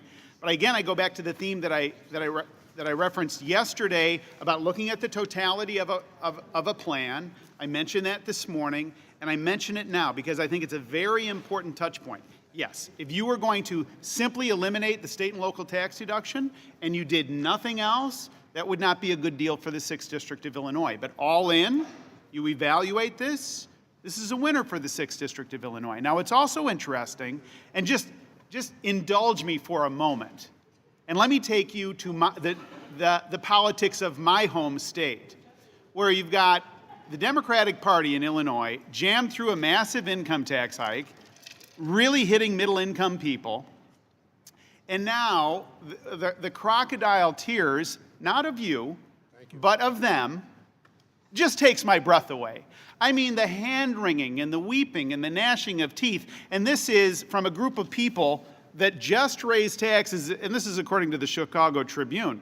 If you had taxable income of $70,000 in your household, state of Illinois just raised it by $840. $80,000, $960. $90,000 of income in your household, state of Illinois just took another $1,080. So, what I'm saying to those critics is spare me the crocodile tears. So when we're all in on this, we're evaluating something in its totality. And the question was posed, what happens if the Senate doesn't agree to this? We will fight the Senate, and I will be very vociferous in making sure that this property tax or some level of protection is maintained. Now, a couple of other things came up during the course of this discussion. One is this notion of double taxation, which is an interesting one. And if we were that concerned about it, we would prohibit states from doing what they're doing. There's no recognition in state revenue codes that I'm aware of. There could be, and I'm interested in learning. But in state revenue codes, you don't get to write off your federal tax liability. And so that's an interesting thing that I think we need to wrestle with. And then finally, Mr. Bartold, a question for you. Mr. Higgins from New York said words to this effect, and I obviously don't have them exactly, but he characterized the corporate tax relief as being a benefit to other people. I mean, his language was harsh. He characterized that as a lie. Now, set aside the characterization of it. He doesn't believe that it inures to anybody but the corporation. And yet yesterday in your testimony, I heard you say something that was different than that. Can you speak to who the Joint Committee on Taxation comes to the conclusion benefits from various business tax relief? Yes, Mr. Roscom. Our analysis, as I explained, follows economic theory and empirical economic analysis that suggests that changes in business taxes, be they increases or decreases, can have short and long-run effects on both the owners and the and laborers in businesses. Our long-run analysis is that, and this is consistent with a lot of empirical work, is that a change in business taxes, in corporate taxes, will essentially fall to the benefit or detriment on labor to the extent of 25% of the tax change. That the owners of the business will benefit or be harmed, the large majority, 75%, but that there is what economists refer to as incidence of the tax, economic incidence of the tax on labor. Thank you. My time has expired. The question is on agreeing to the amendment offered by Mr. Pascrell. All those in favor signify by saying aye. Aye. Those opposed say no. No. In the opinion of the chair, the noes have it. Pursuant to Committee Rule 19, further proceedings on the amendment will be postponed for a roll call. The committee will stand in recess. we're voting.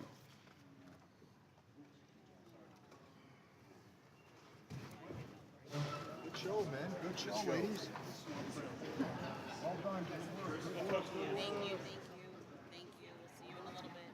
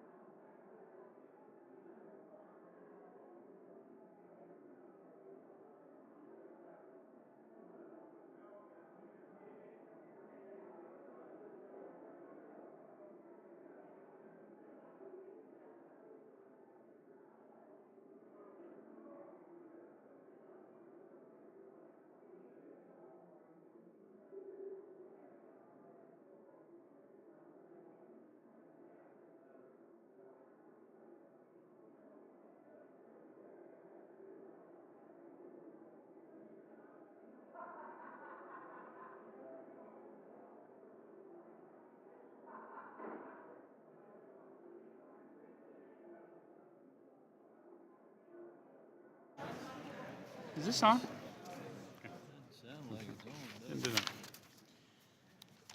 This time we'll consider postponed amendment votes. The question is on the Blumenauer amendment, and the clerk will call the roll.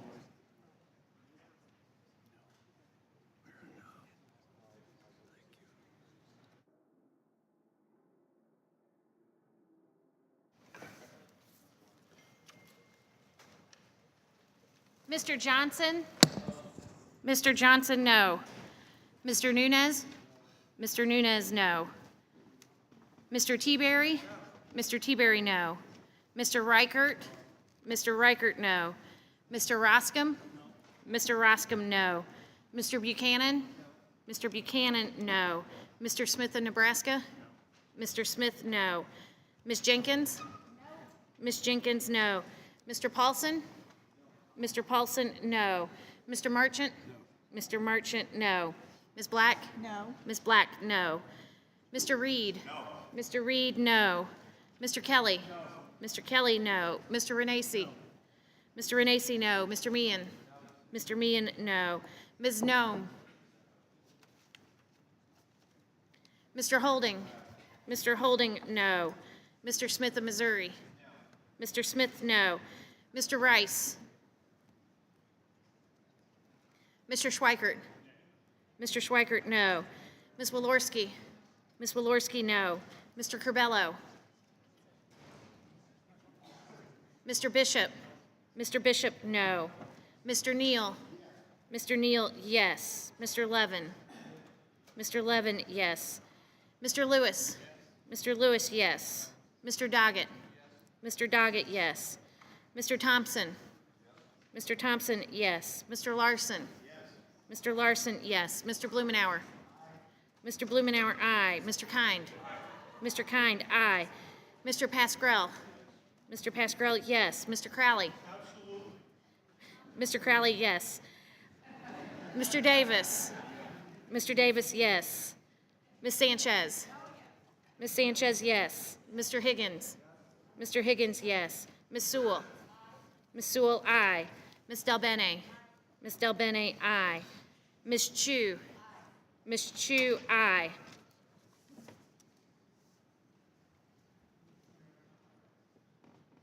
How's Mr. Curbello recorded? The gentleman is not recorded.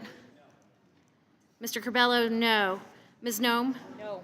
Ms. Nome, no. Mr. Rice?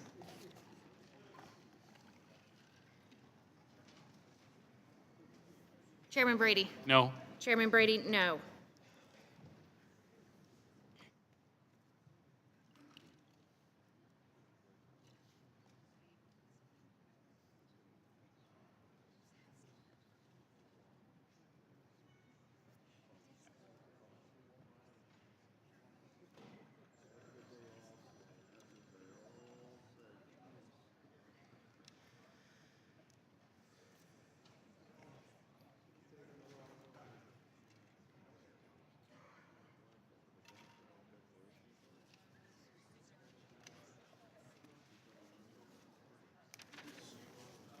Chairman Brady?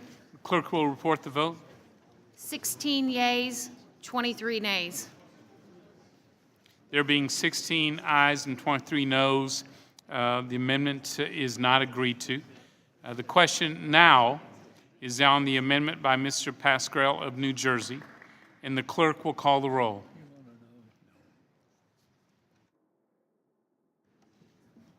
Mr. Johnson? Mr. Johnson, no. Mr. Nunez? Mr. Nunez, no. Mr. Teaberry? Mr. Teaberry, no. Mr. Reichert? Mr. Reichert, no. Mr. Roscom? Mr. Roscom, no. Mr. Buchanan? Mr. Buchanan, no. Mr. Smith of Nebraska? Mr. Smith, no. Ms. Jenkins? Ms. Jenkins, no. Mr. Paulson? Mr. Paulson, no. Mr. Marchant? Mr. Marchant, no. Ms. Black? Mr. Reed? Mr. Reed, no. Mr. Kelly? No. Mr. Kelly, no. Mr. Renacci? Mr. Renacci, no. Mr. Meehan? Mr. Meehan, no. Ms. Nome? Ms. Nome, no. Mr. Holding? Mr. Holding, no. Mr. Smith of Missouri. Mr. Smith, no. Mr. Rice. Mr. Schweikert. Mr. Schweikert, no. Ms. Walorski. Ms. Walorski, no. Mr. Curbelo. Mr. Curbelo, no. Mr. Bishop. Mr. Bishop, no. Mr. Neal. Mr. Neal, yes. Mr. Levin. Mr. Levin, yes. Mr. Lewis. Mr. Lewis, yes. Mr. Doggett. Mr. Doggett, yes. Mr. Thompson. Mr. Thompson, aye. Mr. Larson. Mr. Larson, yes. Mr. Blumenauer. Mr. Blumenauer, aye. Mr. Kind. Mr. Kind, aye. Mr. Pascrell. Mr. Pascrell, yes. Mr. Crowley. Mr. Crowley, yes. Mr. Davis. Mr. Davis, yes. Ms. Sanchez. Ms. Sanchez, aye. Mr. Higgins. Mr. Higgins, aye. Ms. Sewell. Ms. Sewell, aye. Ms. Delbene. Ms. Delbene, aye. Ms. Chu. Ms. Chu, aye. Ms. Black. Mr. Rice. Oh, Mr. Rice, no. Chairman Brady. No. Chairman Brady, no.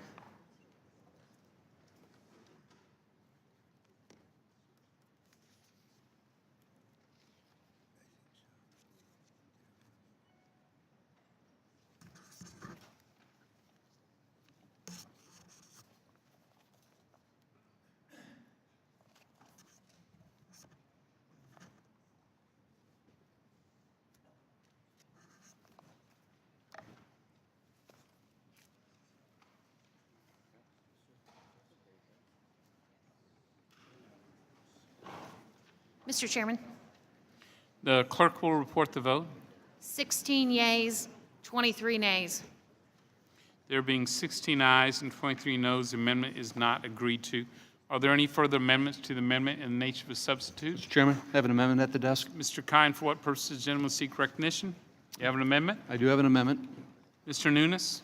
Reserve a point of order. Point of order has been reserved. The clerk will distribute the amendment, and I ask the gentleman to suspend while the clerk distributes.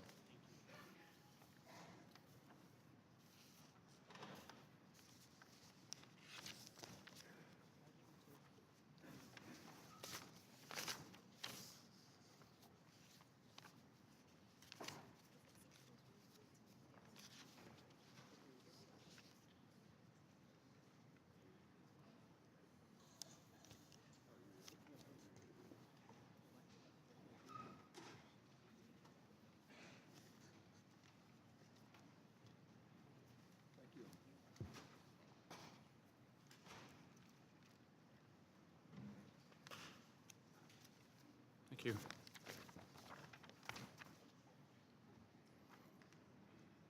It's a great Ron Kind amendment. It's very kind of you, Ron. Thank you. Heard that before, haven't you? We do our best. Kinder. Ron Child. Yes, Mr. Nunes, does the gentleman continue to reserve his point of order? Gentleman withdraws his reservation. Gentleman from Wisconsin is recognized for 5 minutes on his amendment. Thank you, Mr. Chairman. Mr. Chairman, my amendment should be titled, "What's fair is fair, what's equitable is equitable." What this amendment does very simply is it will eliminate the state and local tax deduction that corporations are currently allowed to deduct from their taxes, just as the underlying bill is calling for the elimination of state and local taxes for millions of working families throughout this country, including, just to show that this isn't just an East Coast, West Coast type of issue, over 27% of the families in my large rural Wisconsin district that itemize and take the SALT deduction at an average tax savings of roughly $10,000. Now, Mr. Chairman, I get what you're trying to do. This tax reform, for the first time in 31 years, is hard. In order to simplify the code, in order to reduce rates, you've got to take away certain expenditures, certain tax allowances that are currently in the code. I get that. But let's also be honest, that the reason that you're going after the SALT provision and only applying it to working families is a revenue grab. A revenue grab in order to help pay for the complete elimination of the estate tax. that many of you have claimed is a form of double taxation, when in truth, the estate tax is primarily unrealized capital gains that have never been taxed, that are being passed on from generation to generation. And many of us have a problem with that.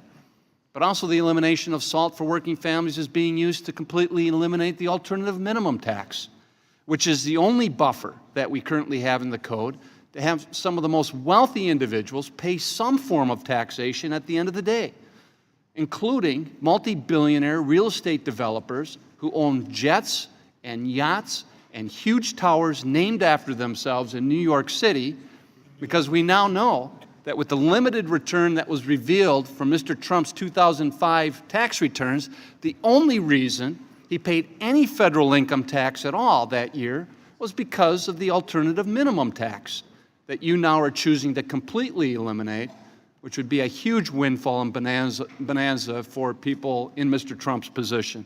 But it's also being used to pay for a 44% reduction of the marginal corporate tax rate in our tax code. 44% reduction in the rate.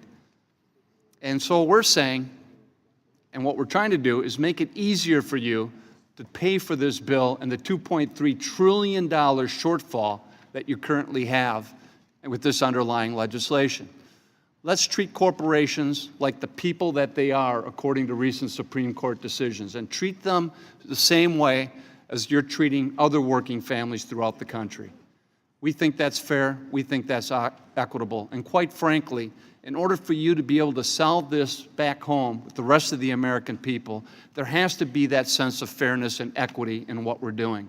And if they think that this bill is nothing but a sop for the most wealthy and for large corporations at their expense, the political will back home in our districts is not going to be there. It's that plain and simple. And right now you have an optics problem, that so much of the relief is being delivered to multinational corporations at the expense of working families, and so much of the relief is being addressed at the top through the elimination of the estate and the alternative minimum tax, that there's an optics problem. And on top of it, you don't pay for it all with $2.3 trillion in additional debt. In fact, the one industry that is the primary beneficiary of what you're calling for here today are the large Wall Street banks. These same very banks that put us to the brink of financial ruin as a nation back in 2008, 2009. And they especially will benefit from the provisions that you're offering to the American people today. So all we're saying is what's fair is fair, what's equitable is equitable. If you're going to do this revenue grab for millions of working families with the elimination of SALT, let's also ask the corporations of America to also give up that deduction that they are currently allowed to take.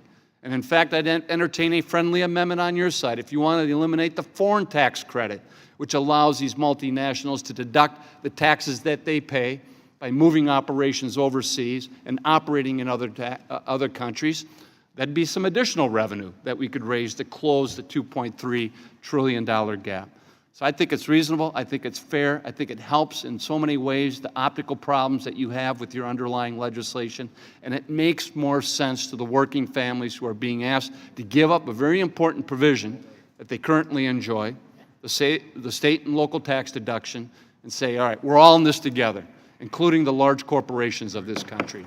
I yield back. Thank you. Gentleman yields back. Mr. Nunez is recognized to speak on the amendment. Thank you, Mr. Chairman. I rise in opposition to this amendment. Coming from the highest tax state in the nation, I want to continue to advocate that if we continue this deduction, it mostly goes for really rich people, especially really rich people in California. So you're talking about the millionaires and billionaires from Silicon Valley. You're talking about Hollywood producers. You're talking about really, really wealthy people who are taking advantage of this SALT deduction at the expense of everybody else in the country, including most other parts of California. So I would advocate voting against this amendment, and I would hope that all of my colleagues would vote against this amendment. And I say that as somebody who comes from the most taxed state in the nation. And in fact, just a few days ago, we raised our gas tax so that we will now be even the highest gas tax in the United States of America, even higher than Hawaii, even though we are one of the largest holders of oil in the United States. So I ask my colleagues to vote against this amendment and send a strong message to state capitals around the country that want to continue to raise taxes on the American people and on their citizens. Would the gentleman yield? Would the Renacci, gentleman you had yield to a question? Mr. Would the Nunes gentleman controls the time. Mr. Blumenauer. Yeah, I heard what you were saying. I'm trying to get the connecting link. Why, if it's wrong and you want to get rid of it, why are you speaking against Mr. Kine's amendment, which would just treat businesses the same way that you want to treat working families or rich working families? Well, because we, as you know, Mr. Blumenauer, we allow for businesses all over this country. They're all treated the same. They're all in the same playing field. So all businesses are on the same playing field. They all can deduct business taxes, and that should continue. So, and why and you would get rid of that. Why would you take it The away gentleman from California controls the time. That's why. You have another question? Just one clarification. The thing I'm missing is if you think it is wrong for individuals, why would you allow corporations to continue to take that deduction? Well, it's not just and you corporations. take it away from It's all businesses in the United States who take advantage of this, and they're all treated the same all over the United States. And so if you begin to mess with that, you will have huge distortions in the marketplace. But as someone who pays taxes in California, we have the highest taxes in the United States. I do not think it's okay for us to continue to allow our politicians in Sacramento to deduct those taxes. Yeah. And with that, did somebody else want some time over here? Does the gentleman yield? Gentleman yield? Mr. Crowley. What effect does this have on the state and local, what effect will this have on the state taxes? On state taxes? If removing it from, if allowing states to continue, I'm sorry, for corporations to continue to deduct, but not individuals, what effect will this have on state governments if individuals no longer can deduct and corporations can? Well, the point is that if you're going to change, you said the people are tired of paying this. So what are we talking So the about? gentleman controls the time. That's And the question, look, yeah. this is a perfect time, if I may. Please, Mr. Chairman. So we fall into the habit of interrupting nearly every speaker in some way. Here's my recommendation. Both sides allow members to complete their statement. Then, when finished, if you wish to ask. But for the most part, we ought to be respectful of each other's time.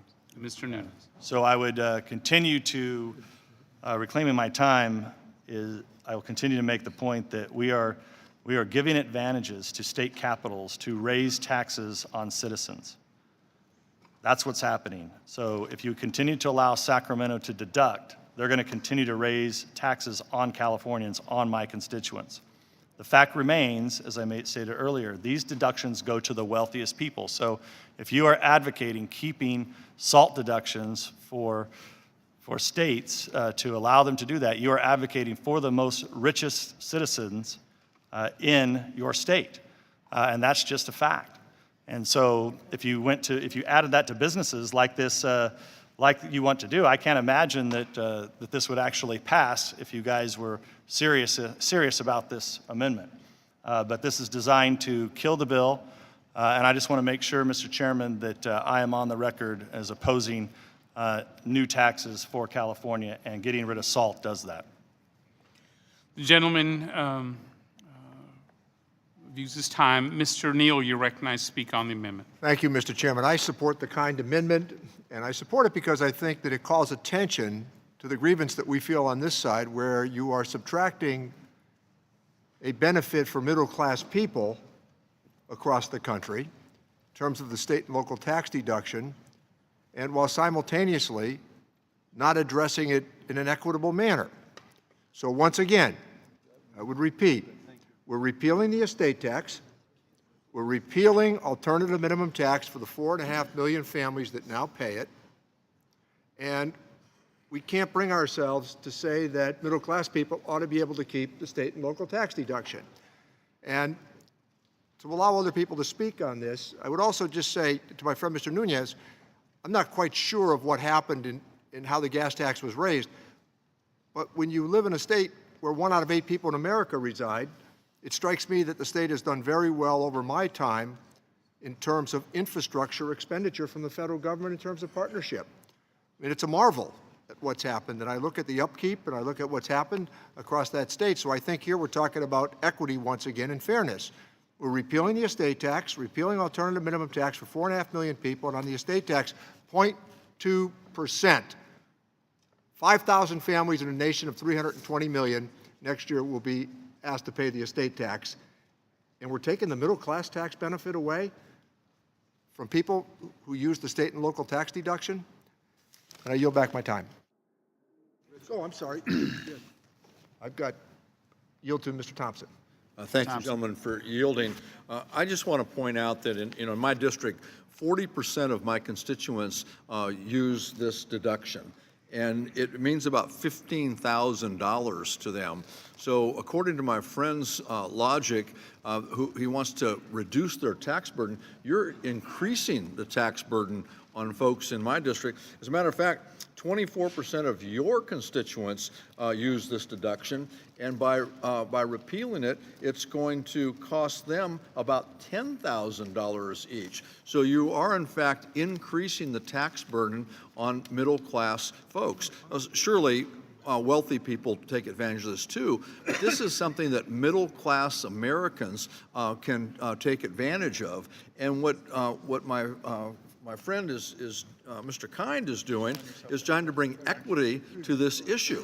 We're going to repeal it for working class, middle class Americans and allow their tax burden to increase, but we're going to keep it in place for businesses. I can't for the life of me understand why we would treat them differently than we would treat the people that your side of the dais has for 2 days now claimed to be that you're trying to help. This is not a help.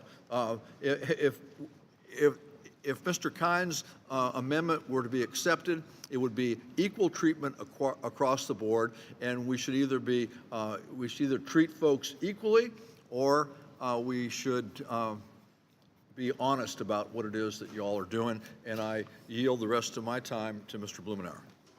I appreciate my friend yielding and diving in on this. I appreciate Mr. Nunes being involved with the back and forth, because I was truly trying to clarify. But the clarification didn't help me much. Yes, it would apply uniformly across the country, but Mr. Kind's amendment would really apply uniformly across the country. All businesses would be treated the same way you want to treat working families.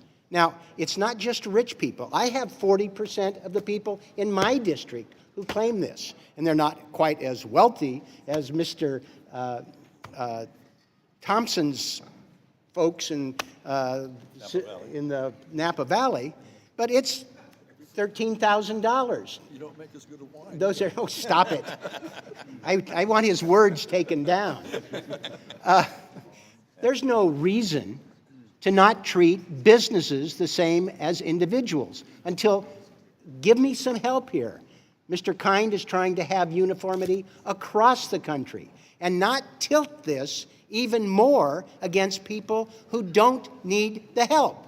You've concentrated the benefit at the top. You're going to make it worse by getting rid of the inheritance tax for a few hundred people a year, and you're going to punish families and not have businesses treated the same. That is absolutely incomprehensible to me. Time's expired. Mr. Smith. Thank you, Mr. Chairman. It's interesting listening to the exchange here and the dialogue. I kind of thought Nebraska was a high property tax state at the beginning of this whole debate, and I've learned that there are other jurisdictions that are even higher, as shocking as that might seem. But I look at the overall tax burden, the ability to pay. Certainly I represent a very intensely agriculture district that has, I would argue, an unfair burden placed upon them created by property tax.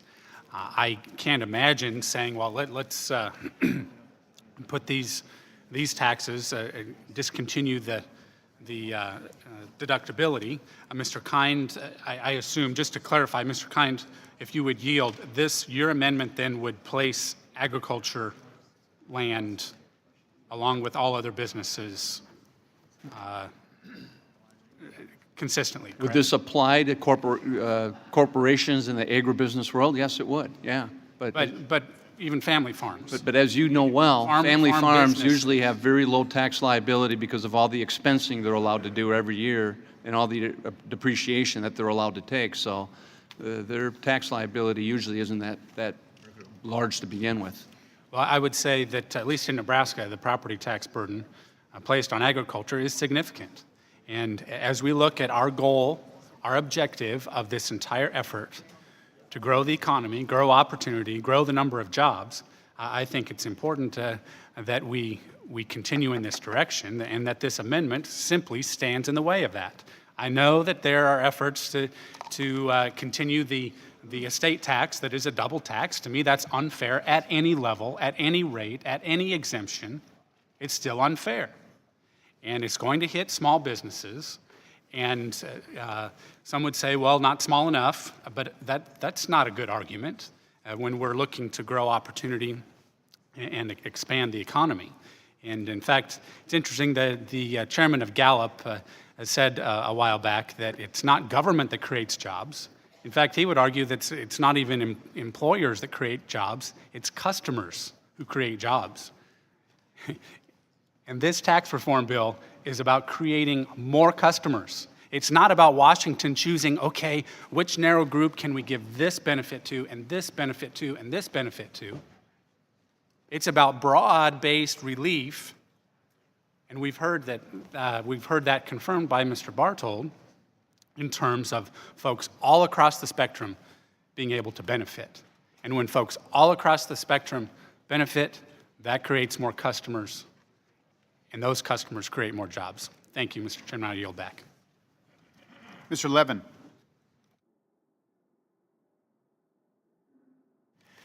Well, I hope everybody's as confused as Mr. Blumenauer is. Mr. Blumenauer, you said it's confusing because we're repealing the deduction for state and local taxes for individuals, but not for corporations. And why are we doing that? And Mr. Nunez's answer is that all corporations are being treated the same, but that doesn't answer the question, why are you making a distinction between the individual and the corporations? The family farm is an individual. So what's the answer? You say that you want to do this because the states tax people, the income tax individually too high. So you want to discourage that. Why doesn't that logic apply to taxes on corporations? Local taxes and state taxes on corporations. So I think somebody should answer, what is the logic for, in this, deciding that individuals cannot deduct their individual state and local taxes, they can their property taxes, but letting corporations do it? I'll yield to anybody who wants to explain that. Mr. Nunez, I'll yield to you. Explain why individuals cannot, but corporations can. What's the answer? Well, if gentlemen will yield, appreciate it. I will. You'll have a chance to vote on this amendment. I'm going to find it hard to believe that you are advocating, that on your side of the aisle, you're advocating keeping this tax deduction that is guaranteed to get to the most richest Americans in the United States of America. As you know, businesses don't have votes, and so if you really want to treat businesses differently, we can entertain this if you would like this to pass. But I don't believe you guys really want this bill to pass. Okay, but Two things. First of all, For this amendment, I apologize. right, this issue doesn't relate only to the very richest.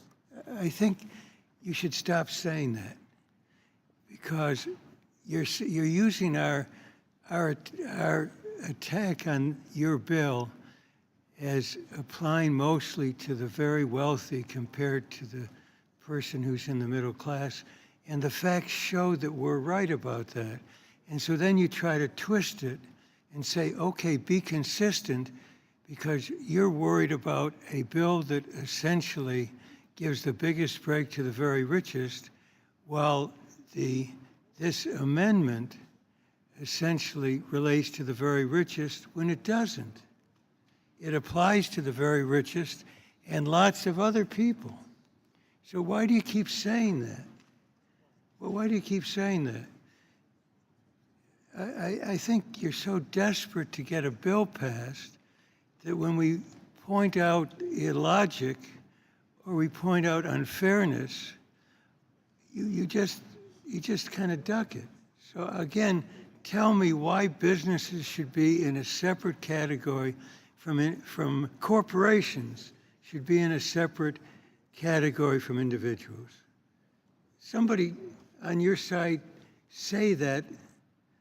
Somebody answer. If the gentleman would yield? Yes.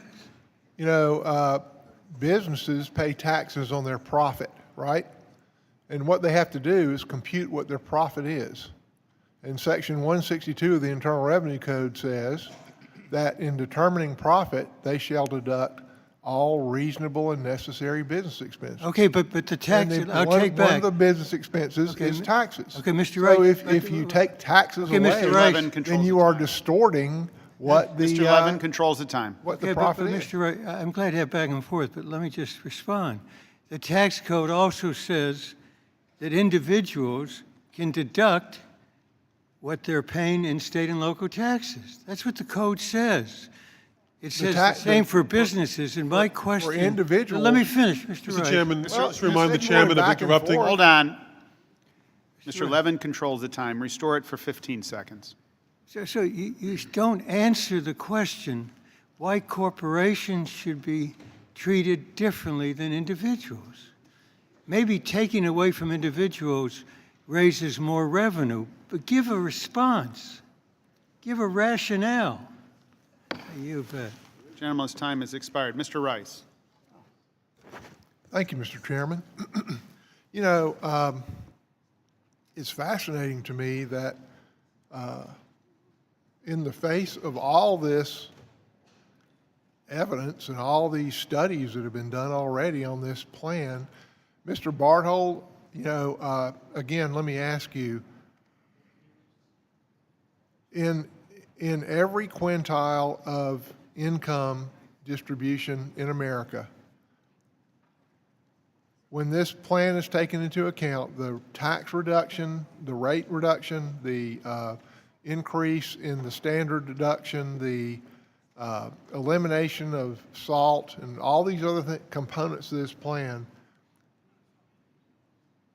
what is the tax effect on every quintile in of the American taxpayer? Mr. Rice has reported across all our income categories, on average, there's a net tax reduction. There's a tax reduction. So, you know, I will toward the end. Let me finish and make my point. So, you know, we continue to say that that there's going to be a tax increase when, in fact, it's not just Mr. Barthold and the Joint Committee on Taxation here, but it's also the Tax Foundation. It's also the Washington Post has issued statements saying that in every level of income in America, they will receive a tax cut. And you know, the folks back home, I don't think they really care if their tax cut comes from writing off state property taxes, or if it comes from a reduction in rates, or if it comes from the standard deduction. What they care about is, first of all, they want this thing simplified where they don't have to hire accountants for $100 an hour to figure out how to comply with the law and not go to jail. And the second is they care about paying as little as they can to the government, having as little flesh as they can exacted from the government. And finally, going back to this amendment, where you propose here to take away from businesses, it says all business organizations, the ability to write off state and local tax deductions in calculating their profit. So what would the effect of that be? The effect of that would be that the tax rate on the business would go up. Well, gosh, here we sit right now. We hadn't had tax reform since 1986. It's been 26 years now, excuse me, I'm counting wrong, 31 years now. And at that time, our tax code was pretty competitive, but since then, pretty much everybody in the world has left us by. The average tax rate for businesses in the world now is about 20%. That's what we're trying to get down to. We're trying to get down to at least be competitive. And this amendment wants to raise taxes on business, which is, pretty ridiculous actually, because what we're trying to do is be competitive. What we're trying to do is stimulate the economy rather than hold it back. What we're trying to do, one more time, is to create jobs and to restore this as a land of opportunity. And what you want to do is a disguised increase in taxes on all business organizations. I don't think the folks back home would like that. I think the folks back home understand that they've seen American jobs going overseas. I mean, that was one of the reasons why Donald Trump got elected. Carrier was leaving Ohio to go to Mexico. Why? Because of tax rates. And what y'all want to do, what you're proposing here, is to take away one of their reductions and raise their rates. I mean, the whole purpose of this bill is to try to get back to over, or at least to average growth, what we've had under every single administration since World War II until Barack Obama. And since then, we've averaged about 2% or less. And we've left a generation of folks coming out of college behind. And instead of lowering taxes, which is what our bill proposes, to make these companies competitive so they can create jobs and raise wages for middle-class America, you want to raise taxes on businesses and make them less competitive. And then you get up there and say that our bill, in spite of everybody that's looked at the doggone bill and says it will lower taxes for the middle class, you continue to push the falsehood that it will raise taxes on the middle class. I don't know, we're just talking over each other. I yield back. Mr. Larson. Thank you, Mr. Chairman, and I yield 30 seconds to the gentleman from Mr. Rice, you said a falsehood.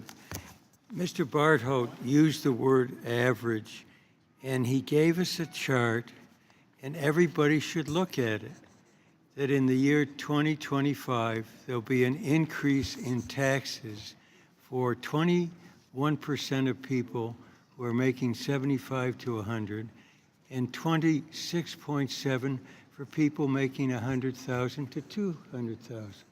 So just look at the chart. In fact, so that everybody has it, I'm going to distribute it now to everybody, this chart, and I think to the media, so that you understand what's true and what's false. Thank you very much for yielding. I thank you, Mr. Levin, for bringing further clarity to this discussion, and I thank Mr. Kind, who I associate myself with in my comments. And at the beginning, he talked about his amendment as being what's fair is fair. And my grandmother used to have a saying that said, what's good for the goose is good for the gander. But what we see in this, in Mr. Kind, the reception to Mr. Kind's amendment is no, that's not the case, because this bill has been distorted and weighted where it takes money from states and people in the middle class in states and transfers it to major corporations. So Mr. Kind has said, well, let's balance that off. Why is it that it's fair to take a SALT deduction away from people who itemize their deductions, but still let corporations keep it? Mr. Neal responded by saying, come on, how can you further, along with that, also further weight it by getting rid of the AMT tax and also getting rid of the estate tax as well? And so it becomes a very lopsided argument that Mr. Kind is trying to bring clarity to by saying what's good for the goose is good for the gander. Let's make this fair. And if corporations, are getting the breaks that they are, shouldn't we try to level the playing field so all those middle-class families, and we'll have amendments later on to see if joint tax will guarantee that all middle-class families will receive a tax break, and it will be subject to the long-term ramifications of that. And with that, I'll yield to my colleague, Mr. Kind. I thank the gentleman for yielding. Guys, this isn't complicated. This amendment's trying to help you with the optical problem you have right now by taking away state and local tax deduction for millions of working families and saying, hey, we're going to be fair and we're going to ask corporations to chip in too and treat them the same way. They are, after all, personhoods now, according to the Supreme Court. But more importantly, you got a $2.3 trillion hole that needs to be filled. This is one way to help fill that.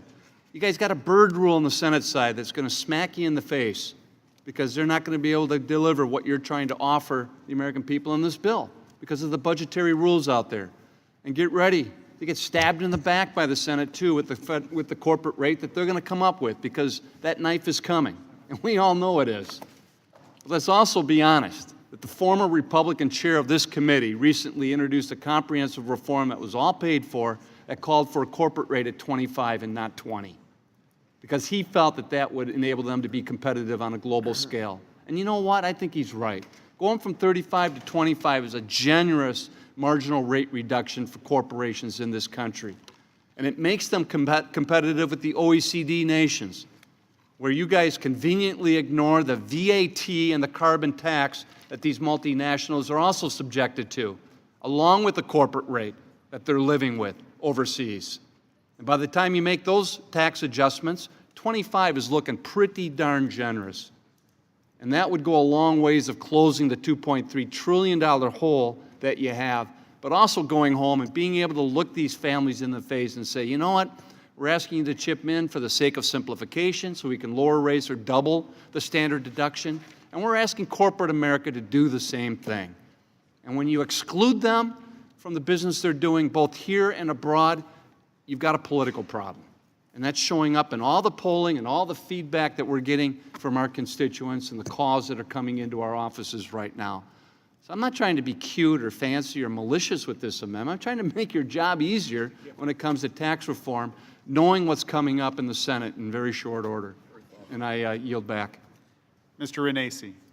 Thank you, Mr. Chairman. Mr. Barthold, are itemized deductions interest, property and state taxes, medical expenses, charitable contributions, miscellaneous deduction, investment interest? Is that the list of itemized deductions? Those are the major ones. I mean, within the miscellaneous has within miscellaneous. There's right, a lot has of, much there's more. a lot of things. So on a tax return, a taxpayer lists all of those items, and today, under current law, because somebody on this committee, whether it was 50 years ago, 100 years ago, whenever the tax code was written, decided to simplify it, they said, if you get to $12,600, which is the standard deduction today, that when you list all of that, as long as you don't exceed that, we're going to give you that deduction. Is that correct? That's the way the law works. Sir. That's the way the law works today. So somebody on this committee years ago said, we want you to come up with those deductions, but when you get to but if you don't get over 12.6, then you don't even have to keep the documentation. We're going to give you that deduction. So today, 70% of Americans, I'm going to use your number now, I said 70% of Americans don't itemize because they don't get to the 12.6 because we replace all their miscellaneous deductions with the standard deduction. Is that correct? Well, not just the miscellaneous deductions, the other deductions. Right. So when we double it, 95% of the people don't have to worry about itemizing because we've replaced that, correct? Yes. That's your number. So we've actually benefited by this law 25% of the people who have not gotten a deduction we've actually benefited under this law by doubling it and taking it to 95%. Would you agree with that? Well, Mr. Renacci, some people would be awash. Right. And you do leave, it's probably a little more subtle than that, because you do leave itemized deductions for mortgage, charity, and property tax. So there's still the choice to make. So people that previously had been claiming, let's say, mortgage interest deduction, charitable deduction, property tax deduction, and other tax deductions, then it depends what have they lost relative to the increase in standard deduction, and making that choice between the two. Right, because the standard deduction is much higher. So they're basically, there's 25% of the people now. Will the gentleman yield? That are, not at this time. Let me finish. I'm trying to get to a point. So there's 25% more people that are getting a deduction based on those numbers, correct? It's clearly more people will elect to choose the standard deduction. Over all these itemized and state and local taxes and everything else, correct? And that's in part. So this bill actually helps 25% more people. So we have actually not, I keep bringing this up, we're not eliminating deductions, we're replacing it with a higher standard deduction. So many of these individuals will not be able to take this deduction. And by the way, 25% more will be able to get a deduction that they wouldn't be able to get on average. Is that correct? That's certainly true of the standard deductions. Exactly. So we got to get off of this that we continue to take a deduction away. We have not taken a deduction away, but in fact, we've replaced it with a greater itemized deduction. So, Mr. Kine, I guess what I would ask you, because it's interesting, because I heard you say equal treatment, fair is fair, level the playing field, business as well as individuals. Are you willing to give the businesses a standard deduction? That's fair. That's equal treatment between individuals and businesses. Hey, I'll take that deal. If you want to apply this doubling of the standard deduction to corporate America, let's do it, because that $2.3 trillion would disappear overnight Well, I think if we what we did need that. to do is we need to look at that. But yeah, I mean, if you want fair is fair, you got to give businesses, because that's what you said. More importantly, let's have some hearings and actually discuss this, because this is where it gets complicated. And that's something that's lacking before this committee today, is that type of feedback. I'm on my time. But what's interesting is what's fair, what's equal treatment, what's level the playing field. These are all the words that my friends from the other side said, business as well as individuals. If you're going to come up with an amendment like this and you want it to be fair, then you got to come up with a standard deduction. So I oppose this amendment because this is a one-sided amendment. Come up with a standard deduction that makes it fair is fair, equal is equal, level the playing field, business as well as individuals, and maybe somebody on this side would consider. I'd be happy to work with you on that. Will the gentleman yield? Be happy to work with you. Mr. Crowley.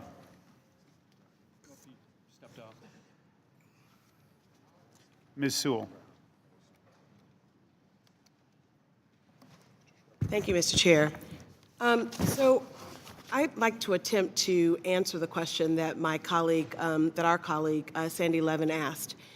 Why is it that our colleagues on the other side won't answer the question, why are you willing to give middle-class families, take away their state and local tax deduction, but not willing to do the same for businesses?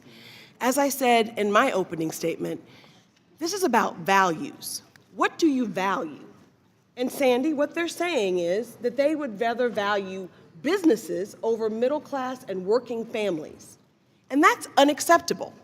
You know, if you look at the fact that we are choosing winners and losers in this tax code, and what we're basically saying, Sandy, is that the winner should be the businesses and not individuals, not the hardworking people that we represent. And it's unacceptable. You know that I represent one of these recipient states, not a donor state. The state of Alabama receives almost $2 for every $1 we get from the federal government. But even my district, which is a relatively poor district, would benefit from not being doubly taxed on their state and local deductions. In fact, in my district, 28% of the taxpayers use the SALT deduction. And the average SALT deduction is around $6,348. And I can tell you that my hardworking folks that I represent, they would love to be able to continue to deduct that from their income tax. And it's unfair that we are placing a burden on middle class and working families that we're not willing to do the same on businesses. Look, I represent big companies as well. I think what we're saying is equity and fairness here. And I think that Congressman Ron's amendment is a fair amendment. It really gets to the heart of why it is we're talking about it. We're making value judgments here, colleagues, value judgments. And my values are with the people that I represent. And those hardworking folks deserve to have a break. So, I also don't understand why my colleagues on the other side would not choose to do this when it would conceivably raise way more revenue than not allowing the deduction on state and local taxes. So I asked Mr. Bartold, what effect would it be on revenue if we leveled the playing field and we required businesses to not be able to deduct state and local taxes? Well, the first order effect would be it would increase business tax liabilities, would also change a lot of the economic. But wouldn't we raise more money? I mean, if this is about revenue generating, there's a $2.3 trillion gap here in and our colleagues across the aisles assessment in this bill. So $2.3 trillion gap deficit. Wouldn't we raise money by No, I said you should raise money. We've not done an analysis of how much that might be. Okay, but it would be higher than probably what the analysis is for individuals, which is 1.5. I could not make a judgment as to the size. It would increase business tax liabilities, so it should raise money. Look, the bottom line is that we're making value judgments here, and it's really, I think, woefully unfair to put the majority of the burden of paying for this $2.3 trillion giveaway to the wealthiest 1% in America, to put it on the backs of hardworking folks. Will the gentlelady yield? I will yield. Mr. Bartold, I would like to ask you this because we've heard constantly from the side this analysis, and they keep on turning to you. Let me ask you this. Just because people no longer would be able to itemize, just because they would no longer, and that's what the question assumes, that this bill would go into law and they'd no longer be able to itemize, does that mean that they would be as well off as they were under current law, under all circumstances? Or is it a mixed bag? No, sir. As we discussed yesterday, there's many moving pieces in the overall reform of H.R. 1. So if you're just comparing, that's what I thought you were getting binary to. Comparison of the. All they're saying is this just means that this is the only remaining option. Mr. Schweikert. Thank you, Mr. Chairman. And this may be one of those moments where I actually want to think through this, Mr. Kind. And I may come across a little bit disharmonious to my brothers and sisters on both sides. Let's think this through. And let's just use a simple example. And let me first off point out, I used to be the tax collector for the fourth most populous county in the United States. So I have a little bit of experience, particularly in the property tax world. So I walk into my local grocery store and I buy a loaf of bread. In that loaf of bread are the costs from that grocery store. Property tax is part of that. If you're already telling me, if part of the argument coming from the left is that we have an unusual distribution of state and local taxes, in some areas being much higher than other regions of the country, did you also, just through this amendment, make the decision that if that higher property tax, higher income tax that a business right now would be taking out of that loaf of bread because they can deduct it, did you just sort of double down on what you were arguing was a distributional problem in parts of the country? And look, for someone like being from Arizona, which is a very moderate property and income tax state,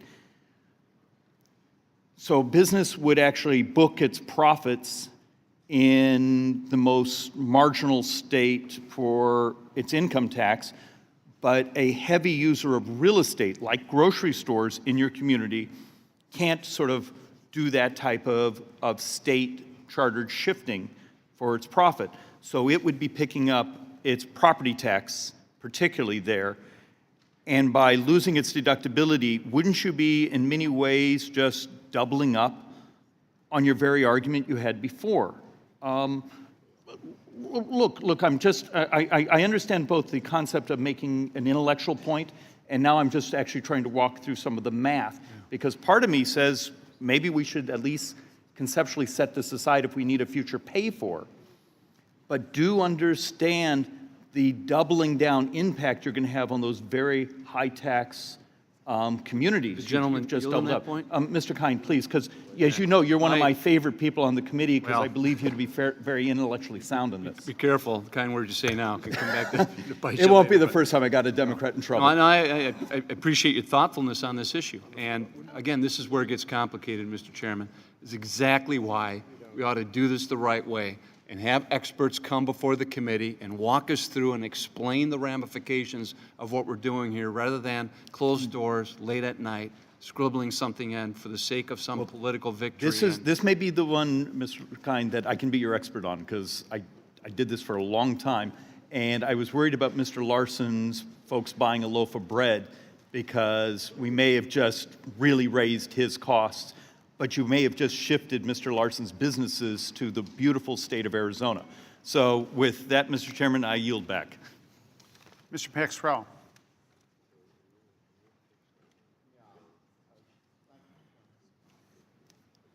This is a move to strike the last word.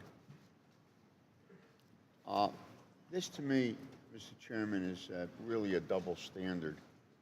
I mentioned it in the previous amendment, mentioned it yesterday, and mentioned it last week. This amendment by Mr. Kine, I believe, would prevent a double standard favoring businesses over the middle class. Now, that's a pretty simplistic statement, I will admit. But when you look at the numbers, you see how much revenue was gathered from each of these deductions.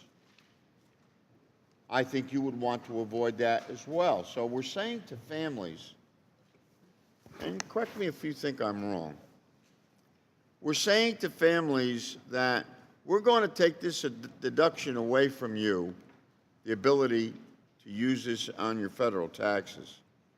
And by the way, Mr. Chairman, you've caught it as well as I. The underlying tones of some folks that are speaking here today about the higher tax states. There's a reason for that, Mr. Chairman. Do you want me to go into that, which has very little to do with Mr. Kine's amendment? But I've caught it, and I don't like it at all. It has no place here. Talk about one America. We should be one America. But we're saying to families that you cannot deduct these local taxes and these state taxes, which we've been doing since the Civil War.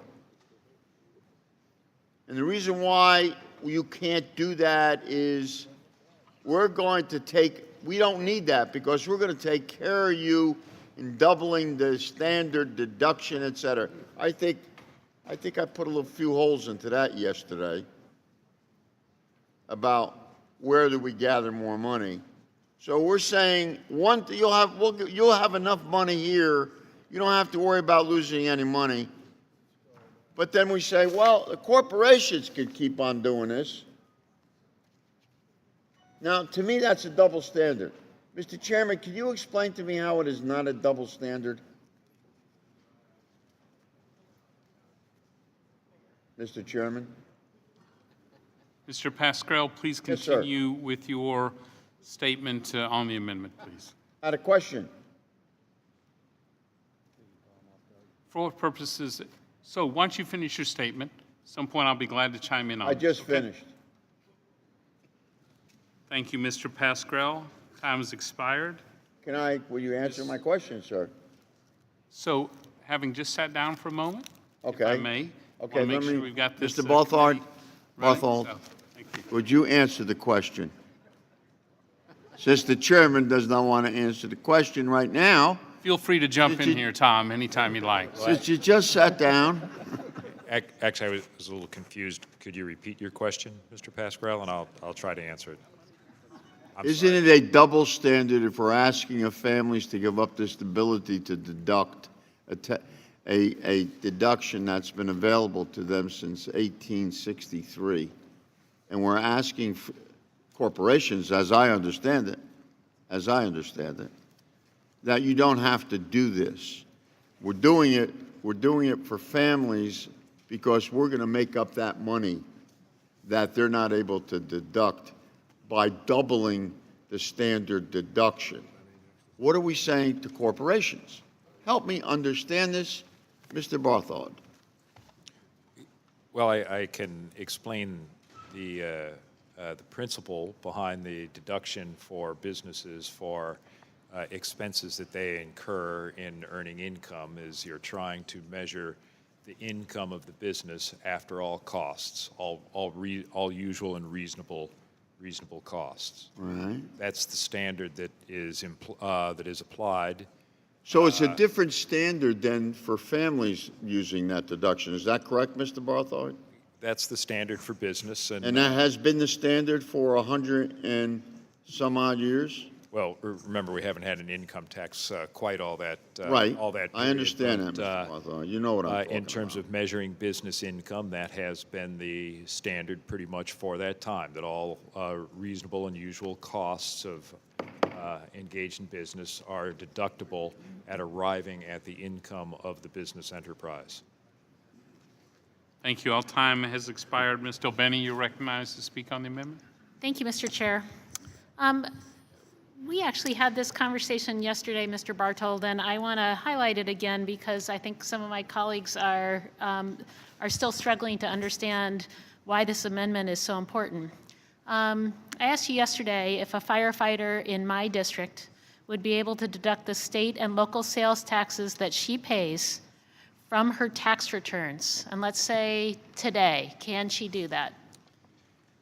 Since you're from the state of Washington, there is no income tax that individual. State and would local elect sales to- taxes is actually would- what I would said. elect the sales tax election. Yes, And okay. if the total itemized deductions exceeded the standard deduction amount, they But might yes, well she make- can deduct those today. That's correct. But under this plan, will that firefighter be able to deduct those sales taxes? She would not. Okay, so this changes. She has lost the ability to deduct those sales taxes from her federal income taxes under this plan. That's correct. So, will a corporation be able to deduct sales taxes on business purchases under the, or today? Today, can a corporation do that today? As a general matter, yes. In fact, many businesses are that's exempt fine. on sales taxes. but So, yes. if they can today, now will they, under this plan, be able to Yes. continue to deduct that? So yes, so for the firefighter, she can't, could deduct those sales taxes today. She won't be able to under this plan. For the corporation, they can today, and they still can under this plan. In fact, the corporation also gets a 15% tax cut, 15%. So when we talk about legislation, does this legislation that we're talking about treat corporations and individuals the same? The answer is no, and here's a good example why. Will the gentlelady yield? Please let me finish. No, they're not actually the same. Where corporations are getting a 15% tax cut, and they are, in addition, able to keep this deduction on state and local taxes. But the firefighter in my district isn't getting that. In fact, a lot of the things that might impact the firefighter in my district will also expire in 5 years, whereas the corporate reductions that are in this plan are permanent. So this is not about parity today. What this amendment, though, is about is trying to make one step towards parity, make sure that businesses, corporations are treated the same as individuals and families based on the changes that are being made in this bill. So it's just really disappointing that we've heard a lot of talk on the other side of the aisle, but the reality is there is a benefit that people take advantage of today, people in my district take advantage of today, that's going to be lost.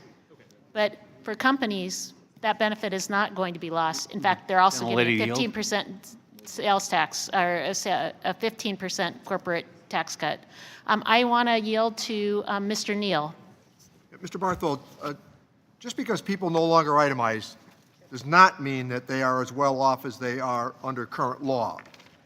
It just means that that's their best remaining option. I'm going to pursue this later on, but I would like you to maybe give a fuller answer to us. No, that's correct, Mr. Neal. As I was explaining, there's multiple things you have to trade off. It is possible. I guess we should step back and understand again what the decision that the taxpayer faces is, and that's you under present law.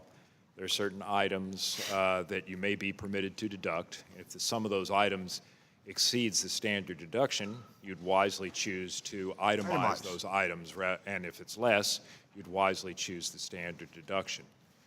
Under H.R. 1, the number of items that you compare to the standard deduction has changed. So depending what your itemized deductions were under present law compared to the standard deduction under present law, compare the sum of itemized deductions that are permitted under the reform proposal compared to the standard deduction that is permitted under the reform proposal, you'd make the decision to itemize or not itemize.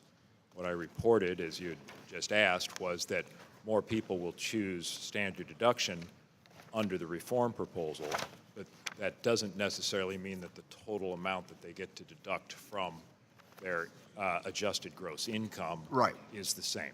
And it doesn't mean they're necessarily better off. Some can have fewer total deductions. Some will have more total deductions. Time has expired. Ms. Chu, you're recognized to speak on the amendment.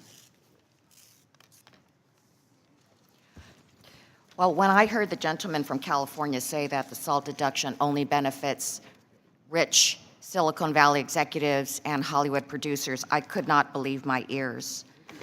In reality, the SALT deduction benefits a wide variety of people. In fact, almost 40% of taxpayers making between $50,000 to $75,000 per year use a SALT deduction.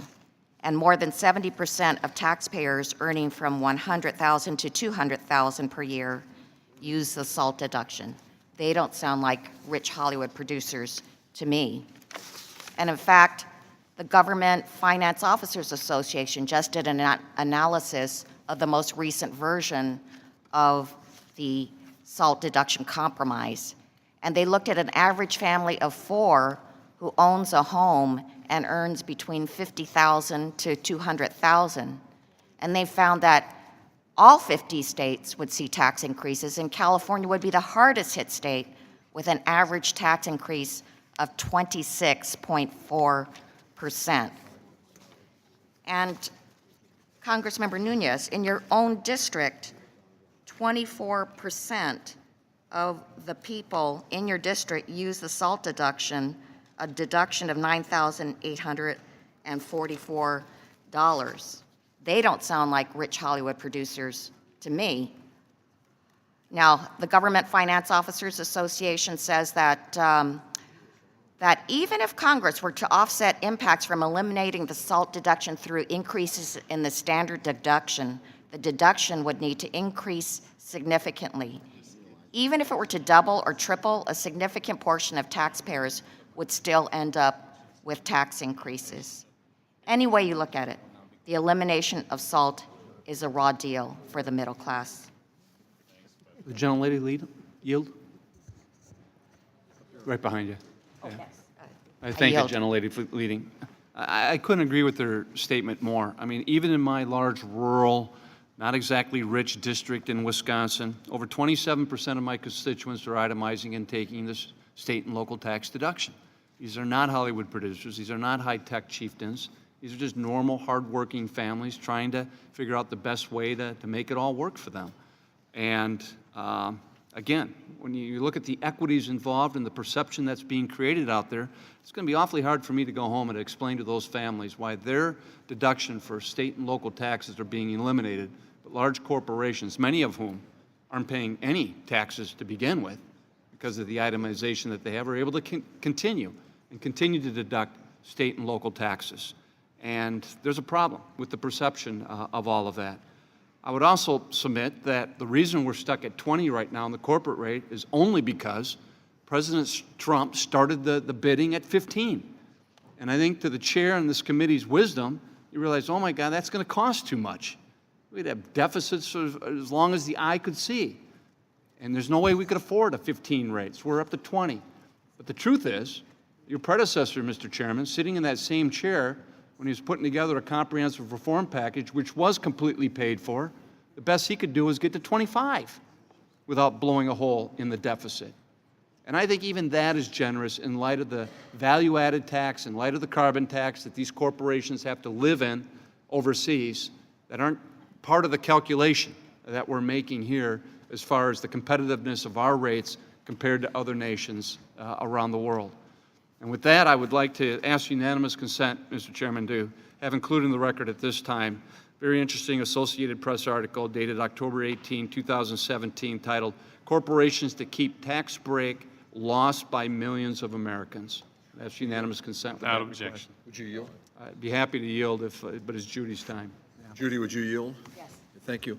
Mr. Burkholz, Ms. Chu pointed out that my friend, and it truly is my friend from California, his district, 24% of the people take a deduction, and if this were to go away, they would lose about $10,000. Also, California is a donor state. We get 87 cents back for every dollar we send to Washington. If this loss of a deduction goes through, would California become more of a donor state than we already are? Mr. Thompson, I'm sorry, but the Joint Committee doesn't analyze changes in tax liabilities by state or congressional district. And as I've noted, there are pluses and minuses within each of the income groups. So I couldn't say on net whether what happens to California. California's income distribution is different than the than the national income distribution. Thank you. I'll take that as a yes. And what I presented. Oh, I wouldn't do that. No, what I presented was that on average, across the income distribution, there were net tax reductions in every income category. So I really can't say. I'm sorry. So, members, my intent is to recognize Mr. Curbelo, and then if there are no others wish to speak on the amendment, to have the vote move to the next committee, or next amendment, excuse me. My hope and intention is to continue amendments through the vote series tonight, come back and do that vote series, recognizing that will, at this pace, require us to go very long tomorrow. I think it's important for us to do as much of this during the daytime hours as possible, but we want to make sure we get these amendments in and continue the work. So my encouragement is to let's make sure we're getting these amendments out. We're having a good, thorough, open debate, but we're disposing of them and moving in a good, thoughtful, timely way. Mr. Curbelo? Thank you, Mr. Chairman. Just a couple quick questions for Mr. Bartold. Mr. Bartold, this amendment that's under consideration now, do you consider it likely that it would cost jobs, it would cause job losses? Sorry. Mr. Curbelo, we haven't done any macroeconomic analysis on any of the proposals. The general thrust, as was pointed out, was to increase corporate tax burden relative to the chairman's mark. The chairman's mark relatively decreases the corporate tax burden. I can't tell you where this proposal would end up. You could still be at a net decrease in the corporate tax burden. And as a general matter, net decrease in effective marginal tax rates on corporate investments should generally be pro-growth. So I don't have an answer for it. Could it have the Those are effect of shifting jobs from higher tax states to lower tax states? The deductibility across states, it would increase without completely thinking through all of the state taxes. It would generally accentuate differences in effective marginal tax rates on income allocated to different states. So it could lead to some planning of future investments that would change across states, yes. So it could benefit states like Florida and act to the detriment of states like New York and New Jersey, for example? New York, if you're taking New York as an example of a higher business tax state and Florida a lower tax state, that would be the thrust of the analysis. Thank you, Mr. Bartold. I yield back, Mr. Chairman. Thank you, Mr. Curbelo. Does anyone wish to speak on the amendment? If not, the question is on agreeing to the amendment offered by Mr. Kine of Wisconsin. All those in favor signify by saying aye. Aye. All those opposed, no. No. In the opinion of the chair, the noes have it. Pursuant to Committee Rule 19, further proceedings on the amendment will be postponed. Are there additional amendments to the amendment in their nature of a substitute?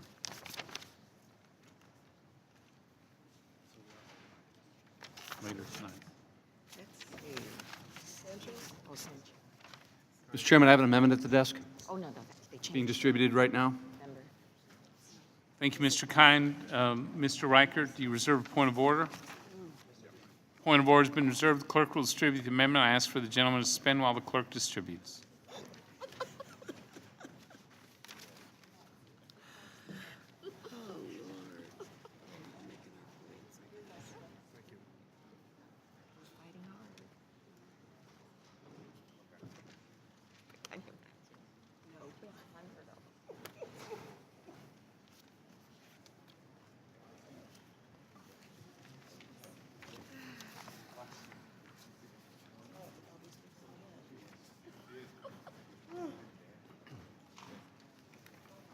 Does the gentleman from Washington continue to reserve his point of order? I do not withdraw. The gentleman withdraws his reservation.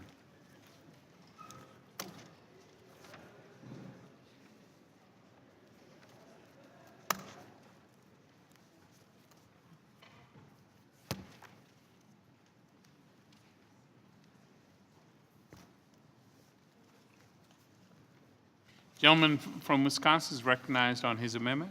Thank you, Mr. Chairman. Mr. Chairman, my amendment is very simple. This would restore what is being eliminated under the Chairman's amendment, which is the work opportunity tax credit, and would be offset and paid for by a commensurate increase in the corporate tax rate.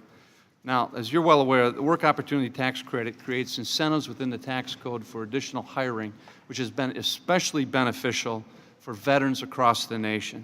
In fact, according to recent estimates, work opportunity tax credit has resulted in 150,000 additional veterans being hired by businesses large and small within the last year alone. On top of that, because of the hiring, the incentive that goes in and the hiring of individuals, it is estimated to save federal and state governments over $184 billion in entitlement spending over 10 years because of the reduction of recipients in TANF, in SNAP, in Medicaid, and in public housing vouchers. A tremendous cost saving given the incentive that we're trying to restore with this and also fully paying for it. Listen, I think all of us are aware, given the work we do in the veterans community in our respective districts and states, how difficult that transition is for veterans who have been deployed, many in combat situations, trying to reintegrate in civilian life. And one of the best things that research has found that helps veterans make that oftentimes difficult transition is a meaningful job that gives them self-fulfillment, an opportunity to join a team and to contribute back significantly within their community. The work opportunity tax credit has performed that role by creating incentives for businesses large and small to reach out and make these veterans hire so that they're not lost in that transition. We think it's a common sense amendment over certain incentives that need to be preserved in the code, especially given the impact that it has. We know that there are reasons why incentives exist in the tax code, and that is to encourage certain behavior. Estimates now are coming out that with the elimination of the work opportunity tax credit could result in tens of thousands of veterans not being hired by businesses because of the lack of incentive within the tax code. So I would encourage my colleagues to take a look at this. It is offset, so it doesn't add to the budget deficit by a sharp, small increase in the corporate rate, which again, as I mentioned in the previous amendment, the previous Republican chair thought the corporate rate could be at 25%, not at 20%, and still keep our companies competitive globally, still move jobs back home overseas, and still retaining the jobs that exist here right now. So with that, I would encourage adoption of this amendment and yield back my time. Thank you. Mr. Smith, you're recognized to speak on the amendment. Thank you, Mr. Chairman, and certainly all of this debate here taking place right now, exchange of ideas, I think we need to discuss these items. I oppose this amendment.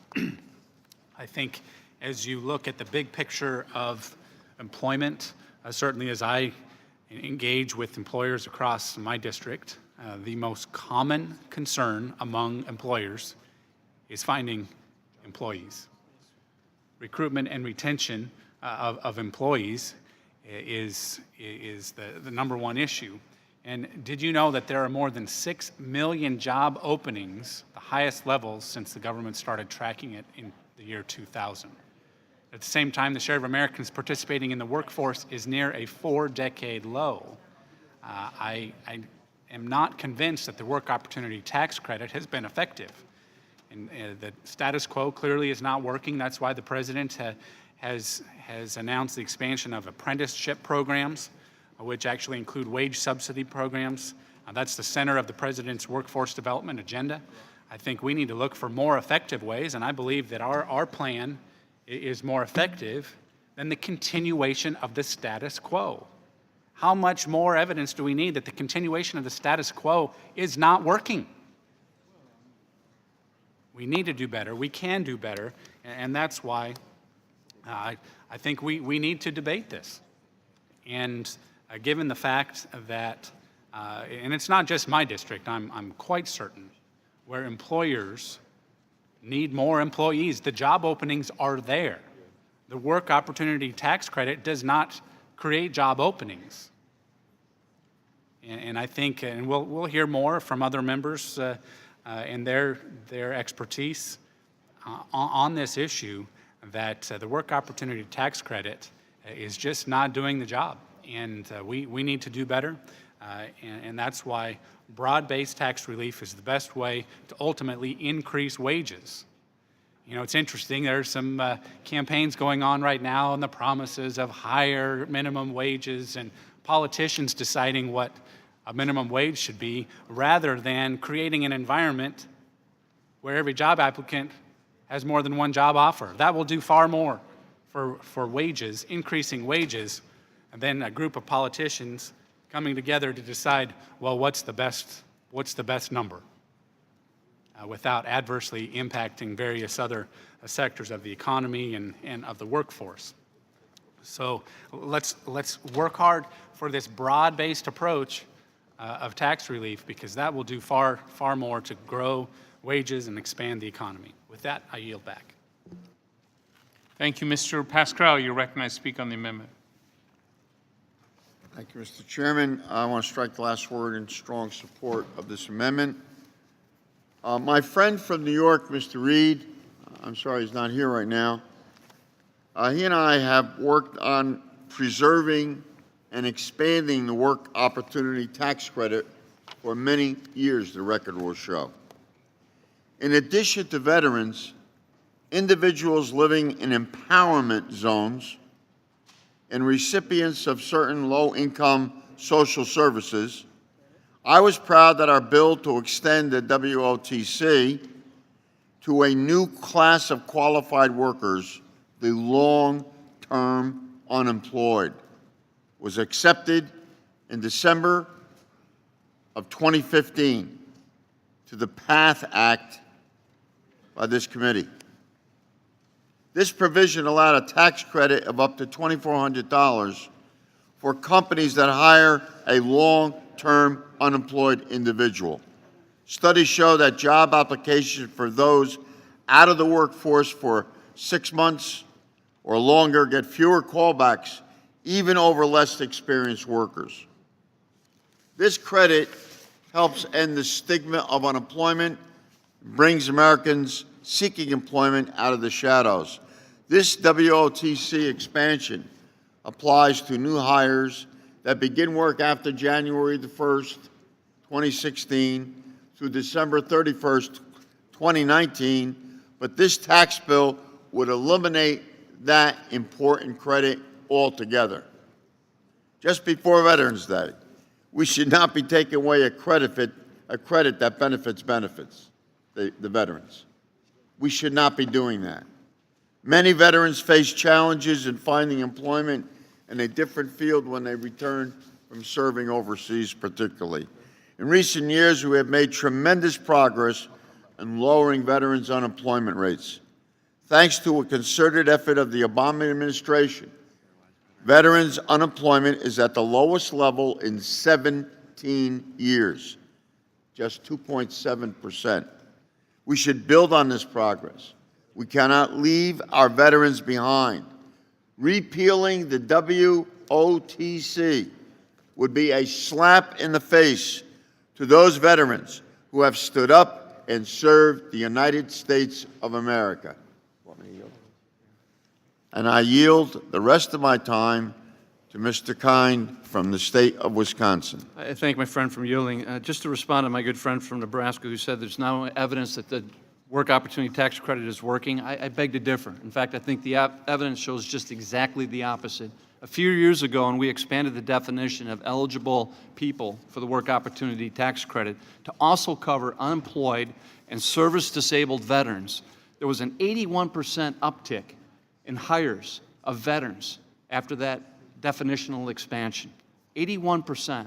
And a little ironic that today, when many states are thinking about applying for waivers to start for the first time a work requirement in the Medicaid program, the work opportunity tax credit also covers these eligible groups, those who are receiving SNAP, TANF benefits, SSI recipients, ex-felons, vocational rehab programs, and it's encouraging employers to hire them.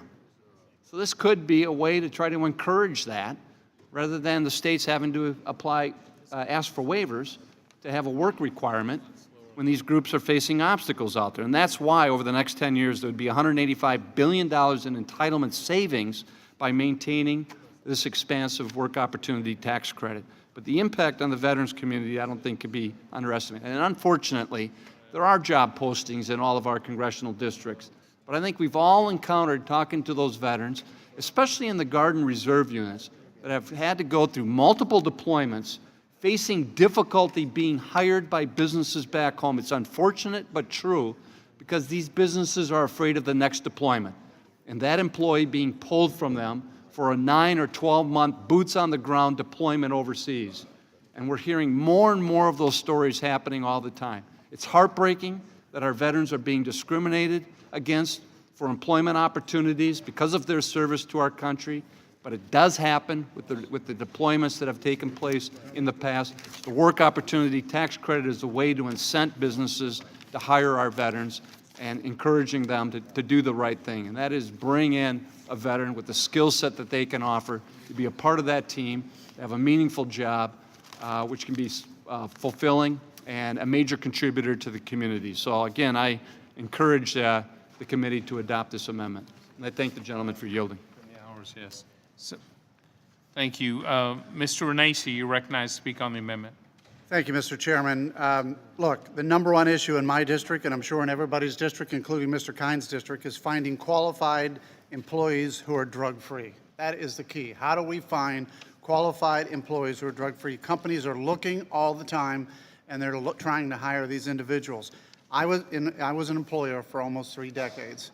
I can tell you how the Work Opportunity Tax Credit works. I can tell you how it worked for me. We were looking for employees all the time. We hired employees who were qualified. We brought them in, veterans, all of those. And in the end, at the end of the year, we hired a company to go back and look at everyone who qualified for the Work Opportunity Tax Credit, because we were hiring people to fill jobs. So the tax credit was actually a bonus at the end.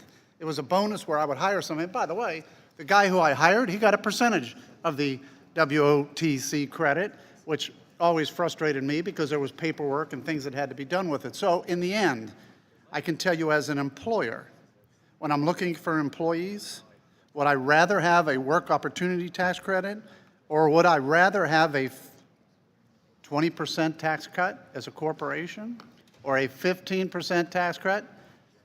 I'm going to tell you what I would rather have. I'd rather have the tax cut, which allows me to employ more people, which allows me to employ more veterans, which allows me to make sure I'm making the decision, and I'm going to work as hard then to employ veterans and employ those disadvantaged, because in the end, employers are looking for these individuals. So, look, we continue to talk about gimmicks and ganders and all this other stuff, but the facts are the facts, and I'm sure that anybody else that's ever employed anybody, especially, I had 3,000 employees at one point in time.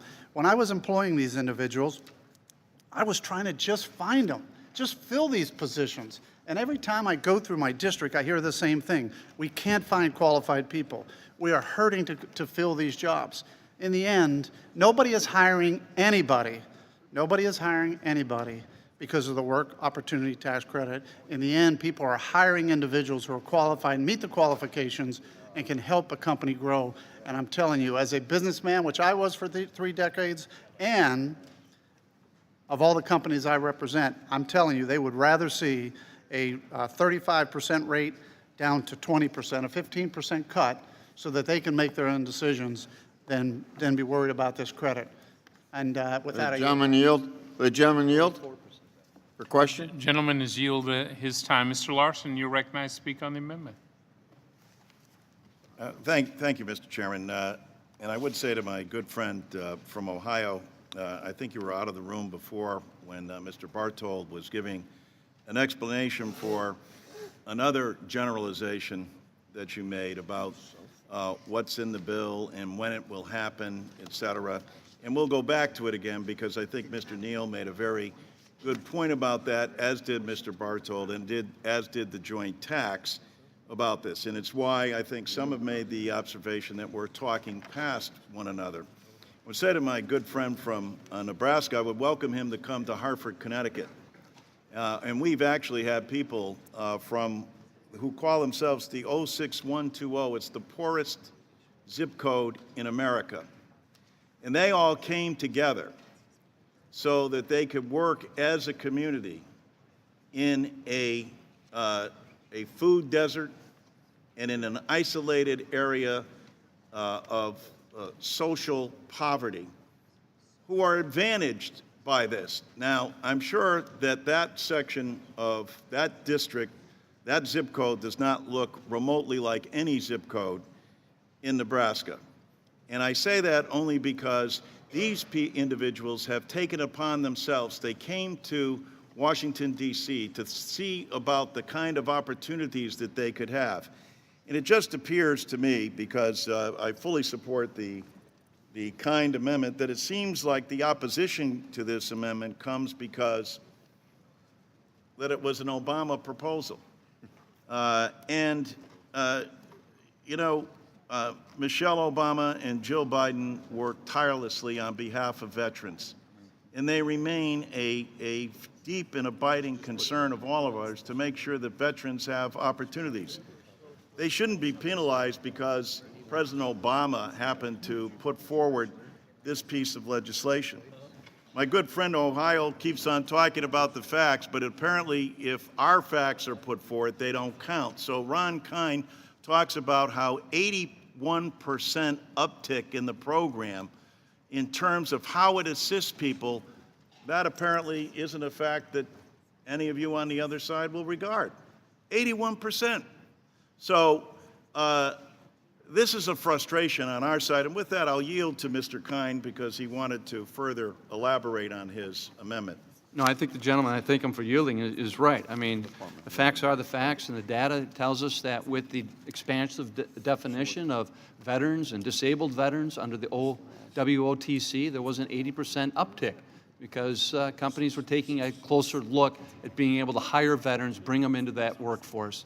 And unfortunately, again, we're seeing too many instances because of the repeated call-ups and deployments of these veterans of companies hesitating or holding back the hires of veterans because they're afraid of the next time that veteran's going to be called up, sent off for a 9 or 12-month boots on the ground type of deployment. This is happening, unfortunately, and it shouldn't. But if this tax credit is a way to get the companies to think anew, to take a look at the value that our veterans can bring to the workforce, then why mess with it? And I think the average person back home, if you ask them, do you think it's right and decent that we have within the federal tax code some incentive for companies to hire veterans? I think the average person would say, yeah, they would support that. But I also think the average person, when told that working families are going to be denied a deduction of state and local tax, but corporations are going to be able to keep it, they're going to have a problem with that optics and that disparity and what's going on with the code. So again, I'm trying to help you here as far as the politics back home. You know, encourage you to keep a very popular veterans tax credit for hiring veterans, which I think we'd all like to see more of in our community, so that they're not on SNAP, so that they're not in TANF, so that they're not on some other program that costs tax dollars some other way. And I'd be happy to yield to my friend from Massachusetts. I certainly am in support of Mr. Kine's amendment, and I would ask permission, Mr. Chairman, to have inserted into the record a letter from the Paralyzed Veterans of America who are opposing H.R. 1, the Tax Cuts and Jobs Act of 2017. Without objection. Gentleman, yield back.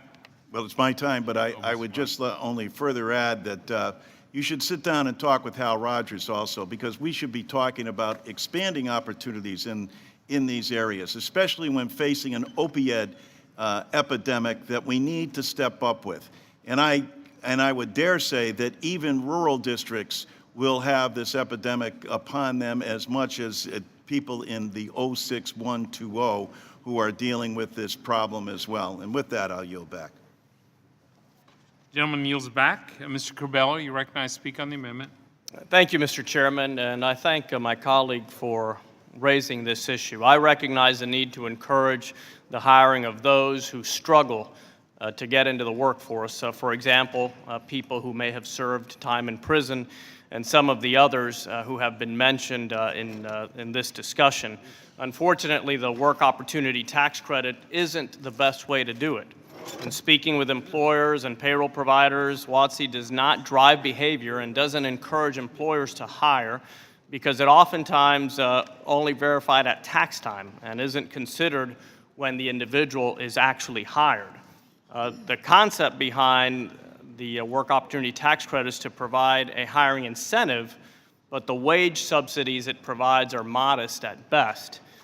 Instead, this committee worked in a bipartisan manner, and I was proud to team up with Dr. Davis to pass in the House H.R. 2824, the Accelerating Individuals into the Workforce Act, passed the House by an overwhelming 377 to 34 vote. H.R. 2824 does what the work opportunity tax credit cannot. It supports employer-led partnerships with state and local agencies to hire recipients from the Temporary Assistance for Needy Families TANF program, which includes those having returned from prison, providing recipients with highly valued work experience, apprenticeships, and on-the-job training to make them successful in the labor force. It sets aside 15% of funds for programs that offer Workforce Innovation and Opportunity Act-defined career pathway services, which was a Democratic amendment to the bill. And it also provides a substantial wage subsidy equal to no more than 50% of the wage, while the other half of the wage would be paid for by the employer or with state or local funds. I think these are the types of programs, of ideas that we need to promote to truly help these individuals get into the workforce. A program that employers will be aware of and will actively take advantage of, not learn about after they have already hired individuals who may or may not qualify for the work opportunity tax credit. So I do thank the gentleman, because I think all of us in this committee, all of us want to help these individuals who struggle the most to get back on their feet, to get to work. We want to help them, but I think we should find for the programs, for the ideas that make it most likely, most efficient to help these individuals, and quite frankly, that help them the most. So I would propose that instead of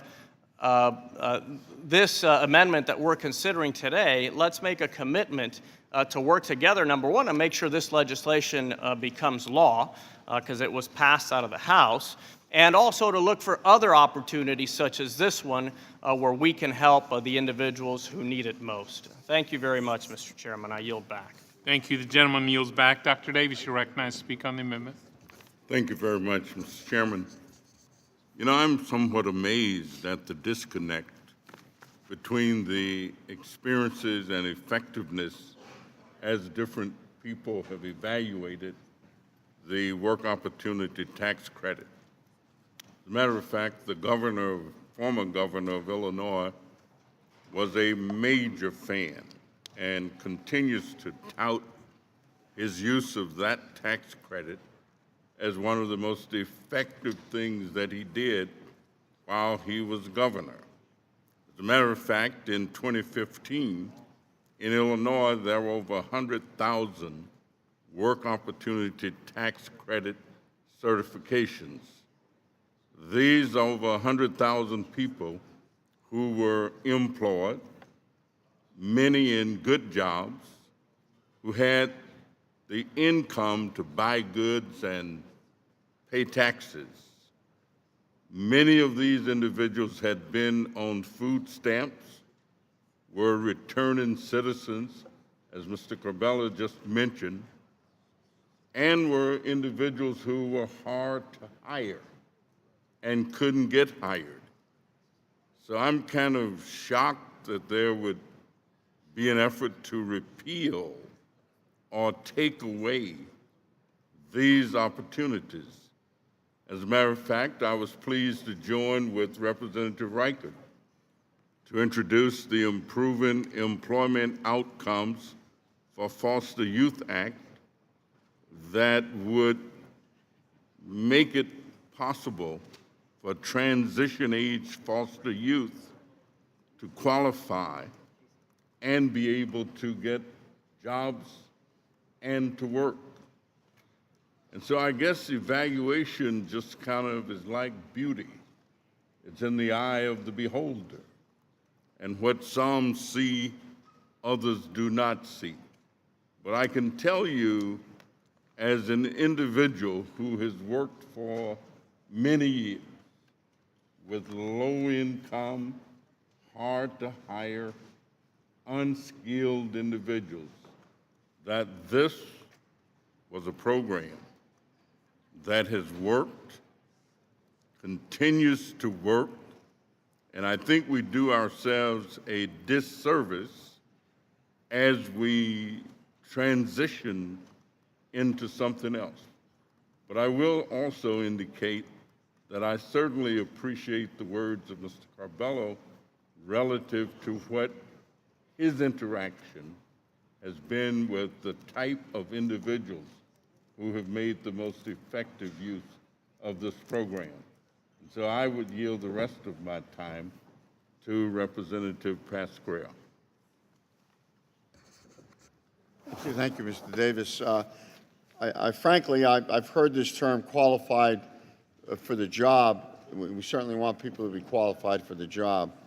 Now, are you telling me, my friend from Ohio, that you'd rather have a tax cut go to the proprietor, to the employer, and then he'll make that decision whether he's going to add on individual personnel. What happened in 2001 and 2003 was not what I just described. Corporations, individuals, etc., got tax cuts. They did not move into brick and mortar, and it did not hire other employees. These are 6 or 7 great programs that have been working in our streets. And I know when you're millions of miles from densely populated areas, you have to come back and see what the heck these programs are doing rather than just read about them. These are valuable programs, and you're taking them away and saying, well, we'll probably accomplish much more if we just give the proprietors a tax cut. Well, they had situations before these programs that they weren't hiring these very people we're talking about. Veterans, ex-felons, vocational rehab, referrals. These are people every day. These are members of our own families, perhaps, our own neighborhood.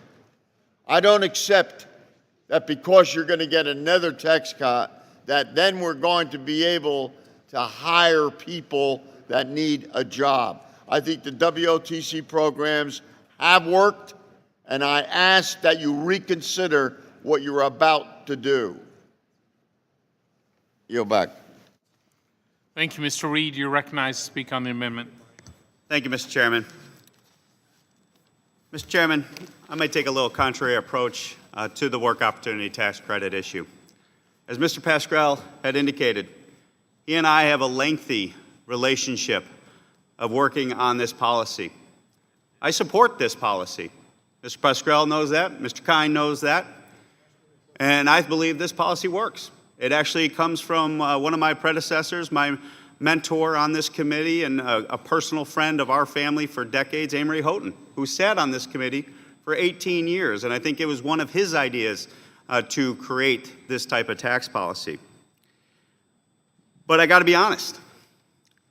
What I think you're going to see here today, and this is the beginning of it, is that these difficult issues, these difficult positions that we have supported are going to be put in front of us, and the other side is going to say that we're taking away policies that help vets, we're taking away policies that help workers. But the question I have back to you is, if we adopt this amendment, will you support the bill on the floor of the House to make sure this priority you say is so important to you that it's in here, and that you want us to vote against our own policy that we actually support? I know what's going on here, ladies and gentlemen. They are going to want to put me on the record to vote against something that I have supported. It's the politics of Washington, D.C. Will the gentleman you're going to yield see. Not on yet. that question? Not yet. Because this is the game in D.C. that has brought us to gridlock, that has brought us to the situation we find in Washington, where people, if you want to have a good faith negotiation and you want to find 80% of common ground and come together for solutions, I'm willing to do that. But to put this out there, and I would ask you, and I'll yield for you, for a simple question. If this gets adopted and this gets in the bill, you guarantee me, look me in the eye, because you're honorable men, that you will vote for tax reform when it gets to the floor of the House with this legislation in it. You know, I think it's a fair question. I'm going to give you a fair answer. Yes or no? This amendment is fully Yes or paid no? for. You still have a Yes or no? $2.3 trillion Reclaiming my time, shortfall as you've on your seen. tax bill. Reclaiming my That's time. not paid for. Reclaiming my time, as you've seen from the response, that was not a yes or no answer. Would the gentleman yield? That is politics. Gentleman No, yield. that is politics on display here. Would the gentleman yield? That is what is going on here. I gave the gentleman, it's my time, I gave the gentleman Mr. Reed an ample controls the time time. to say yes or no. He would support this. If this is the priority to protect vets, he would support this on the floor of the House. And what did you get? You got a D.C. response, ladies and gentlemen. You got a D.C. response that says blah, blah, blah, blah, blah, blah, blah. Yes or no? If the answer would have been yes, simply, we could maybe have a different conversation on this. But I think, Mr. Pascrell, would you support tax reform on the floor of the House? Not this bill, no. I'll yield to that gentleman. But- No. but you know what? There you I go. think you're- Reclaiming my time. Ask me a Reclaiming my question. time. Mr. Reclaiming my Pascrell. time. Mr. Reclaiming my Pascrell. Ask me a time. question. This is exactly. So no. So he's going to make us vote on very sensitive political issues. You're going to see numerous bills of these today, ladies and gentlemen. And this is the frustration I have with Washington, D.C. And this is where, if we can get 80% of an You should have agreement, asked we're willing us to go. before you put the bill together. My time, Mr. Pascrell. If the gentleman My will- time. If the Should have gentleman asked will us. suspend, member. So this is a difficult, very difficult issue that I have to face. But I'm willing to move the ball forward because I know what's going on here. I am not going to live with this any longer. I am not going to let these 70,000 pages of code sit here and saddle my people back home day in and day out with a code that's broken for the American people. I am not going to watch our American industries go overseas because of our broken tax code anymore. And I'm not going to engage in this political theater any longer. So with that, Mr. Chairman, I can't support this amendment, even though I do support the work opportunity tax credit. I do recognize the positive return it has on a lot of folks. But at the end of the day, I'm going to move the ball forward on tax reform, and I will come back and I will continue the fight to make sure work opportunity tax credit continues after tax reform is done and we deliver immediate relief to the people I represent back home. And with that, I yield back. Gentleman yields back. Mr. Pascrell, do you wish to speak on the amendment? Thank you. And before you speak, if I may, and I'll give you back your time. Yes, sir. Out of courtesy and respect, let's let the members finish their statements, then ask them to yield. We can have this just respectful conversation. Mr. Pascrell. Thank you, Mr. Chairman. Oh, Mr. Mr. Pascrell, if I may, since you've had time to speak, could you have another member yield? Ms. Sewell is next. Perhaps she can begin. Mr. Speaker, before I yield to the gentleman from New Jersey, I just wanted to answer the colleague's question with respect to whether or not we could vote for the bill. I think that the time to have asked that question was when we decided to put together a tax reform bill. I mean, the whole point is that it's a lot of complications in the tax code. Your stack of books over there, it shows that. And so only one party decided to figure out what the winners and losers would be, what sections you guys would choose. And that's not fair. It's not fair to the people that I represent. It's not fair to your people, to the people that you represent as well. The reality is that we should have done this in a bipartisan manner in which we all talked about the various sections of the code and were able to have hearings to hear from experts about that. I'm going to yield the rest of my time to the gentleman from New Jersey. Thank you. My friend, Mr. Reed from New York, great state of New York, great congressman. These are tough votes you're going to have to take. I mean, we have many, many more amendments. And you're going to have to make a decision, as I'm going to have to make a decision, as to whether or not this really does improve the ability of folks to either get jobs, improve their jobs, or creating jobs here in America. You're going to have to make that decision. You've already said that these are programs that are darn good. We already established that. But to ask me whether or not I'll vote for the bill, if I vote for this, would you vote for the bill? Well, we got a lot of other amendments. I mean, it doesn't come close to the $1.1 billion in the SALT thing. I mean, there's a lot of things that have to be changed here for me to even think about it. And what the gentlelady just said, it would have been a lot easier if we did this together beforehand, as was done in 1985, when they worked 2 years prior to the legislation coming to the floor, and Senator Bradley coming together with President Reagan, coming together, Tip O'Neill coming together. I mean, they had to work to do this. They didn't do it this way. You know they didn't do it this way. So isn't it the real D.C. game, the D.C. political game, making a provision about struggling workers all about you? It's not all about you. It's not all about me. And Mr. Reed, you know that. You know that it's a good program. The program didn't get worse because of this amendment, this bill, rather. The program didn't get any worse. It didn't become any worse. I have the statistics here of what's happened over the past several years with this program. Each of them. And I'll be darned if you'll get me to admit that a tax cut is going to solve any problems that exist in any of these programs. The same old story. In fact, you go back to the debate of 2001 and 2003 when I was here, it's the same presentation and changed a few numbers, changed a few dates, and changed a few names. It's the same thing. Give the people back their money. They'll know what to do with it better than us. In other words, undercut the government, make the government more disrespectful from the people. This does not help the situation that we are in. I defy you to show me how you are going to show me statistics that cutting the taxes is going to help put people to work. You can't show me the statistics. You don't know it. I want to cut taxes. There's not one person up here that's not going to vote for a cut, that wouldn't vote for a cut in the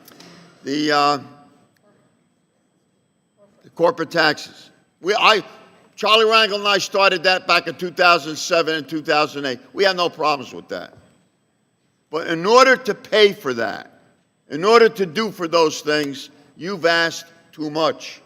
You should have asked us before. Now you got the problem. You got guys retiring have been the bulwark of this Congress. They're leaving. What do you think? They're leaving because of the weather? Because they're too old? I'm old. They're not old. They're leaving. They're leaving. And they're leaving for a reason. I know I'm not that old. They're leaving for a reason. They're leaving for a reason. Come on, Mr. Reed, you've been with me on this for so many years. You can't turn your back on these guys. Gentleman yield. I'm not turning my back on them. And the gentleman yield? Yes, sir. You know I love you, and I work with you. Prove it. But this is the time to have that conversation. If you're sincere about coming to a yes, don't do the one-off political theater. Let's see what you got. With that, I yield. So it's not unconditional love, let me just say, Mr. Pascal. So, Mr. Doggett, here's my intention to recognize Mr. Doggett. If there's no other members who wish to speak on the amendment, we'll continue to proceed with the process. Mr. Doggett. I yield to Mr. Kind. Well, I thank my friend for that. Just to wrap this up, Mr. Chairman, listen, I believe in the sincerity of my good friend from New York, Mr. Reed, and his belief in this program and the work that he, Mr. Pascal, and others in this Congress have done. It has proven its worth. Amo Houghton was a friend of mine, as he was with everyone else who served on the committee. He was nothing but class, a former Marine veteran himself, who was the father of this program. But don't discount my sincerity or the other people's sincerity when we are worried about the elimination of this tax incentive that is meant to hire veterans and disabled veterans and get them back into the workforce. This isn't a political game that's being played here, and you called it a political game. The one-off amendment. Well, gentleman yield. I do respect the gentleman's sincerity and Mr. Pascal's sincerity in this program. I've seen it firsthand, and I pledge to you after tax reform, after we get through this process, I'll continue to work with you in regards to this program. I appreciate that. But what is becoming all too frequent around here, Mr. Chairman, is the political game that's being played behind closed doors on complicated issues like comprehensive tax reform, which will have a consequential impact on every living human being in this country, and not one hearing, and no proper vetting, and no real solicitation of any bipartisan ideas to put a bill together, which is hard and complicated, and then suddenly having a major change to the code in over 31 years dropped in our lap late Thursday night for the very first time for us to finally see what's in it and what isn't in it, and then expecting us to make snap judgments. That's the political game that's being played in Washington. And the legion of lobbyists are lining up at your doorsteps to protect their interests in this legislation. And it's reflected in so many provisions. That's what troubles me about this whole process. There is a better path forward, more bipartisan, doing our homework, running towards the criticism, as I said before, to get the feedback on the intended and the unintended consequences of what's being proposed with this comprehensive reform package. That's the world I wish we were living in here, but unfortunately, it isn't today because of the politics have become so perverted and so one-sided. And somehow we got to figure out a way to get back to that place where we can work together in some common interests, because I think there is commonality in taking a serious run at the code in over 31 years to simplify, make it more competitive, and also make it more fair for for people back home. And I yield back to my friend from Texas. Well, I thank the gentleman for his comments. I must say I'm a little confused by the comments of the gentleman from New York and some of his colleagues, because the last chapter in this occurred about 5:45 last night when we were presented a 33-page amendment from the chairman that had never been shared with us before, where we were declined the opportunity to even get a few minutes to review the amendment. And we mainly heard from our Republican colleagues their praise of the chairman for all the great things he put in the amendment. Well, you didn't have to negotiate with the Democrats. You could have negotiated with your colleagues and put in the work opportunity tax credit in that 33-page amendment. I can tell you Wall Street banks did rather well in that amendment.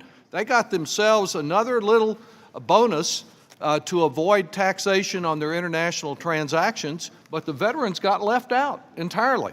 So did those families that are involved in adoptions. The adoption tax credit, it was totally omitted from those 33 pages. So did students who have interest on their loans and are buried in debt, or their parents. They can no longer deduct student interest on those loans. So did those individuals who are given the opportunity by their employer to go to a community college, maybe for a welding, maybe for a health degree in order to advance within their job.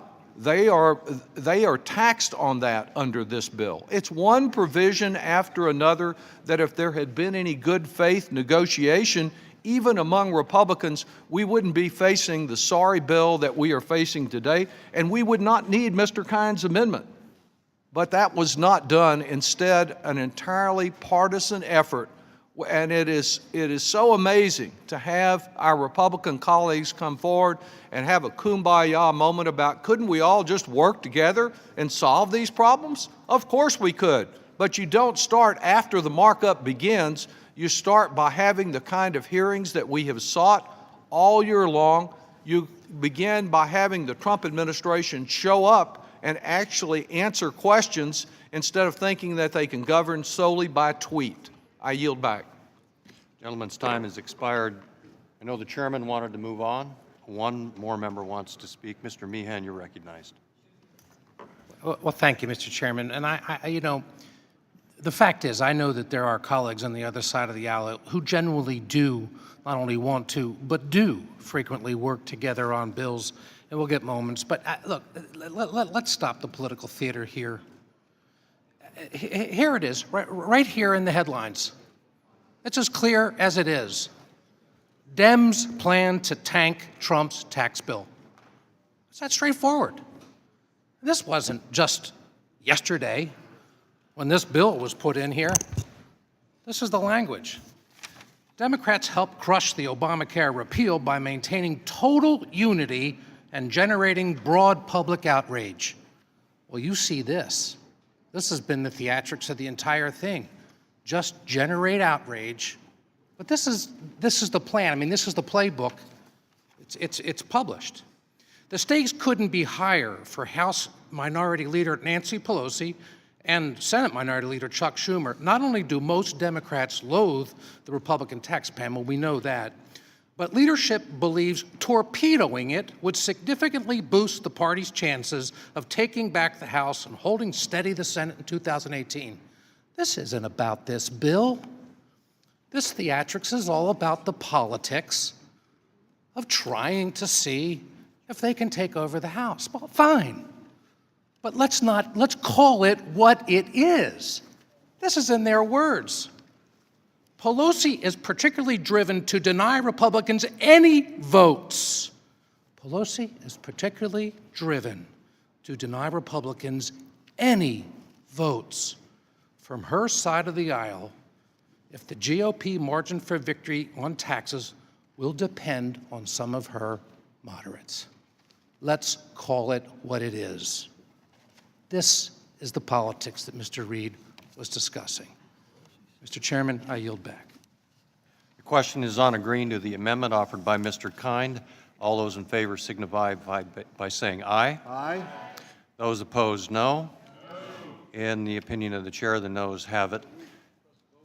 If a roll call vote is demanded, It says right here in the script, pursuant to the committee Rule 19, further proceedings on the amendment will be postponed. Are there additional amendments to the amendment in the nature of a substitute? Mr. Chairman, Ms. Sanchez, you're recognized. I have an amendment at the desk. Mr. Paulson. Mr. Chairman, I reserve a point of order. The clerk will distribute the amendment, and I ask the gentlelady to suspend while the clerk distributes.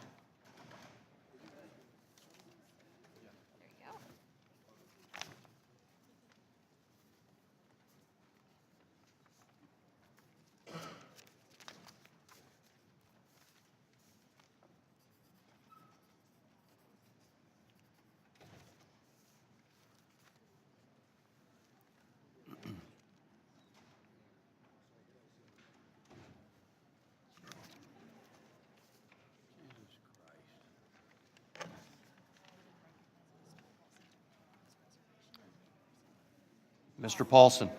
Mr. Chairman, I withdraw my reservation. Gentleman withdraws his reservation. The gentlelady is recognized for 5 minutes on her amendment. Thank you, Mr. Chairman. My amendment would fix this bill's woefully inadequate child tax credit provision, and my amendment is based on the excellent work that Congressman Rosa DeLauro has tirelessly pursued for years. When Ways and Means Democrats were summoned to the White House to meet with the president, he told me that I would love this child tax credit so much that I would call him personally and thank him. Well, guess what? I never made that call because I don't love this plan. I hate it. The bill before us today is full of hollow changes designed to sound like they are helping the middle class, but in reality are giveaways to their wealthier neighbors. It leaves the most vulnerable in our country to fend for themselves. Currently, the child tax credit provides families with $1,000 per child under the age of 17 and is only refundable up to 15% of income above a working parent's first $3,000. In other words, a single parent working full-time, year-round minimum wage job while taking care of 3 kids will never receive the full credit, and many low-income families will never see a dime of benefit from the child tax credit because they simply do not earn enough. Instead of improving the credit and placing it within reach for working families, Republicans would do the opposite under their proposal. While the credit would be expanded to $1,600, the restrictive eligibility requirements that prevent low-income families from claiming the credit would still remain in place, and the new quote-unquote family flexibility credit created under this bill would expire after only 5 years. Many families of enlisted military members with more than 2 children would continue to be ineligible for the full credit, and rural families as well are left behind because many do not earn enough to qualify for the full credit. Adding insult to injury, more than 4 million low-income immigrant workers would no longer be able to claim the credit for their U.S. citizen children. My amendment would ensure that all families are able to benefit from the child tax credit by removing the arbitrary $3,000 earning threshold and expanding accessibility to the refundable portion of the credit. It would also target resources at the young families that need the help the most by establishing a $3,600 fully refundable tax credit for each young child under the age of 6, and accelerate the delivery of this credit to young families and ensure the size of the credit grows with inflation, because what you can buy with $1 today is not what you can buy with $1 tomorrow. This amendment ensures that the U.S. citizens in Puerto Rico who pay federal payroll taxes qualify for the child tax credit beginning with their first child, because currently they only qualify beginning with their 3rd child. The bipartisan, bicameral Congressional Task Force on Economic Growth in Puerto Rico recommended this change, and with the recent devastation we've seen there due to Hurricane Maria, this expansion of the credit is needed now more than ever. 64% of young children in Puerto Rico live below the federal poverty level. That is a crime in a country as wealthy as the United States. We need to commit to the well-being of American children both in our states and in all our territories. Finally, my amendment would make the proposed family flexibility credit permanent and ensure millions of low-income immigrant families do not lose access to the credit. This tax proposal that is before us today is stacked against working families in countless ways. But we can do one thing to truly help working families. By adopting my amendment, we can at least make sure the child tax credit helps the families that need it the most and keeps pace with increased costs over time. I want to thank the chairman for consideration of the amendment, and with that, I will yield back the balance of my time. Gentlelady has yielded. Mr. Smith from Nebraska is recognized for 5 minutes to speak on the amendment. Thank you, Mr. Chairman. I oppose this amendment. I think that it goes to a level that ultimately becomes less effective. I think it's important to know what the underlying bill actually does do, and that is that the underlying bill increases the child tax credit 60%. I repeat that. The underlying bill increases the child tax credit 60% from $1,000 to $1,600. It makes it refundable where it previously was not. That refundability is indexed, which has already gained value, and it adds the family credits worth another $300 to $600, and along with the increase to the standard deduction that will lower a family's tax liability. So the amendment is simply not necessary, given certainly limited resources, but I think we want to look at how we can adopt policy that is actually effective and accomplishes what we want it to do. And looking at the overall expenses to taxpayers of what we are spending to help folks in need, I mean, it's almost $1 trillion a year, given federal tax dollars and state tax dollars. That's already taking place.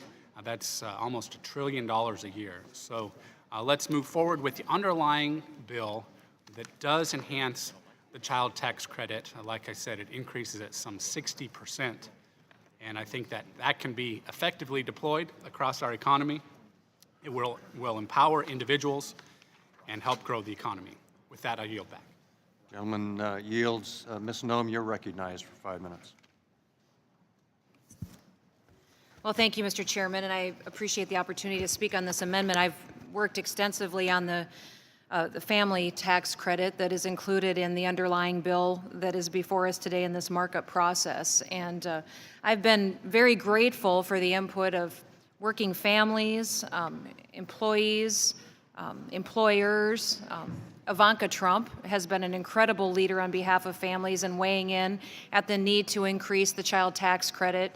And as we've spent time discussing how to address the needs of growing families and how to best address changes to the child tax credit, the provisions that we put in this bill, I think, go very far in meeting a lot of those concerns that I've had personally and that many have addressed about the child tax credit.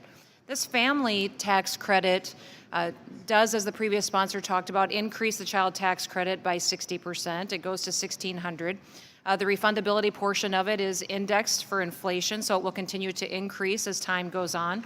It gives a $300 tax credit to the taxpayer, a $300 tax credit to the spouse, and a $300 tax credit to an adult dependent that may be in the home. So that could be an elderly parent or an adult child attending college, that they will receive a tax credit that they've never gotten before. So it's much more comprehensive and reflects the demographics of this country and the challenges that they have. That many of these families where they have one or two working adults or parents in the home, that they're getting credit for that as well as an elderly parent that may be living with them and having a real impact on the family finances as well. So the increase I've been very glad to see put into place, and a component that wasn't mentioned is how many more people we are qualifying for this credit. We have raised the threshold up to $230,000 of income level, more than doubled, and gotten rid of the marriage penalty that was included in the previous tax code. So now we will have many, many more working families qualify for this family tax credit that never had the chance before to take advantage of this opportunity. We maintained the child and dependent care tax credit in the code and also made sure that the $5,000 flexible spending account that could be utilized for child care costs was dealt with as well and continued in this bill. So I am grateful for the chairman listening to those families out there that are struggling to make ends meet. The fact that there's provisions in this code that prioritizes families, that prioritizes strong families and strong futures, and this is really something that we've had to champion, and I'm grateful that we have an opportunity in this bill. When it comes to the House floor, it will put our families in a much better position, whether it's a single mom with 3 kids or a married family with 4 kids, that it's going to be maybe a single parent that has an elderly person in their household they're taking care of and a couple of kids in the home. They will have lower amount of dollars coming out of their pocket because of the provisions in this bill, because they have been prioritized and the relief has been prioritized, recognizing that they have increased costs that they're dealing each and every day. So, Mr. Chairman, I oppose the amendment because of the strong provisions that we have here providing for families that have been in this tax reform proposal that we've been debating in this markup the last 2 days. And with that, Mr. Chairman, I will yield back. Lady yields. Any other member wish to speak? Mr. Larson. Yes, Mr. Chairman. First of all, I'd like to submit an analysis offered by Representative Rosa DeLauro. I want to associate myself with the remarks of Ms. Sanchez and identify strongly with her proposal. GOP plan leaves families behind making minimum wage with multiple children. We just came off a bill where we discussed about the work opportunity credits. I mentioned the 06120. That's the poorest district in America. It happens to be in a geographic section of Hartford, Connecticut. These are the family and children that will be hurt most by these proposals. When I think there's general agreement, and clearly when we look at what Marco Rubio is proposing, and we look at what Ivanka Trump is suggesting, that there's a great opportunity here for us to come together bipartisanly.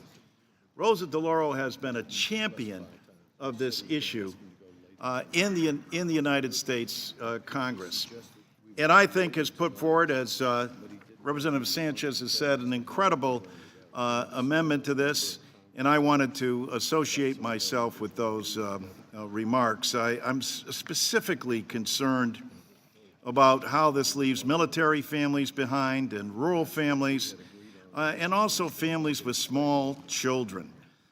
All of these are impacted disproportionately, and especially when we have the means in the wealthiest nation in the world. And how many people have I heard on the other side talk about values and how this is a statement of our values? Well, if we can't make a valued statement about children of the men and women who serve in our military, now they're the true 1%. That's right, the true 1%, because less than 1% of the nation serves in our military, our Peace Corps, our volunteer system combined.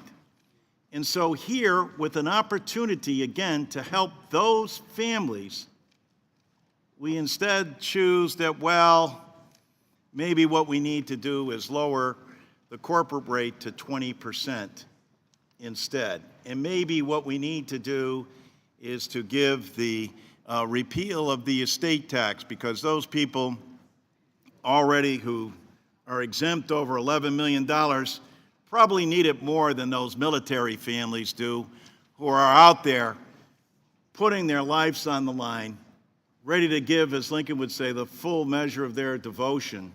But apparently in Congress, we're not ready to devote any time to them getting the kind of benefits that their children could partake in. And with that, I'll yield back. Gentleman yield. Ms. Delbeni, you're recognized for 5 minutes.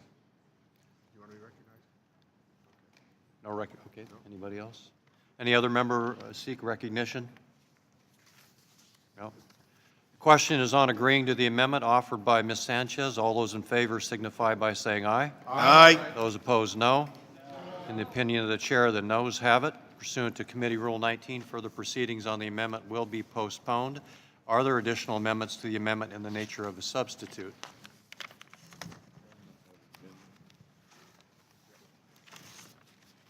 Mr. Davis.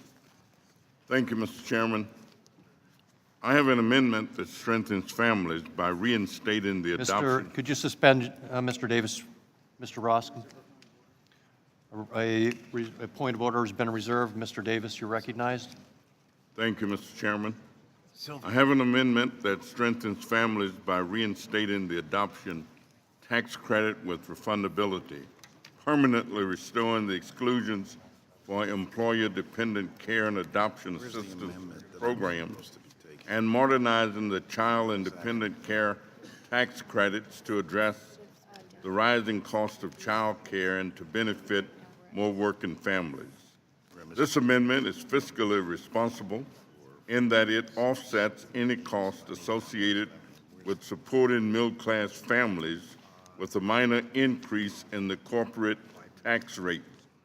The adoption tax credit is a bipartisan credit that helps families offset some of the cost of adoption, especially for children with special needs.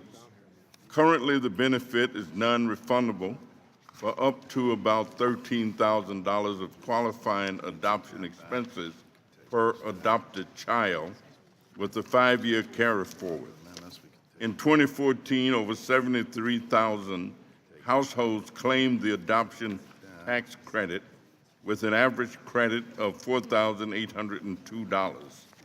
However, almost 60% of the credit went to families with incomes over $100,000, and although half of the claimants had incomes under $75,000, these adopted families received less than 1/5 of the adopted credit in dollars. This is especially problematic given that approximately half of youth adopted from foster care live in families with incomes at or below 200% of the federal poverty level. Thus, the credit as is inadvertently creates barriers to permanency for a substantial number of families. Compared to youth who remain in foster care, adopted children experience much greater economic and social well-being. Additionally, families who adopt from foster care save the federal government between $65,000 and $127,000 a year by getting children out of costly foster care and into permanent adoptive families. To restore the refundability of the credit, I joined Congresswoman Diane Black in introducing the Adoption Tax Credit Refundability Act.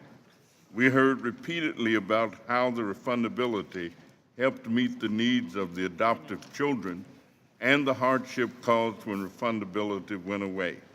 This was the case for the Levi family in Chicago, who adopted 2 foster youth with special needs, and the Owens family from Pennsylvania, who adopted 4 medically fragile children from foster care nursing homes. My amendment reinstates the adoption tax credit and incorporates the improvements from our bill so that more families can benefit and more waiting children can be adopted. Restoring refundability of the adoption tax credit is supported by 150 member organizations of the Adoption Tax Credit Working Group, and I ask unanimous consent to submit their letter of support from these organizations for the record, as well as their statement of shock that H.R. 1 strikes this critical tax benefit from families. And I would urge passage and yield back the balance of my time.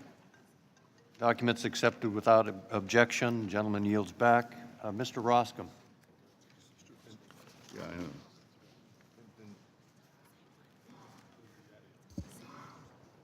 I needed Mr. Roscom to withdraw his point of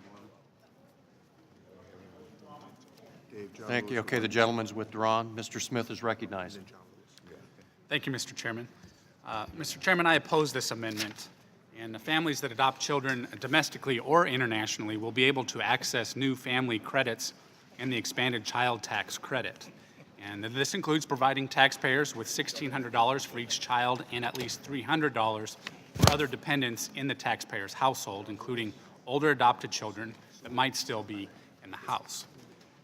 I think it's important, certainly, as we weigh existing policy with options for changes to be more effective, and really look at the numbers.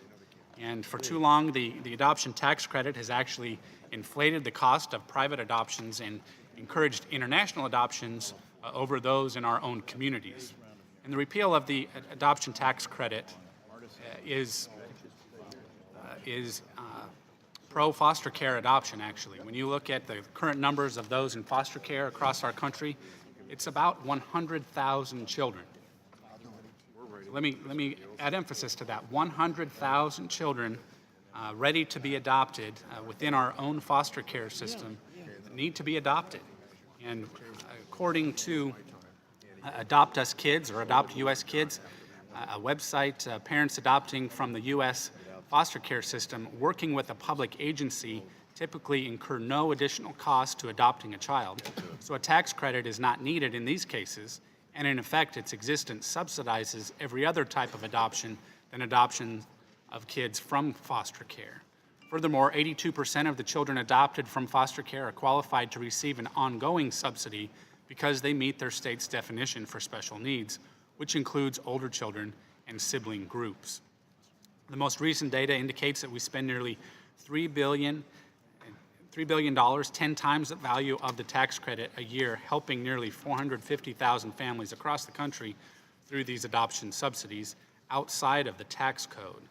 And I think it's also important to note that given the opioid epidemic that we are facing, these issues are flooding our child welfare system with children in need of loving homes.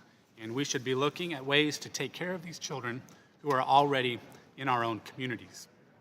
So like I said, again, there are about 100,000 kids in the foster care system ready to be adopted, and I would hope that we can pursue policies that will encourage the adoption of these needy children. And many, many compelling stories relating to adoption, and it's really, I think, what sets our country apart is the dynamic and the process of adopting children. It really has done a great deal for our country. And like I said, let's take a look at existing policy and how we might be able to work together to change that, to be more effective and get kids paired up with loving homes. Thank you. I yield back. Mr. Neal. Thank you, Mr. Chairman. I'd like to yield my 5 minutes to Mr. Davis. Mr. Davis. Thank you very much, Mr. Chairman. I want to thank the ranking member. My amendment also enhances the child and dependent care tax credit. Child care is the largest or second largest annual expense for families. The average cost of daycare for children up to age 4 has climbed to almost $10,000 a year, more than the average cost of state college tuition. For families earning the national median income, the average cost of care for just one child under 5 amounts to 18% of their income. For lower income families, child care alone can cost as much as 30% of their pay. Indeed, the Midwest and Illinois have some of the highest child care costs in the nation. Unfortunately, as currently structured, very few families receive meaningful benefit from the child and dependent care tax credit due to the extremely low phase-out level of $15,000, the low expense limits, and the loss of benefits due to inflation. For example, although 19% of U.S. taxpayers in 2014 used the Earned Income Tax Credit, a good marker for the percent of low-income working parents, only 4% of taxpayers benefited from the Child and Dependent Care Tax Credit. This 15 percentage point disparity reflects the critical need to modernize this credit. The small $600 increase in the child tax credit and the temporary reinstatement of the exclusion of employer-dependent care assistance in the bill is woefully insufficient to help address the tremendous child care costs, especially when coupled with the double taxation from repeal of the SALT deduction. The loss of critical personal exemptions, the loss of medical expense deduction, and the devaluing of housing costs resulting from the limits on the mortgage interest deduction. As the majority emphasized yesterday, child care is essential to prepare children for success and to support parents' employment.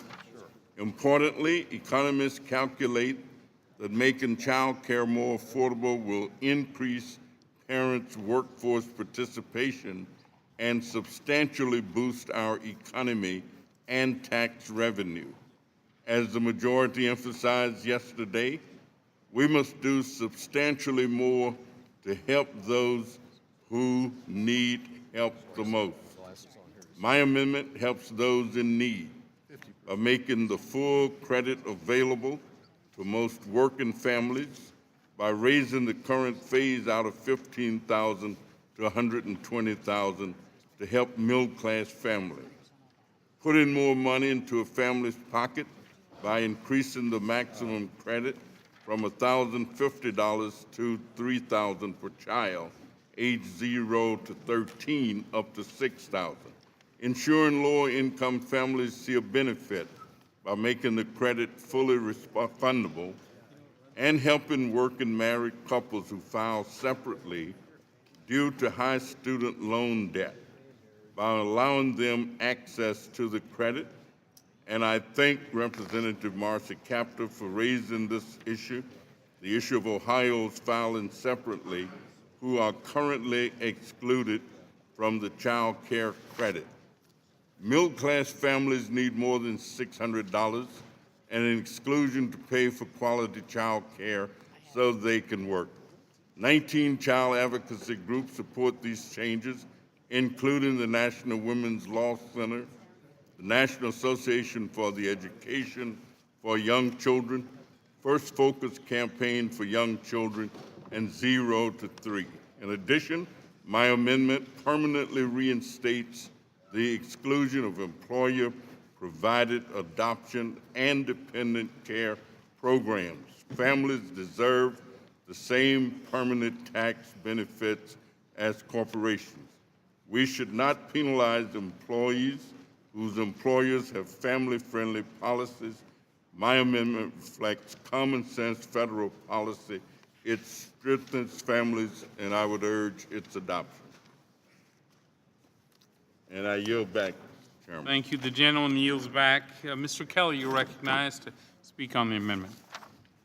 Thank you, Mr. Chairman. I appreciate the work that you and the staff have done on the tax reform bill to simplify the tax code and lower rates so that more American families can keep more money in their pockets from week to week. Now, while there are a number of worthy provisions in the bill, Mr. Chairman, I am concerned that it does repeal the adoption tax credit. Mr. Chairman, I'd like to enter into a colloquy with you on this issue. Without objection.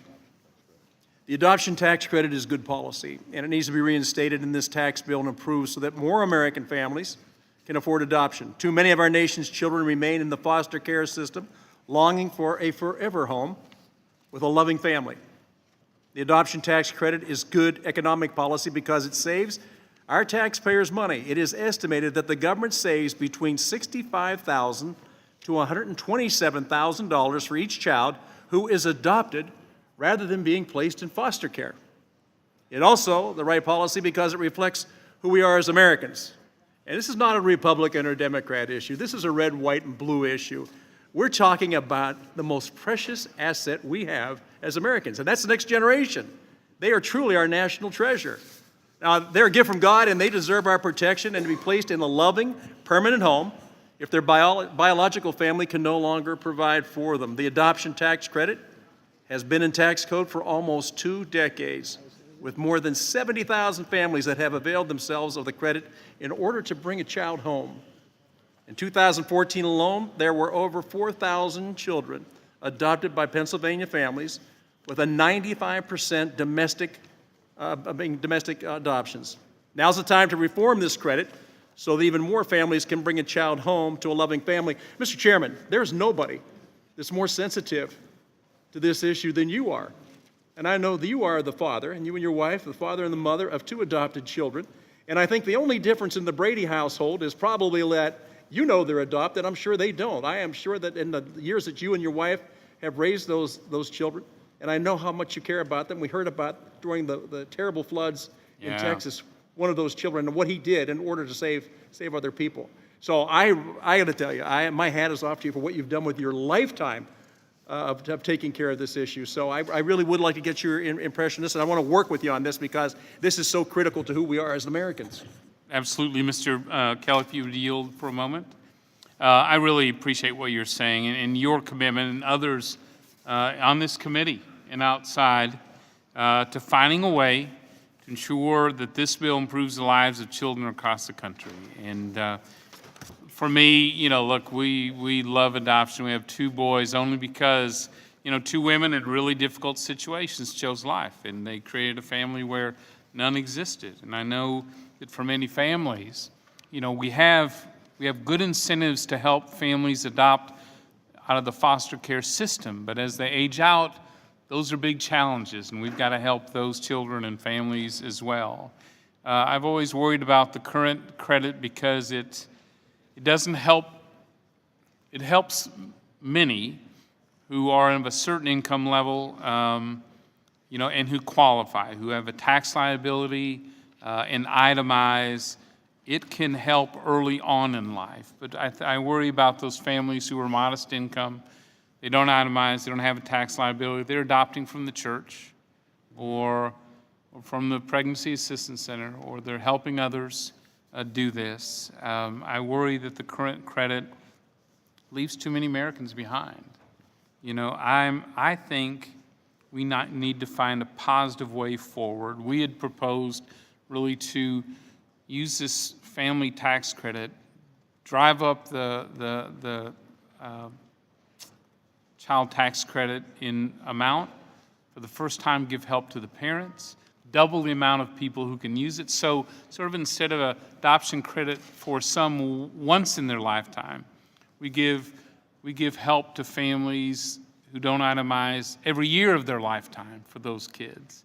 It is a debate and a discussion we ought to have. So my thought is we ought to find a way forward in a positive way in this area, because whether you're a Republican or Democrat, adoption is really critical. So I'm going to, at the end of this thoughtful discussion, propose that we not accept Dr. Davis's amendment, but that we work together as men and women to find a good, positive direction forward here. This is an area we all feel strongly about, in my view. And I yield. No time left, Mr. Yeah, I know. Well, absolutely, but I yield. But I know there's so many of us who feel this way. I also want to thank Diane Black. She's not with me right now, but she has been all over this, and she introduced her bill, H.R. 2476, that would make the adoption tax credit fully refundable.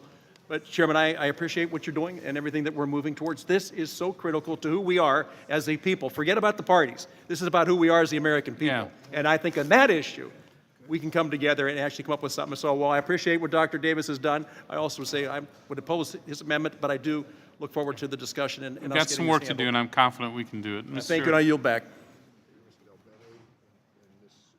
Yes, Ms. Delbeni. Oh, Mr. Lewis, you're recognized to speak on the amendment. But thank you, Mr. Chairman. Mr. Chairman, I ask for unanimous consent to submit a statement for the record in support of this amendment. Without objection. Mr. Larson, you're recognized to speak on the amendment. Mr. Chairman? Thank you, Mr. Chairman. Chair. To Mr. Davis. Go ahead. Mr. Lewis yields. Thanks. I simply want to appreciate the comments, the dialogue that you and Mr. Kelly have had, and I certainly would look forward to working with you, he, and others who would want to reach forward on this issue. I thank you very much, and I yield back. Thank you for your leadership, Dr. Davis. would you like to do next? Mr. Larson, you're recognized. Thank you, and I also thank the chairman. I commend Mr. Davis for the amendment. Thank the chairman. I know of his earnest desire to make this better and improve upon it. And I would like to submit for the record from my district the concerns of Mary Beth Dobmeyer and also from Deborah Candelora, who support the amendment. Without objection, thank you. Ms. Sewell, you're recognized to speak on the amendment. Thank you, Mr. Chairman. I ask for unanimous consent to submit for the record this letter from the Adoption Tax Credit Working Group, which represents over 100 organizations. I'd like to submit this for the record. Without objection. Thank you, Mr. Chairman. Let me first start by saying that I fully support Dr. Davis's amendment. The fact of the matter is that over 1,000 adoptions occur every year in the state of Alabama, and most of the families receive this tax credit, and so many of those families have flooded our office, I should say, for the last day or so. I wanted to read for the record some of the comments that some of my constituents have made. And before I do that, I want to again thank you, Mr. Chairman. I think no one knows more the importance of adoption than yourself. I am quite moved by your own personal story, and I can tell you that I have lots of constituents that have similar wonderful stories about their ability to adopt. In fact, one is Erica, and Erica actually called my office today and said, as an adoptive mother and as your constituent, I am asking you, no, begging you, to please save the adoption tax credit. My husband and I run a nonprofit and a small business for a living, and yet our adoption cost us more than $40,000. We brought home our beautiful 4-year-old daughter this year, and she is the most precious child, but there are millions of little boys and girls just like her who desperately need a loving family. Put simply, if the adoption tax credit could become fully refundable again, it would mean that our family would be able to adopt another child. She's joined by Greg, also a constituent of mine, who says, I am asking that you oppose the elimination of the adoption tax credit and speak with your congressional leaders and colleagues and urge them to preserve and strengthen the adoption tax credit in the tax form legislation. Likewise, Elizabeth says, in addition to saving the adoption tax credit, I am begging the Congress that you demonstrate its commitment to children and families by making the adoption tax credit fully refundable. The adoption tax credit has helped tens of thousands of parents afford adoption, making it possible for them to provide children with loving and permanent families. Without the adoption tax credit, many families will face a financial burden that may make adoption impossible. Please, please, please keep the adoption tax credit.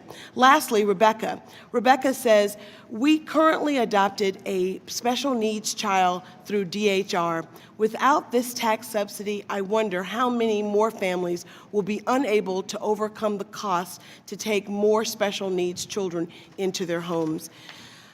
I just want to say, Mr. Chairman, that I know you know that the importance of adoption, and I think that this is definitely a bipartisan issue. And I too want to join Dr. Davis in helping you and others on this issue because it's so personal to me as well as to many in my district. The adoption tax credit has helped tens of thousands of parents afford adoption and make it possible for them to provide loving homes, permanent families for these children. I want to also say that while the expansion of the child tax credit under this bill, as well as the family credit of $300, is important, it is insufficient to actually cover the cost of child care. In fact, the family tax credit actually expires after 2023 and will no longer be there. And so I think it's important that we not only extend the adoption tax credit, but we make it fully refundable. I stand with Dr. Davis on this amendment and ask that my colleagues also vote in favor of the amendment. Thank you. I yield back the rest. Thank you. Ms. Delbany, you're recognized to speak on the amendment. Thank you, Mr. Chairman. I also want to speak in support of Dr. Davis's amendment. We talk about what an important issue this is, and I think we have an answer right here by making sure that we reinstate the adoption tax credit, and also things like the exclusion for employer-related dependent care. In the amendment that we saw yesterday from the chairman, it just goes back in for 5 years. So let's actually really help families as opposed to play budget gimmicks, which is kind of what was done yesterday. I also have been hearing from my constituents about their concerns about the adoption tax credit going away, and wanted to read what I heard from one of my constituents, Tiffany from Lake Stevens. She said, "We used the adoption tax credit and it greatly helped our family financially recover from the expenses of adopting Dave, her son. During the adoption process, there were many unexpected costs that came up, and we had to take time off of work, which resulted in loss of income. The tax credit covered a fraction of the costs associated with adopting, but without it, we would be operating our household from a financial deficit. There are many other families in the same situation. If there wasn't a tax credit available, I know it would prevent other families that I've connected with from being able to adopt again in the future." So there is a direct story about how important this is, and I appreciate that folks have brought up how important this is, but we actually need to do something. It's terrible that this was removed in the first place when we talk about really trying to do what we can to support middle-class families. This amendment would help resolve that, and I urge people to support it. I yield back. Gentlelady yields. Anyone wish to speak on the amendment? Questions on agreeing the amendment offered by Dr. Davis? All those in favor signify by saying aye. Aye. Those opposed, no. Opinion of the chair, the noes have it. Pursuant to Committee Rule 19, further proceedings on the amendment will be postponed as we continue to work. Yes, sir. Yes, sir. Are there additional amendments to the amendment in the nature of substitute? Yes, Mr. Chairman, I have an amendment at the desk. The gentleman from Texas, Mr. Reichert, point of order has been reserved. The clerk will distribute the amendment. Ask the gentleman from Texas to suspend while the clerk distributes.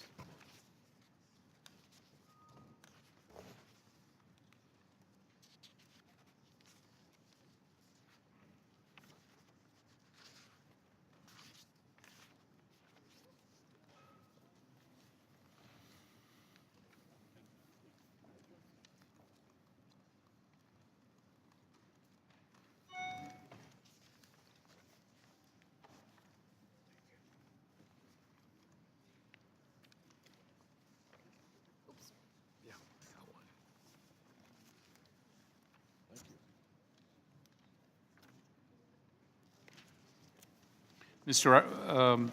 Reichert, are you recognized to withdraw your reservation? Thank you. Gentleman withdraws his reservation. Mr. Dogg, you're recognized to speak on the amendment. Thank you, Mr. Chairman. President Trump has made stopping the outsourcing of American jobs a central element of his promise to the American people. Unfortunately, like his promise to have Mexico pay for his unnecessary wall, it's very much a broken promise. Last year, President Trump initially said that he saw no real reason that foreign profits by American companies were being taxed in a way that was different from domestic profits. And that's really what this amendment goes toward. Unfortunately, he's embraced a bill that will encourage the outsourcing of American jobs. It provides a new and powerful loophole to encourage the outsourcing of both jobs and profits. Now, in the course of reviewing what is purported to be a reform of our tax laws, we had a number of people come forward and say, you know, we really don't think that we ought to have to pay any tax on income that we earn outside the United States. And that's really exactly what this bill has done for those who have a good CPA and a bank of tax lawyers.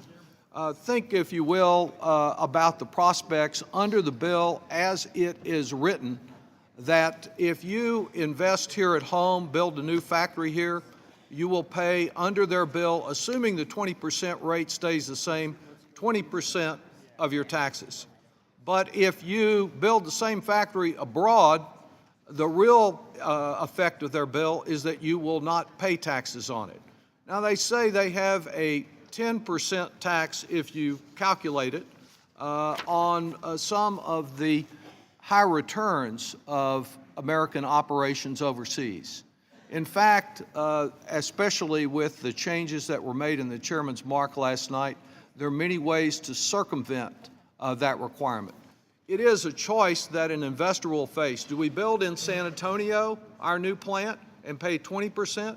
Or do we build in Stuttgart and pay 10%? In fact, by using our lawyers and our accountants, given the complex nature of this, we can avoid probably paying any taxes on that foreign investment whatsoever. We know that there are many deficiencies in existing law, but those deficiencies are only replaced with a bigger loophole than exists now. In fact, how the operations would work towards zero liability of their offshore profits was described by Gene Sperling, the former director of the National Economic Council, when he said, "The more an American company moves its profitable operations to countries that have tax rates of 20% or higher, other rich companies that are seen as America's economic competitors, the more that company can shift profits to tax havens without paying taxes on those profits. And the more U.S. companies already take advantage of tax havens, the bigger the incentive they have to offshore operations to other advanced countries. The provision of this Republican plan encourages companies to blend income from low-tax countries with that from higher tax countries, completely avoiding paying money to the U.S. government." We know that from the analysis that we've had previously before this committee, that currently about $100 billion a year is being avoided in taxes. Each time that we have tried to address that in the past, such as when companies renounce their American citizenship and decide to move abroad, each time we tried to plug the loopholes, there's been resistance.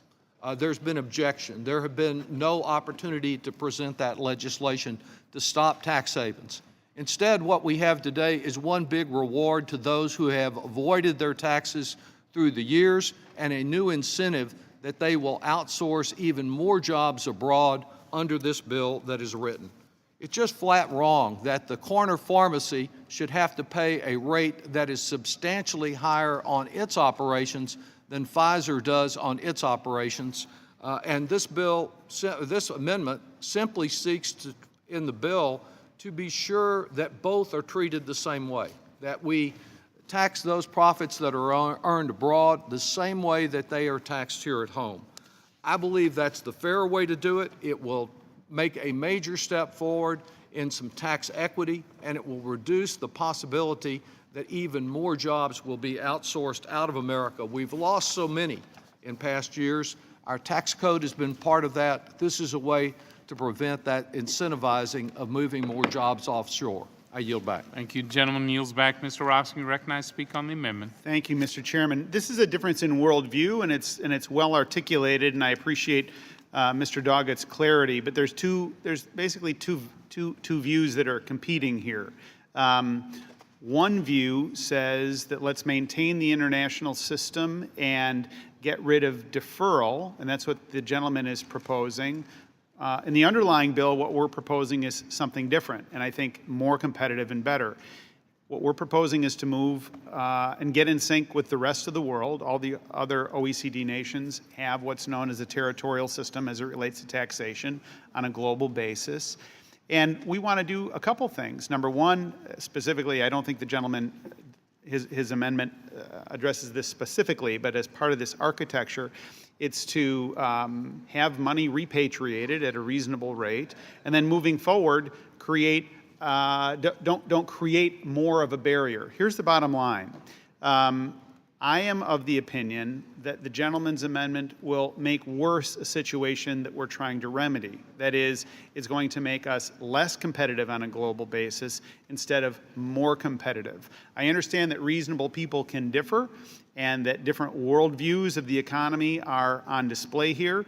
I would urge a rejection of the amendment, and I think that ultimately we're going to get to a better footing to make the U.S. the most competitive jurisdiction in the world if we go in a direction other than what the gentleman from Texas is proposing. I yield back. Gentleman yields back. Mr. Levin, you recognize on the amendment. Thank you. Mr. Chairman, it's really important that we're discussing this. And Mr. Roscom has, I think, given a rather subdued argument. And I think, I know, I thought you'd chuckle at that. But you know, we should be discussing this issue at length in a full hearing. And the problem with what you've done in your amendment is it's likely to make it worse. Let me just mention the extent of this problem. It was in the New York Times yesterday, and it talked about these tax strategies. And here's what it says. U.S. multinational firms are the global grandmasters of tax avoidance schemes that deplete not just U.S. tax collection, but the tax collection of most every large economy in the world. These tax strategies, I now quote, like the ones used by Apple, as well as Amazon, Google, Starbucks, and others, cost governments around the world as much as $240 billion a year in lost revenue, $240 billion a year, according to a 2015 estimate by the Organization for Economic Cooperation and Development. And what the documents yesterday showed, or the last few days, about the latest what's going on, it shows a handful of jurisdictions since the 90s, mostly Bermuda, Ireland, Luxembourg, and Netherlands, now account for 63% of all profits that American multinational companies claim to earn overseas. 63%. And a few years ago, when my brother chaired the Senate Investigating Committee, he talked about Apple. Apple has accumulated more than $128 billion in profits offshore, and probably much more that is untaxed by the U.S. and hardly touched by any other country. The problem with the way you propose it, moving from worldwide to territorial, is kind of a slogan and doesn't really address the basic issue. Because the way you have put it together, there will still be a major impetus for companies to move overseas and to have their profits overseas. And this amendment is a way to try to get at that. And I just want to say this to you. This is one of the weak links of many in your bill. And I think you've just now heard the beginning of this issue.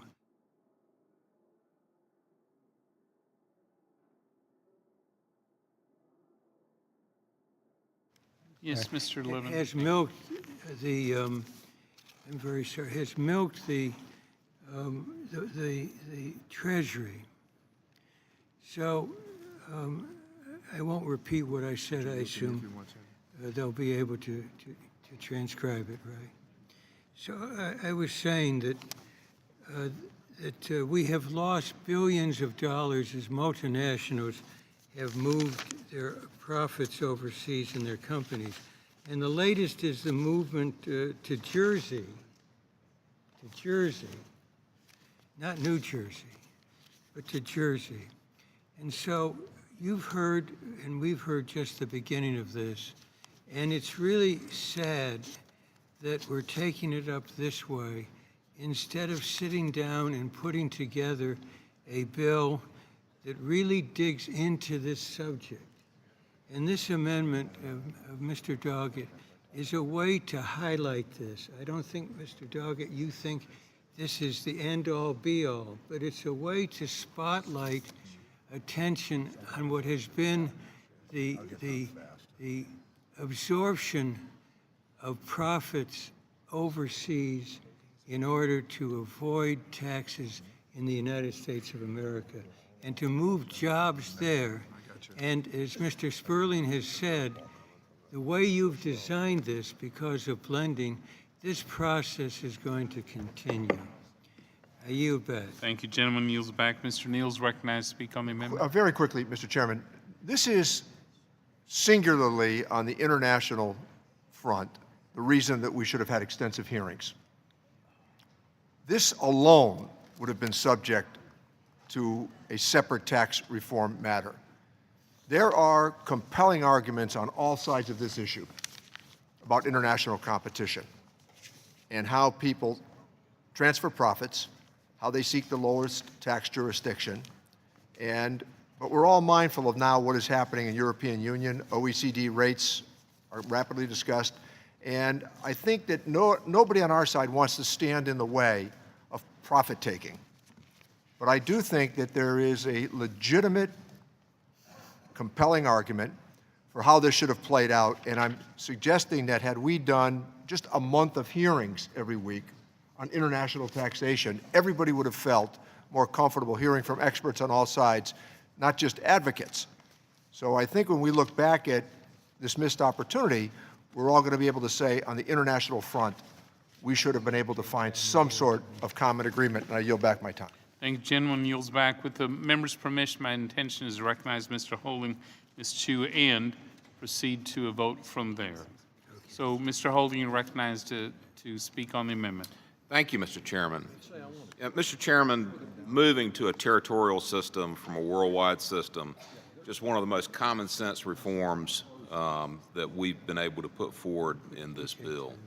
And when I talk to folks back home who, their first priority, their first concern is their own pocketbook. But when I talk about the broader bill and I talk about our worldwide system of taxation, they get it immediately. It's common sense to them that if we're one of the few countries in the world that have a worldwide system of taxation, that we're putting our companies at an extreme disadvantage worldwide as compared to companies from other countries. The first reaction sometimes for folks when they say that, well, company X, a U.S. company, is going to leave and leave the country and shift their domicile to shift another tax domicile. So, well, that's unpatriotic. But then you've got to remind folks that the board of directors of a corporation have a fiduciary responsibility to their shareholders, not to the United States. And I've talked to a number of directors of U.S. companies who are concerned going forward about shareholder lawsuits against them because they're missing the opportunity to lower their tax burden by leaving the United States. Couple this with the fact that the additional tax burden that's faced by U.S. companies, they become prime, rich targets for foreign companies to take over because a foreign company looks at a U.S. company that's profitable and says, if we take this over and assimilate it into our company and avoid the U.S. tax regime, immediately we could put 20, 30% under the bottom line just by avoiding U.S. tax. So I certainly oppose this amendment and urge my colleagues to join me in such opposition. Gentleman yields back the balance of his time. Mr. Lewis is recognized to speak on the amendment. Mr. Chairman, I want to yield my time to Mr. Levin. Yes, Mr. Time is yielded. I was hopeful going after others, but thank you for yielding. I just want to express the frustration on our side.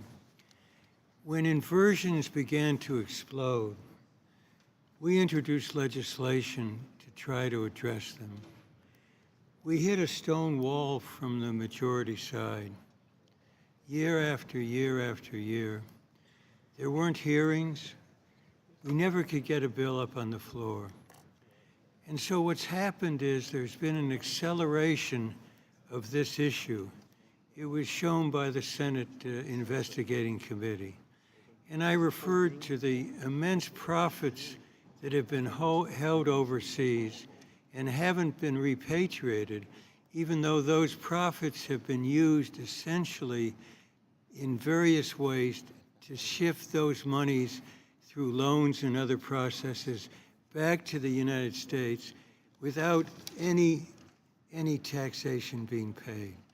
And so I just want to say to you, Mr. Chairman, and to my Republican colleagues, you need to expect that this issue will become one of the central issues in our discussion these next days, because you take a stab at this, but I think it will turn out that it's more a stab in the back of effective legislation than it is one forward-looking.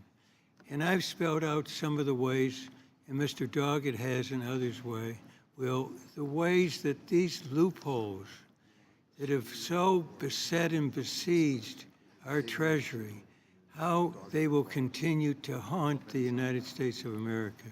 You have to do this more than by window dressing. And essentially, your amendment, your provision is more in window dressing than it is reality. I'll now yield the balance of my time. Thank you, Mr. Lewis. I yield time to Mr. Doggett. Well, I must say, I find our colleague from North Carolina, Mr. Holding's comments, to be rather startling.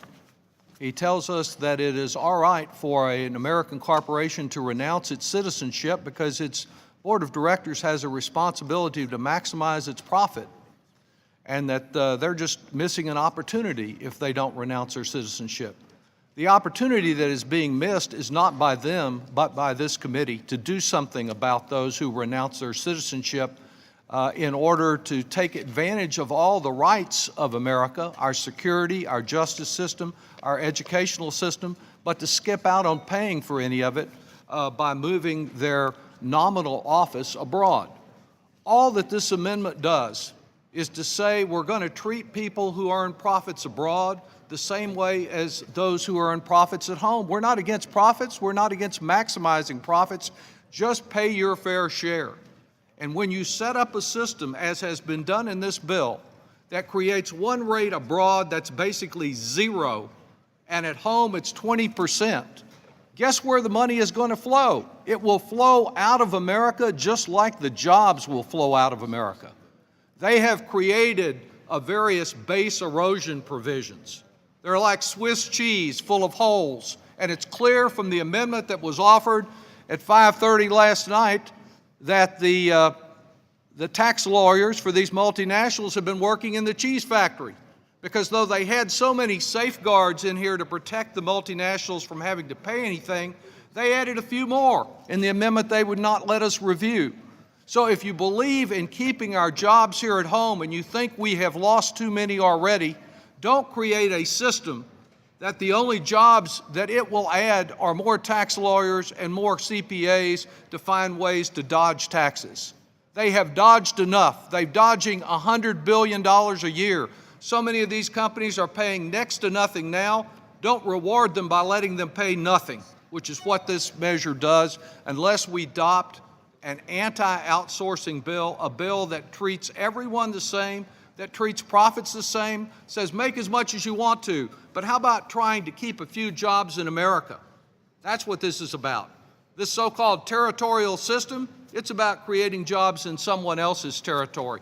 I'm concerned about the ones that President Trump said he would keep here, but he's abandoned that promise. We must not abandon the American worker.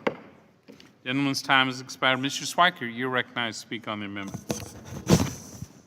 Thank you, Mr. Chairman. And this may be one of those occasions where I'm listening to the gentleman from Texas's intention, but sort of walking through the mechanisms. My fear is this would actually just do the opposite, and do the opposite actually sort of on steroids. So mechanically, you've just now did a tax on a worldwide basis. If the company's domiciled in the United States,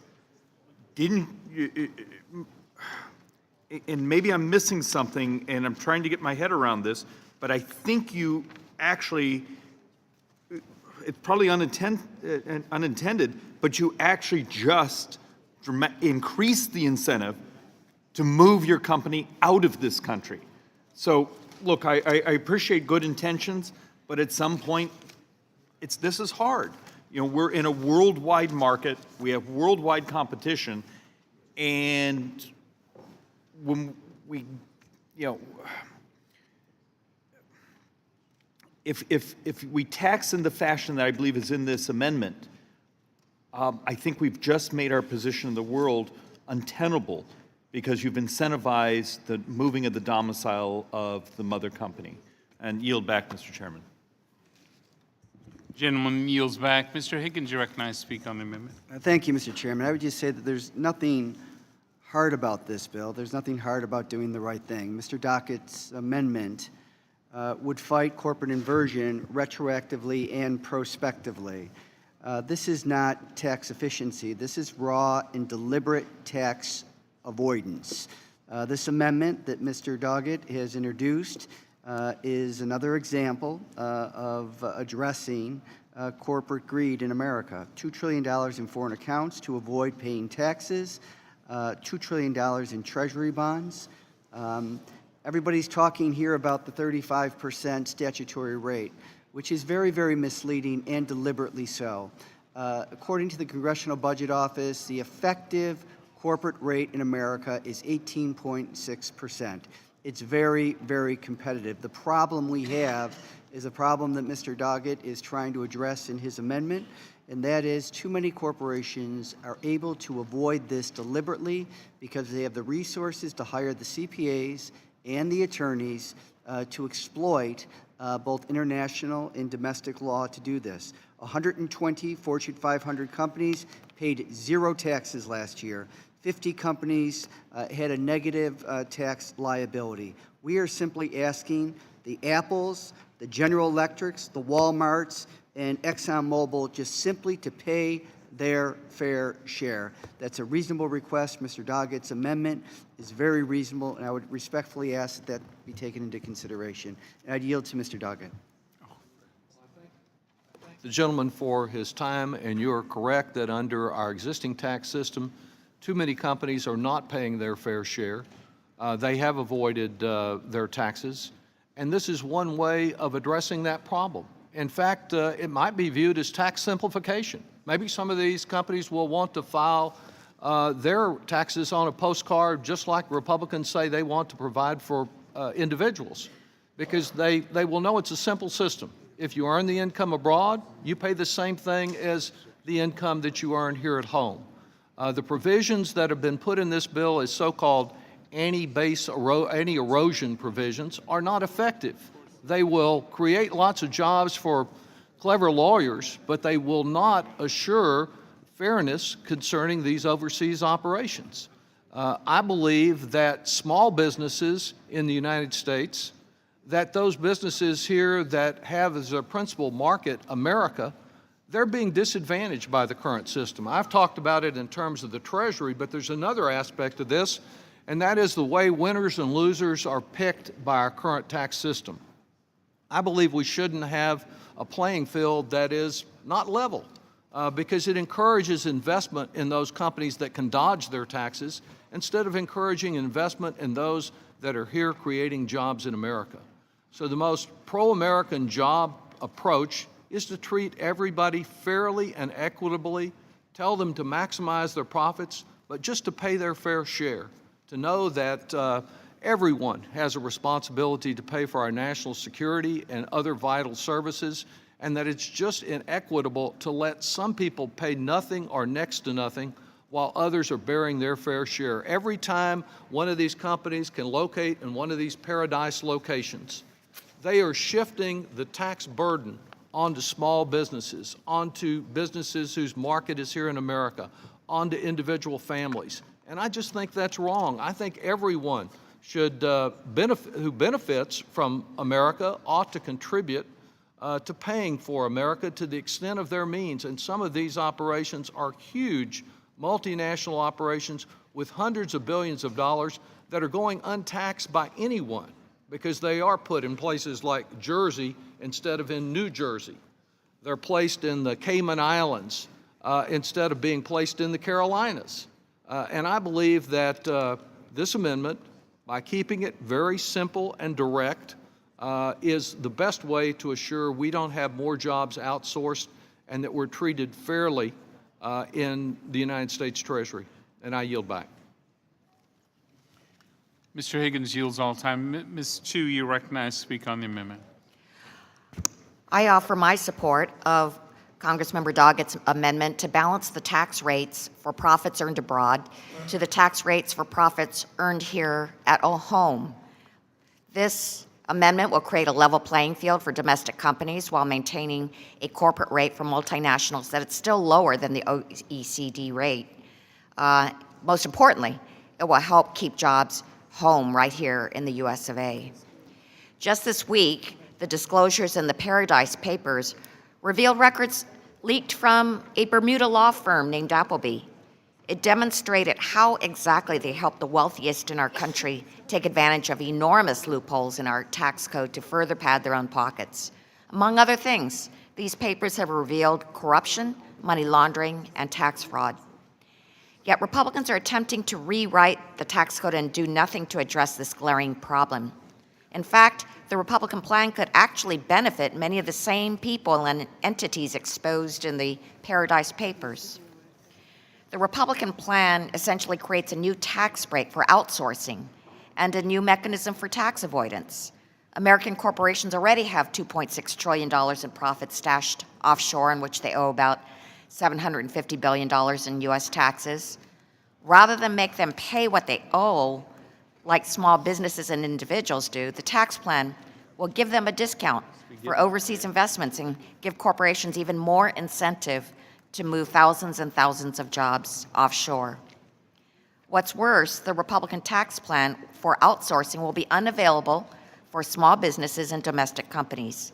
So basically, Main Street pays a full rate while corporate interest gets a big tax giveaway. And that's why small business groups like the Small Business Majority oppose the Republican plan. In fact, the Small Business Majority states that the Republican plan fails to address the substantial tax advantage given to big businesses because it will not do away with the loophole that allows multinational corporations to defer paying taxes on foreign profits. It costs the U.S. Treasury Department more than $1 trillion over 10 years. To level the playing field, this amendment requires that profits earned abroad must not be taxed less than the profits made here in America. Now, President Trump made stopping the outsourcing of American jobs a central element of his 2016 message, yet this Republican tax bill does the opposite. It's a job killer, creating new, even more powerful tax incentives than already exist for corporations to offshore jobs and profits. The Doggett Amendment rights this wrong and encourages jobs and growth here at home. I urge my colleagues to support it, and I yield my time to Representative Doggett. Well, I thank the gentlewoman for her comments, and I can assure you, as you well know, that when these big multinationals talk about going to Applebee's, they're not talking about getting a quick lunch in the strip mall. They're talking about finding a way to strip out what they owe the United States Treasury, and the result is the shipping of more jobs overseas. There is a way to put a stop to this. In fact, President Trump recognized that way last year when he talked about stopping the outsourcing of American jobs.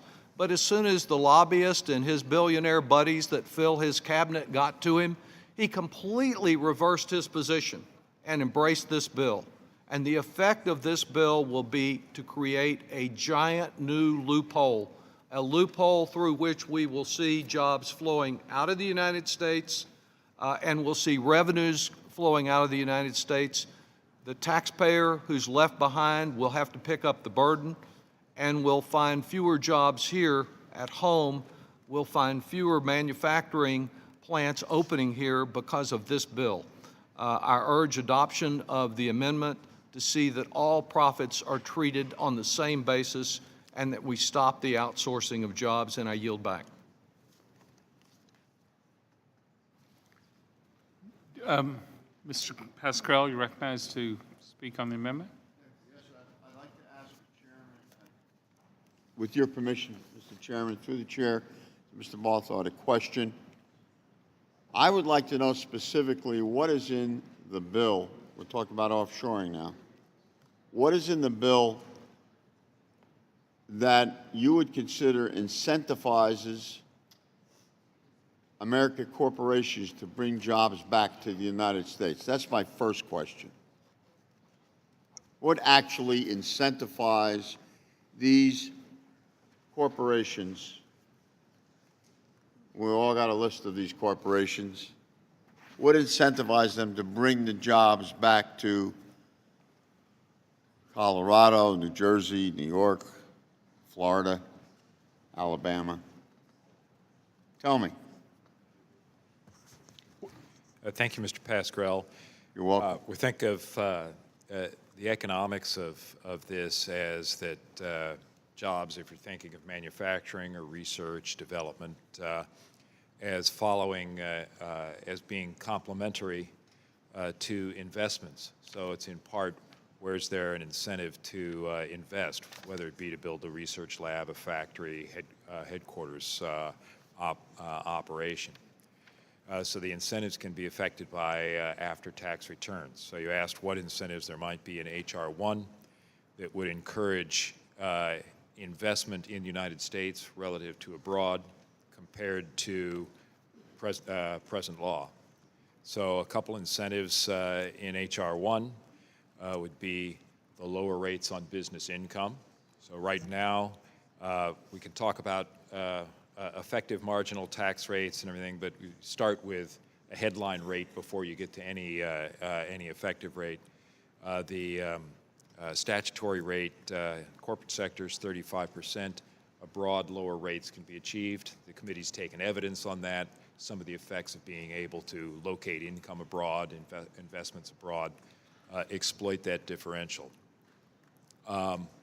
So a 20% rate, a lower rate in for profits that are earned in the United States on investments in the United States should encourage investment in the United States relative to what would occur under baseline law. Another I didn't hear the last part of that sentence. Based upon what? The last part of your sentence, the last sentence. I said relative to baseline law, the 20% rate should encourage investment in the United States relative to what it would otherwise be. Yeah, we're projecting ahead in the future, so we're looking at incentives for an investment 5 or 6 years down the road, or 2 years down the road. Another incentive in H.R. 1 is... So we're looking for investments in terms of what you just said, not immediately, but perhaps 2 or 3 years down the line. As we've done in the last 30 years, there have been different kinds of incentives put out there in order to stop the flow of, let's say, American corporations to Netherlands. Let's take that for an example. I'm not even talking about the Cayman Islands or Jersey Island or whatever. I'm talking about the Netherlands. What are we doing to get these folks back here, which it hasn't worked in the past, but now this bill is going to do it, obviously. Sure. Well, Mr. Pascal, let me say that nothing is obvious, and I was trying to respond to you by describing some of the incentives. Yeah, I know this is not your policy. You're explaining their policy. Well, I'm trying to explain the incentives in that's the policy, correct. sir. Let me mention one other incentive, and then we can talk about the Netherlands. Another incentive is the increased capital cost recovery, at least for the first 5 years. In H.R. 1, the 100% expensing of tangible investments.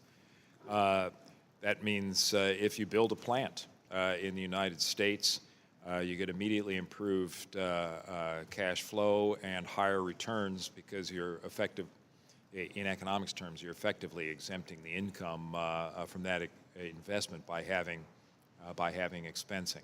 So Thank you. That should be an incentive to locate investments in the United States, and jobs are complementary to factory investments. What should have been, what could have been, what would have been is not what we're looking for.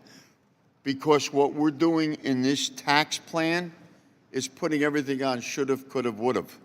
We are not putting anything like should've, could've, would've, except for anxiety with the American taxpayer. I'm looking at the list of people who stack their money offshore, sir, and I'm telling you, this is not going to incentivize. What it's going to do is put money in the pockets of people who don't need it. Clean up the swamp? That's a joke. Gentleman's time has expired. Mr. Neal, you're recognized. Thank you, Mr. Chairman. Mr. Chairman, could you give us an idea as to how you intend to proceed for the rest of the evening? So after this vote on this amendment, we'll continue the amendments till the House floor votes are called. We will vote, reconvene to vote on the pending amendments, recess for the evening, and return and begin at 9 o'clock tomorrow morning. We're going to start at 9 tomorrow morning. Yes, sir. So, if no one else wishes to be recognized, I will recognize myself to speak on the amendment. I know Mr. Doggett's very passionate about this issue and has been for many years. The question is, will this grow jobs? Will this bring jobs back to America? My belief is no, it won't. For so long, we've watched not just our good-paying jobs, but our research, our manufacturing, our headquarters move overseas, and for too long, we've tried to treat the symptoms of that. But the problem is our tax code. No matter what we do, and inversions occur every 10 years, and the only thing that always seems to stay the same is this broken tax code. So we treat at the heart of it what the real problem is. And so we proposed to lower the rates for our businesses so they can compete and win anywhere in the world, including here at home. We put in place new expensing so our businesses can immediately invest in their workers and the equipment and the plants they need to compete as well.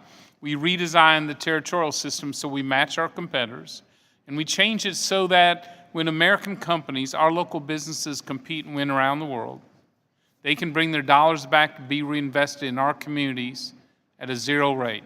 So no barrier to bring your dollars back to be invested in new jobs and new research and new manufacturing and whatever strengthens them, because no one's yet convinced us a dollar stranded overseas is better than a dollar brought back to America for any reason. But we don't stop there. Mr. Doggett is right in the sense that safeguards have to be put in place. So we're proposing safeguards both in the underlying bill, and as Mr. Roskin pointed out, in the amendment we approved Monday, to do two things. That ensure that we stop the incentives to export profits and earnings and intangibles overseas, and stop the incentives to import deductions and interest and expenses that can lower rates artificially as well. We believe at the end of the day the status quo will not work for American companies to compete. We've laid out, we think, strong provisions that allow America to compete, and for those reasons, that the status quo cannot continue, I'll respectfully urge a no vote. With that, the question is on agreeing the amendment by Mr. Doggett. All those in favor signify by saying aye. Aye. All opposed, no. Opinion of the chair is the noes have it. Pursuant to Committee Rule 19, further proceedings on the amendment will be postponed. Are there additional amendments to the amendment in the nature of a substitute? Yes, Mr. Chairman, I have an amendment at the desk. Ms. Sewell has an amendment at the desk. Mr. Reichert? Mr. Reichert, the point of order has been reserved. The clerk will distribute the amendment. I ask the gentlelady to suspend while the clerk distributes.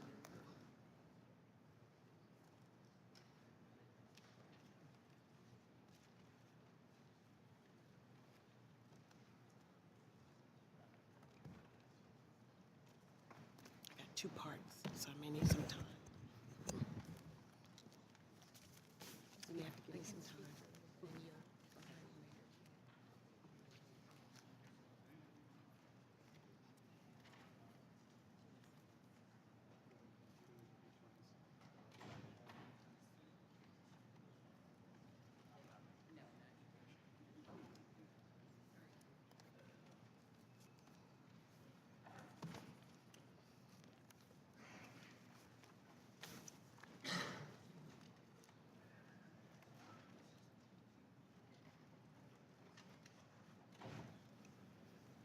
Representative Sewell, gentlelady, is recognized to speak on her amendment. Thank you, Mr. Chairman. Mr. Chairman, I'm offering an amendment that would provide incentives for the development of competitive skills and training for American workers. My amendment provides employers that are providing apprenticeship with a 50% tax credit on the first $2,000 of wages for each apprentice, and to encourage employers to not just train American workers, but to hire American workers. My amendment offers employers a 40% tax credit on the first $6,000 of wages to the worker that has completed the apprenticeship training. This amendment is the same as H.R. 1190, the Workforce Development Tax Credit Act, which has bipartisan support. Even as we have emerged from this recession, wages for American workers have been slow to recover. At the same time, there has been a dramatic decline of middle skill hiring in our economy, and employers are reporting that they're having trouble finding the right skills. Employers say that applicants lack the technical competency and the experience that they are looking for. According to the Manufacturing Institute, the skills shortage is expected to cause 2 million of the 3.5 million manufacturing jobs expected to go unfulfilled in the next decade. According to the annual talent shortage survey by the Manpower Group, employers say that the hardest skills to find are in the skilled trade. Moreover, under today's tax bill, we are considering the repeal of the employer tuition assistance and the repeal of the student loan interest deductibility only exacerbates the skills gap. While our training needs have gone up, our investment in skill training and vocational education has lagged behind, and on-the-job training investments by employers have decreased. Small businesses have especially had a difficult time affording the cost of training. From the vantage point of our workers, we need to be proactive and intentional about our efforts to provide better skills and access to experience for the market demands. This is the type of access that will lead to better jobs and rising wages. Mr. Chairman, my amendment is a type of bipartisan incentive that the tax code needs to lower the cost of training for employers and encourage the type of investment in human capital that is desperately needed in our workforce. Left unaddressed, unfulfilled middle-skill jobs will go to other workers in other countries because we have fallen behind in our investment in the preparation and development of our workers. Middle-skill jobs pay good wages that pave the way for the middle class, and the health of the middle class is fundamental to our productivity and competitiveness. Studies suggest that for every $1 spent on apprenticeship, employers may get an average of $1.47 back in increased productivity, reduced waste, and greater frontline innovation. Given the fact that we live in an age of globalization and technical change, every day that we are not investing in American skills and American workers is a day that we're getting further behind. Supporting apprenticeship programs should not be a partisan issue. The future of work is leaving so many underserved communities behind. We all could benefit from promoting apprenticeship programs. Mr. Chairman, there are a great many provisions in this base text that help corporate America and the owners of capital. There are a great many provisions that encourage the investment in technological innovation, machinery, and fiscal capital in this bill. My amendment asks to balance these investments with the investment in human capital. I ask my colleagues to support this amendment to help bring a brighter future for the American workers by helping them acquire the skills they need to climb up the ladder of success. I yield back the balance of my time. Gentlelady yields back to Mr. Corbello. You recognize to speak on the amendment.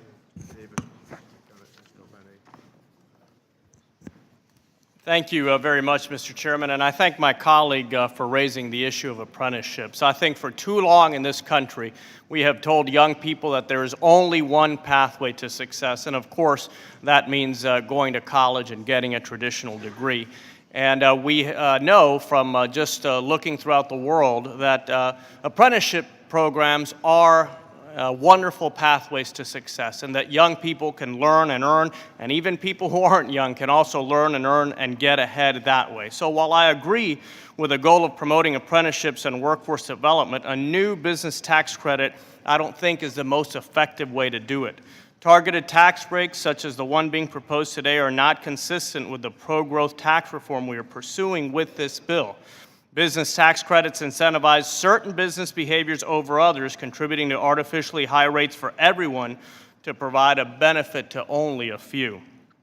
However, our bill does promote apprenticeships by allowing them to be paid for and allowing people to save in 529 savings accounts.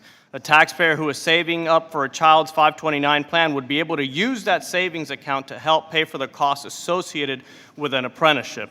Our solution enhances individual choice for how a taxpayer saves for education with 529 plans without sacrificing the revenue loss associated with creating a new business tax credit.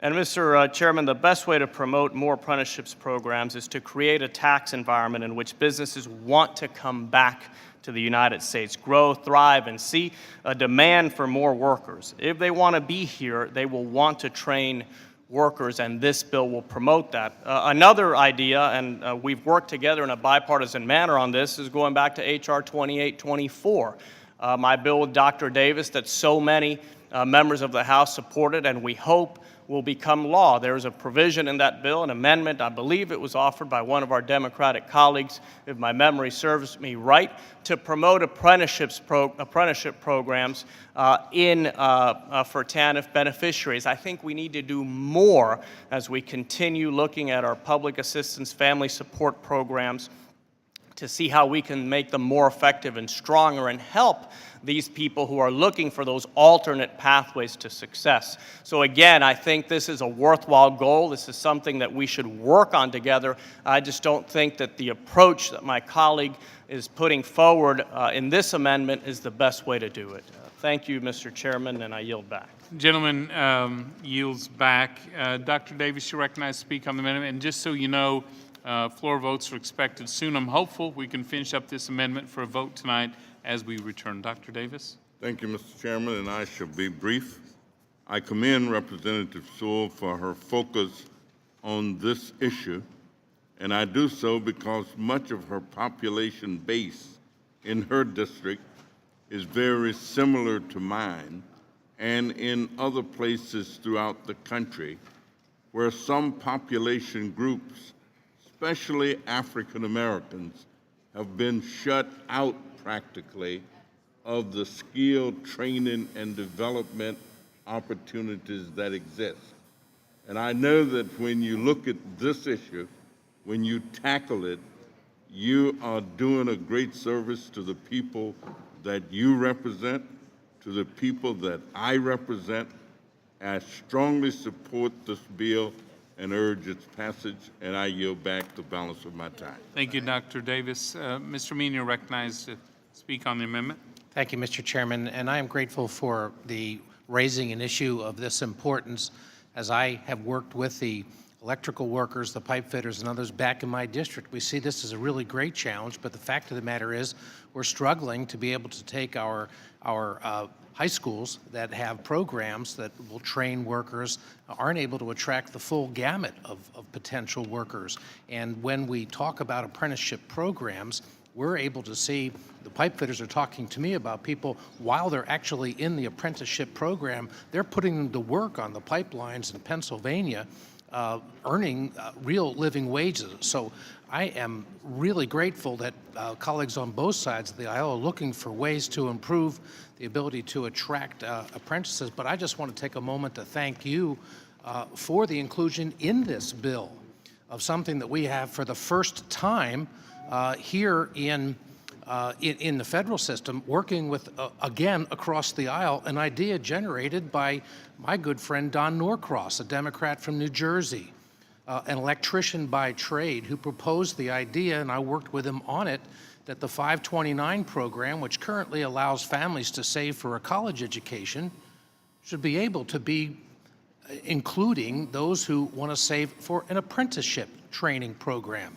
so that for those who have qualified apprentice programs, they would be able to realize the same kind of benefits as everybody else who's saving for college from 529 program.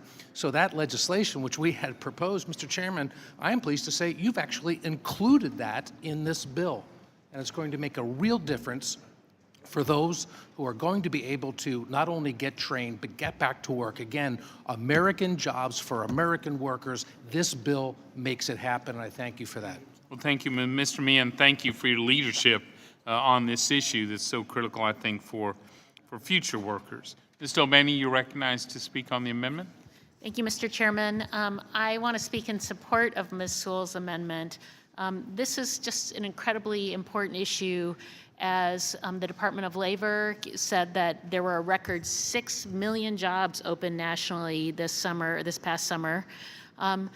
6 million jobs that were open. According to a recent study by ADP, they found that 80% of employers believe their top management challenges stem from a shortage of skilled workers. This has to be a priority. And when we look at things in this bill that, take away benefits from employers for their ability to pay tuition, that take away the ability to deduct student loan costs, that really take away from efforts for people to seek education, we should be doing everything we can to make sure that we're supporting programs for apprenticeships to make sure we can help fill these jobs that are available across the country. So I support Ms. Sewell's amendment. I think that we need to have more of our tax code focused on human capital, and so I applaud it, and I just want to yield the remainder of my time to Ms. Sewell. Thank you for yielding your time. I think that there's nothing that's more critical for underserved and distressed communities right now than helping them to close the skills gap. I feel very strongly about it, since I feel that the future of work, automation, is going to leave communities that I represent behind. So I want to do everything I can to close that skills gap. And I do believe that the tax code is a perfect place to incentivize the behavior we want to see. If we want manufacturers and we want companies to help train the next generation of workers, we have to incentivize that, and that's exactly what this bill does. My office conducted a survey 2 years ago on the workforce needs of Alabama manufacturers and employers. And Mr. Chairman, 74% of our respondents reported that their company experienced difficulty finding employees with the skills needed to meet today's advanced manufacturing opportunities. 87% of the businesses in our survey said that they didn't offer apprenticeship programs because they could not afford them, and would do so if the federal government provided tax credits. While asked what internal training program a company offers to mitigate skills shortages, the majority of the employers report that they use the on-the-job training followed by tuition benefits. So I want to take this opportunity to highlight that the underlining bill removes this tuition assistance deductions for employers. This is alarming, as many employers use it for career and technical training. And it's not enough to say that we've expanded the 529 programs. If people had the money to save to go and get these kinds of training, they would do that. But the fact of the matter is, in many of these distressed, underserved communities, people don't have the wherewithal to provide food on the table, let alone create a 529 savings account in order to get the skills that they need to promote, to get jobs. Many underemployed and displaced American workers today believed President Trump's promise to clamp down on trade, immigration, and offshoring while bringing their old factory production, computing, and clerical jobs back. Mr. Chairman, that seems to be a fallacy, but I'm trying to help this administration reach that goal by helping to train the next generation of American workers. Working-class Americans with outdated skills rightfully feel left behind. These Americans need better skills training, not false hope and a series of politically convenient scapegoats.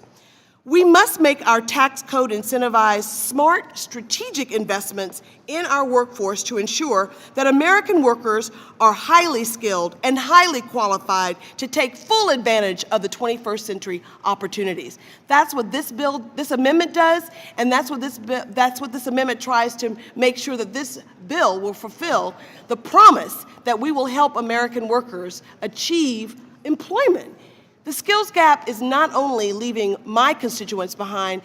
I submit to you, Mr. Chairman, that they're leaving lots of our constituents behind, and this amendment will go a long way in helping fulfill the promise of getting jobs for American workers. Thank you, and I yield back the balance of the time. Gentlelady yields. Ms. Sanchez, you're recognized to speak on the amendment. Thank you, Mr. Chairman. I also would like to speak in support of Congresswoman Sewell's amendment. I've long believed that we need to create the right kind of incentives for our businesses to hire apprentices. We are living in a global economy, and we need to expand our pathways for success, because it's not just college graduates that we should be concerned about. We need to ensure that more hardworking Americans are able to learn the skills necessary to compete for good-paying jobs in today's most in-demand industries in order to help our country compete globally. Apprenticeship programs will help our middle class thrive by closing our skills gap and raising household wages, something that would truly benefit the working families of this country, unlike just more and more tax breaks for the wealthy few. I've long supported and championed this issue, and I believe now is the time to act. I want to thank my colleague, Ms. Sewell, for her thoughtful amendment and urge my colleagues to support it, and I yield back the balance of my time. Gentlelady yields. The question is on the amendment offered by Ms. Sewell. All those in favor signify by saying aye. Those opposed, no. In the opinion of the chair, the noes have it. Pursuant to Committee Rule 19, further proceedings on the amendment will be postponed.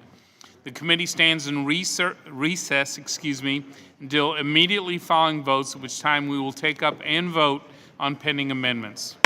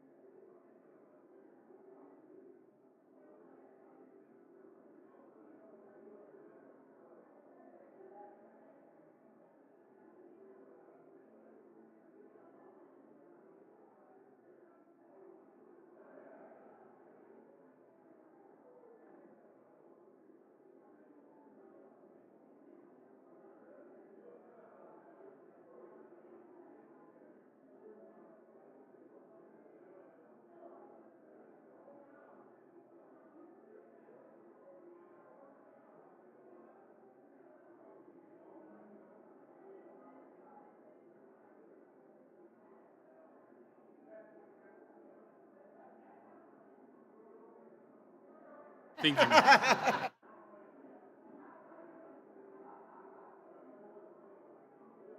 Running in here. When they scamper in.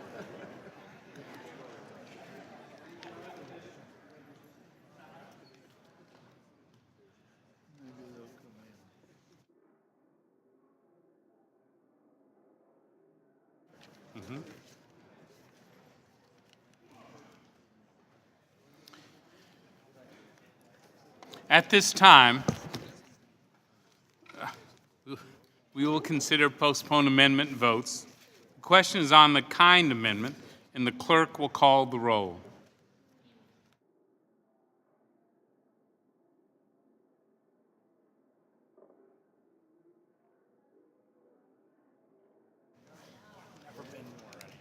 Mr. Johnson?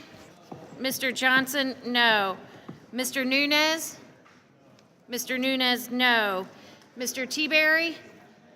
Mr. Teaberry, no. Mr. Reichert? Mr. Roscom? No. Mr. Roscom, no. Mr. Buchanan? No. Mr. Buchanan, no. Mr. Smith in Nebraska? No. Mr. Smith, no. Ms. Jenkins? Ms. Jenkins, no. Mr. Paulson? Mr. Paulson, no. Mr. Marchant? Mr. Marchant, no. Ms. Black? Mr. Reed? No. Mr. Reed, no. Mr. Kelly? Mr. Kelly, no. Mr. Renacci? Mr. Renacci, no. Mr. Meehan? Mr. Meehan, no. Ms. Nome? Ms. Nome, no. Mr. Holding? Mr. Holding, no. Mr. Smith of Missouri? Mr. Smith, no. Mr. Rice? Mr. Rice, no. Mr. Schweikert? Mr. Schweikert, no. Ms. Walorski? Ms. Walorski, no. Mr. Curbello? Mr. Curbello, no. Mr. Bishop? Mr. Bishop, no. Mr. Neal? Mr. Neal, yes. Mr. Levin? Mr. Levin, yes. Mr. Lewis? Mr. Lewis, yes. Mr. Doggett? Mr. Doggett, yes. Mr. Thompson? Mr. Thompson, aye. Mr. Larson? Yes. Mr. Larson, yes. Mr. Blumenauer? Mr. Blumenauer, aye. Mr. Kind? Mr. Kind, aye. Mr. Pascrell? Mr. Pascrell, yes. Mr. Crowley? Mr. Crowley, aye. Mr. Davis? Mr. Davis, aye. Ms. Sanchez? Ms. Sanchez, aye. Mr. Higgins?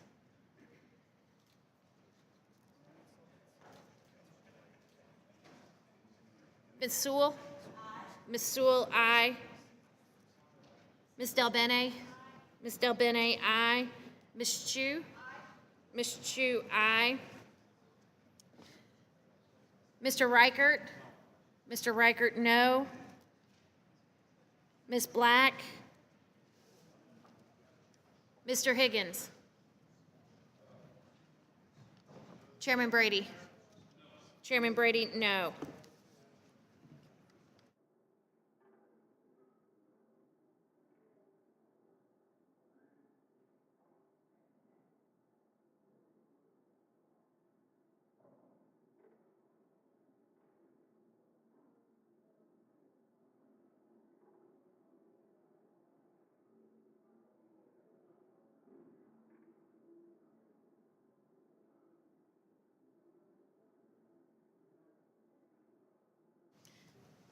Mr. Chairman. The clerk will report the vote.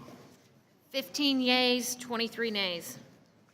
There being 15 ayes and 23 noes, the amendment is not agreed to. This time, we'll consider postponed amendments. The question is on the kind amendment, and the clerk will call the roll.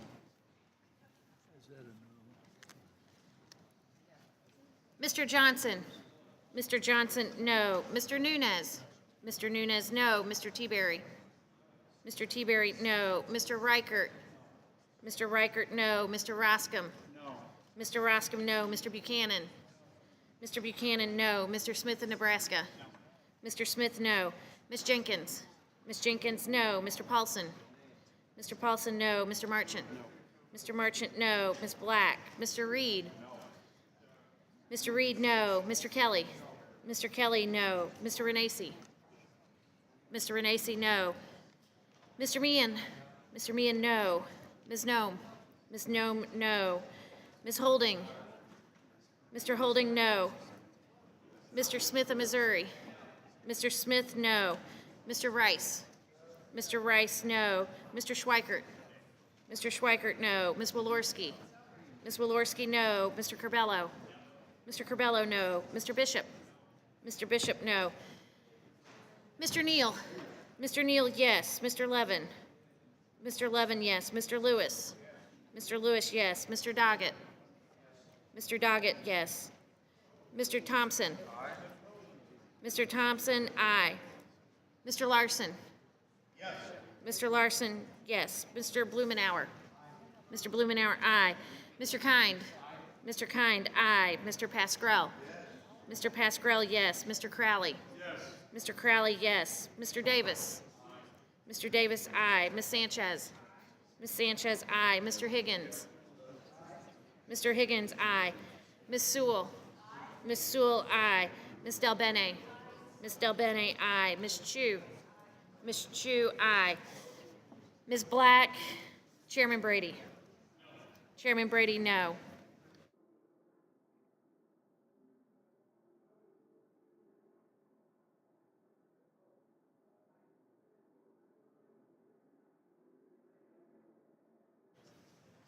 Chairman Brady?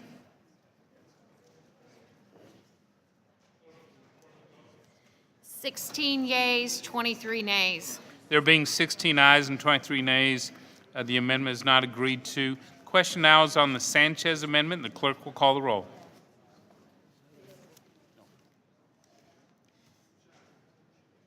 Mr. Johnson? Mr. Johnson, no. Mr. Nunez? Mr. Nunez, no. Mr. T-Berry? Mr. T-Berry, no. Mr. Reichert? Mr. Reichert? Mr. Reichert, no. Mr. Roscom? Mr. Roscom, no. Mr. Buchanan? Mr. Buchanan, no. Mr. Smith of Nebraska? Mr. Smith, no. Ms. Jenkins? Ms. Jenkins, no. Mr. Paulson? Mr. Paulson, no. Mr. Marchant? Mr. Marchant, no. Ms. Black? Mr. Reed? Mr. Reed, no. Mr. Kelly? Mr. Kelly, no. Mr. Renacci? Mr. Renacci, no. Mr. Meehan? Mr. Meehan, no. Ms. Nome?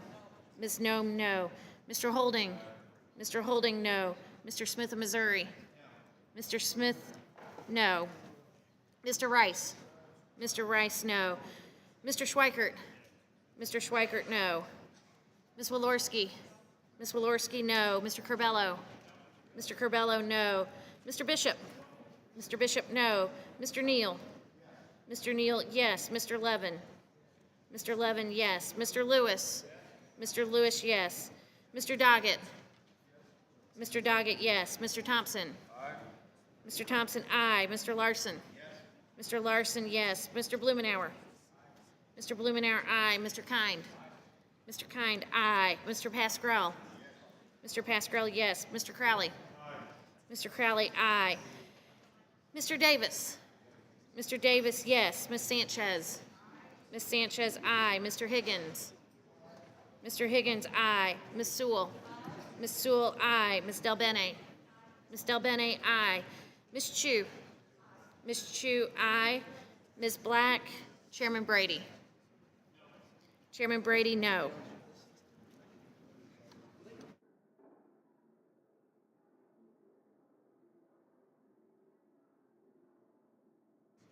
Chairman Brady? Clerk will report the vote. 16 ayes, 23 noes. There being 16 ayes and 23 noes, the amendment is not agreed to. The question now is on the Davis amendment, and the clerk will call the roll. Mr. Johnson? Mr. Johnson, no. Mr. Nunez? Mr. Nunez, no. Mr. T-Berry? Mr. T-Berry, no. Mr. Reichert? Mr. Reichert, no. Mr. Roscom? Mr. Roscom, no. Mr. Buchanan? Mr. Buchanan, no. Mr. Smith of Nebraska. Mr. Smith, no. Ms. Jenkins. Ms. Jenkins, no. Mr. Paulson. Mr. Paulson, no. Mr. Marchant. Mr. Marchant, no. Ms. Black. Mr. Reed. Mr. Reed, no. Mr. Kelly. Mr. Kelly, no. Mr. Renacci. Mr. Renacci, no. Mr. Meehan. Mr. Meehan, no. Ms. Nome. Ms. Nome, no. Mr. Holding. Mr. Holding, no. Mr. Smith of Missouri. Mr. Smith, no. Mr. Rice. Mr. Rice, no. Mr. Schweikert. Mr. Schweikert, no. Ms. Walorski. Ms. Walorski, no. Mr. Curbello. Mr. Curbello, no. Mr. Bishop. Mr. Bishop, no. Mr. Neal. Mr. Neal, yes. Mr. Levin. Mr. Levin, aye. Mr. Lewis. Mr. Lewis, yes. Mr. Doggett. Mr. Doggett, yes. Mr. Thompson. Mr. Thompson, aye. Mr. Larson. Mr. Larson, yes. Mr. Blumenauer. Mr. Blumenauer, aye. Mr. Kind. Mr. Kind, aye. Mr. Pascrell. Mr. Pascrell, yes. Mr. Crowley. Mr. Crowley, aye. Mr. Davis. Mr. Davis, aye. Ms. Sanchez. Ms. Sanchez, aye. Mr. Higgins. Mr. Higgins, aye. Ms. Sewell. Ms. Sewell, aye. Ms. Delbene. Ms. Delbene, aye. Ms. Chu.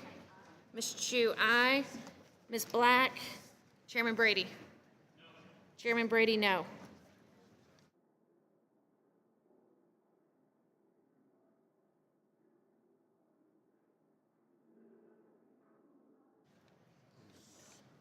Mr. Chairman. Clerk will report the vote. 16 yeas, 23 nays. There being 16 ayes and 23 noes, the amendment's not agreed to. The question now is on the vote on the Doggett amendment, and the clerk will call the roll. Mr. Johnson. Mr. Johnson, no. Mr. Nunez. Mr. Nunez, no. Mr. Teaberry. Mr. Teaberry, no. Mr. Reichert. Mr. Reichert, no. Mr. Roscom. Mr. Roscom, no. Mr. Buchanan. Mr. Buchanan, no. Mr. Smith of Nebraska. Mr. Smith, no. Ms. Jenkins. Ms. Jenkins, no. Mr. Paulson.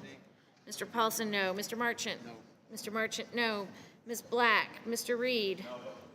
Mr. Reed, no. Mr. Kelly. Mr. Kelly, no. Mr. Renacci. Mr. Renacci, no. Mr. Meehan. Mr. Meehan, no. Ms. Nome. Ms. Nome, no. Mr. Holding. Mr. Holding, no. Mr. Smith of Missouri. Mr. Smith, no. Mr. Rice. Mr. Rice, no. Mr. Schweikert. Mr. Schweikert, no. Ms. Walorski. Ms. Walorski, no. Mr. Curbello. Mr. Curbello, no. Mr. Bishop. Mr. Bishop, no. Mr. Neal. Mr. Neal, yes. Mr. Levin. Mr. Levin, aye. Mr. Lewis. Mr. Lewis, yes. Mr. Doggett. Mr. Doggett, yes. Mr. Thompson. Mr. Thompson, aye. Mr. Larson. Mr. Larson, yes. Mr. Blumenauer. Mr. Blumenauer, aye. Mr. Kind. Mr. Kind, aye. Mr. Pascrell. Mr. Pascrell, yes. Mr. Crowley. Mr. Crowley, aye. Mr. Davis. Mr. Davis, aye. Ms. Sanchez. Ms. Sanchez, aye. Mr. Higgins. Mr. Higgins, yes. Ms. Sewell. Ms. Sewell, aye. Ms. Delbene. Ms. Delbene, aye. Ms. Chu. Ms. Chu, aye. Ms. Black. Chairman Brady. Chairman Brady, no.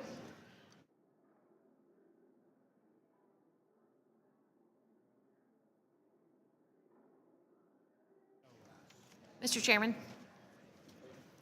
The clerk will report the vote. 16 yeas, 23 nays. There being 16 ayes and 23 nays, the amendment is not agreed to. The question now is on the Sewell amendment, and the clerk will call the roll. Mr. Johnson. Mr. Johnson, no. Mr. Nunez. Mr. Nunez, no. Mr. Teaberry. Mr. Teaberry.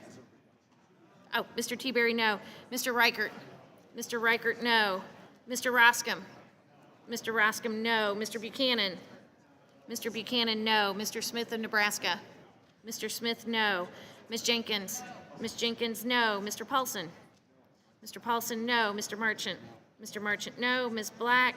Mr. Reed. Mr. Reed, no. Mr. Kelly. Mr. Kelly, no. Mr. Renacci. Mr. Renacci, no.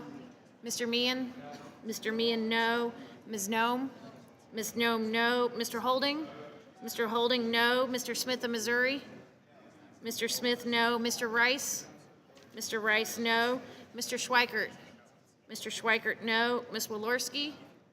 Ms. Walorski, no. Mr. Curbello? Mr. Curbello, no. Mr. Bishop? Mr. Bishop, no. Mr. Neal? Mr. Neal, yes. Mr. Levin? Mr. Levin, yes. Mr. Lewis? Mr. Lewis, yes. Mr. Doggett? Mr. Doggett, yes. Mr. Thompson? Mr. Thompson, aye. Mr. Larson? Mr. Larson, yes. Mr. Blumenauer?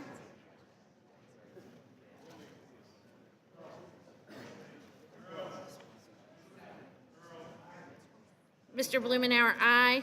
Mr. Kind? Mr. Kind, aye. Mr. Pascrell? Mr. Pascrell, yes. Mr. Crowley? Mr. Crowley, aye. Mr. Davis? Mr. Davis, aye. Ms. Sanchez? Ms. Sanchez, aye. Mr. Higgins? Mr. Higgins, aye. Ms. Sewell? Ms. Sewell, aye. Ms. Del Bene? Ms. Del Bene, aye. Ms. Chu? Ms. Chu, aye. Ms. Black, Chairman Brady? Chairman Brady, no.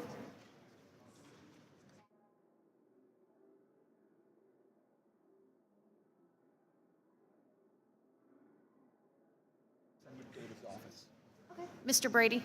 Clerk will report the vote. 16 ayes, 23 noes. There being 16 ayes and 23 nays, the amendment is not agreed to. The committee will stand in recess until 9 a.m. tomorrow.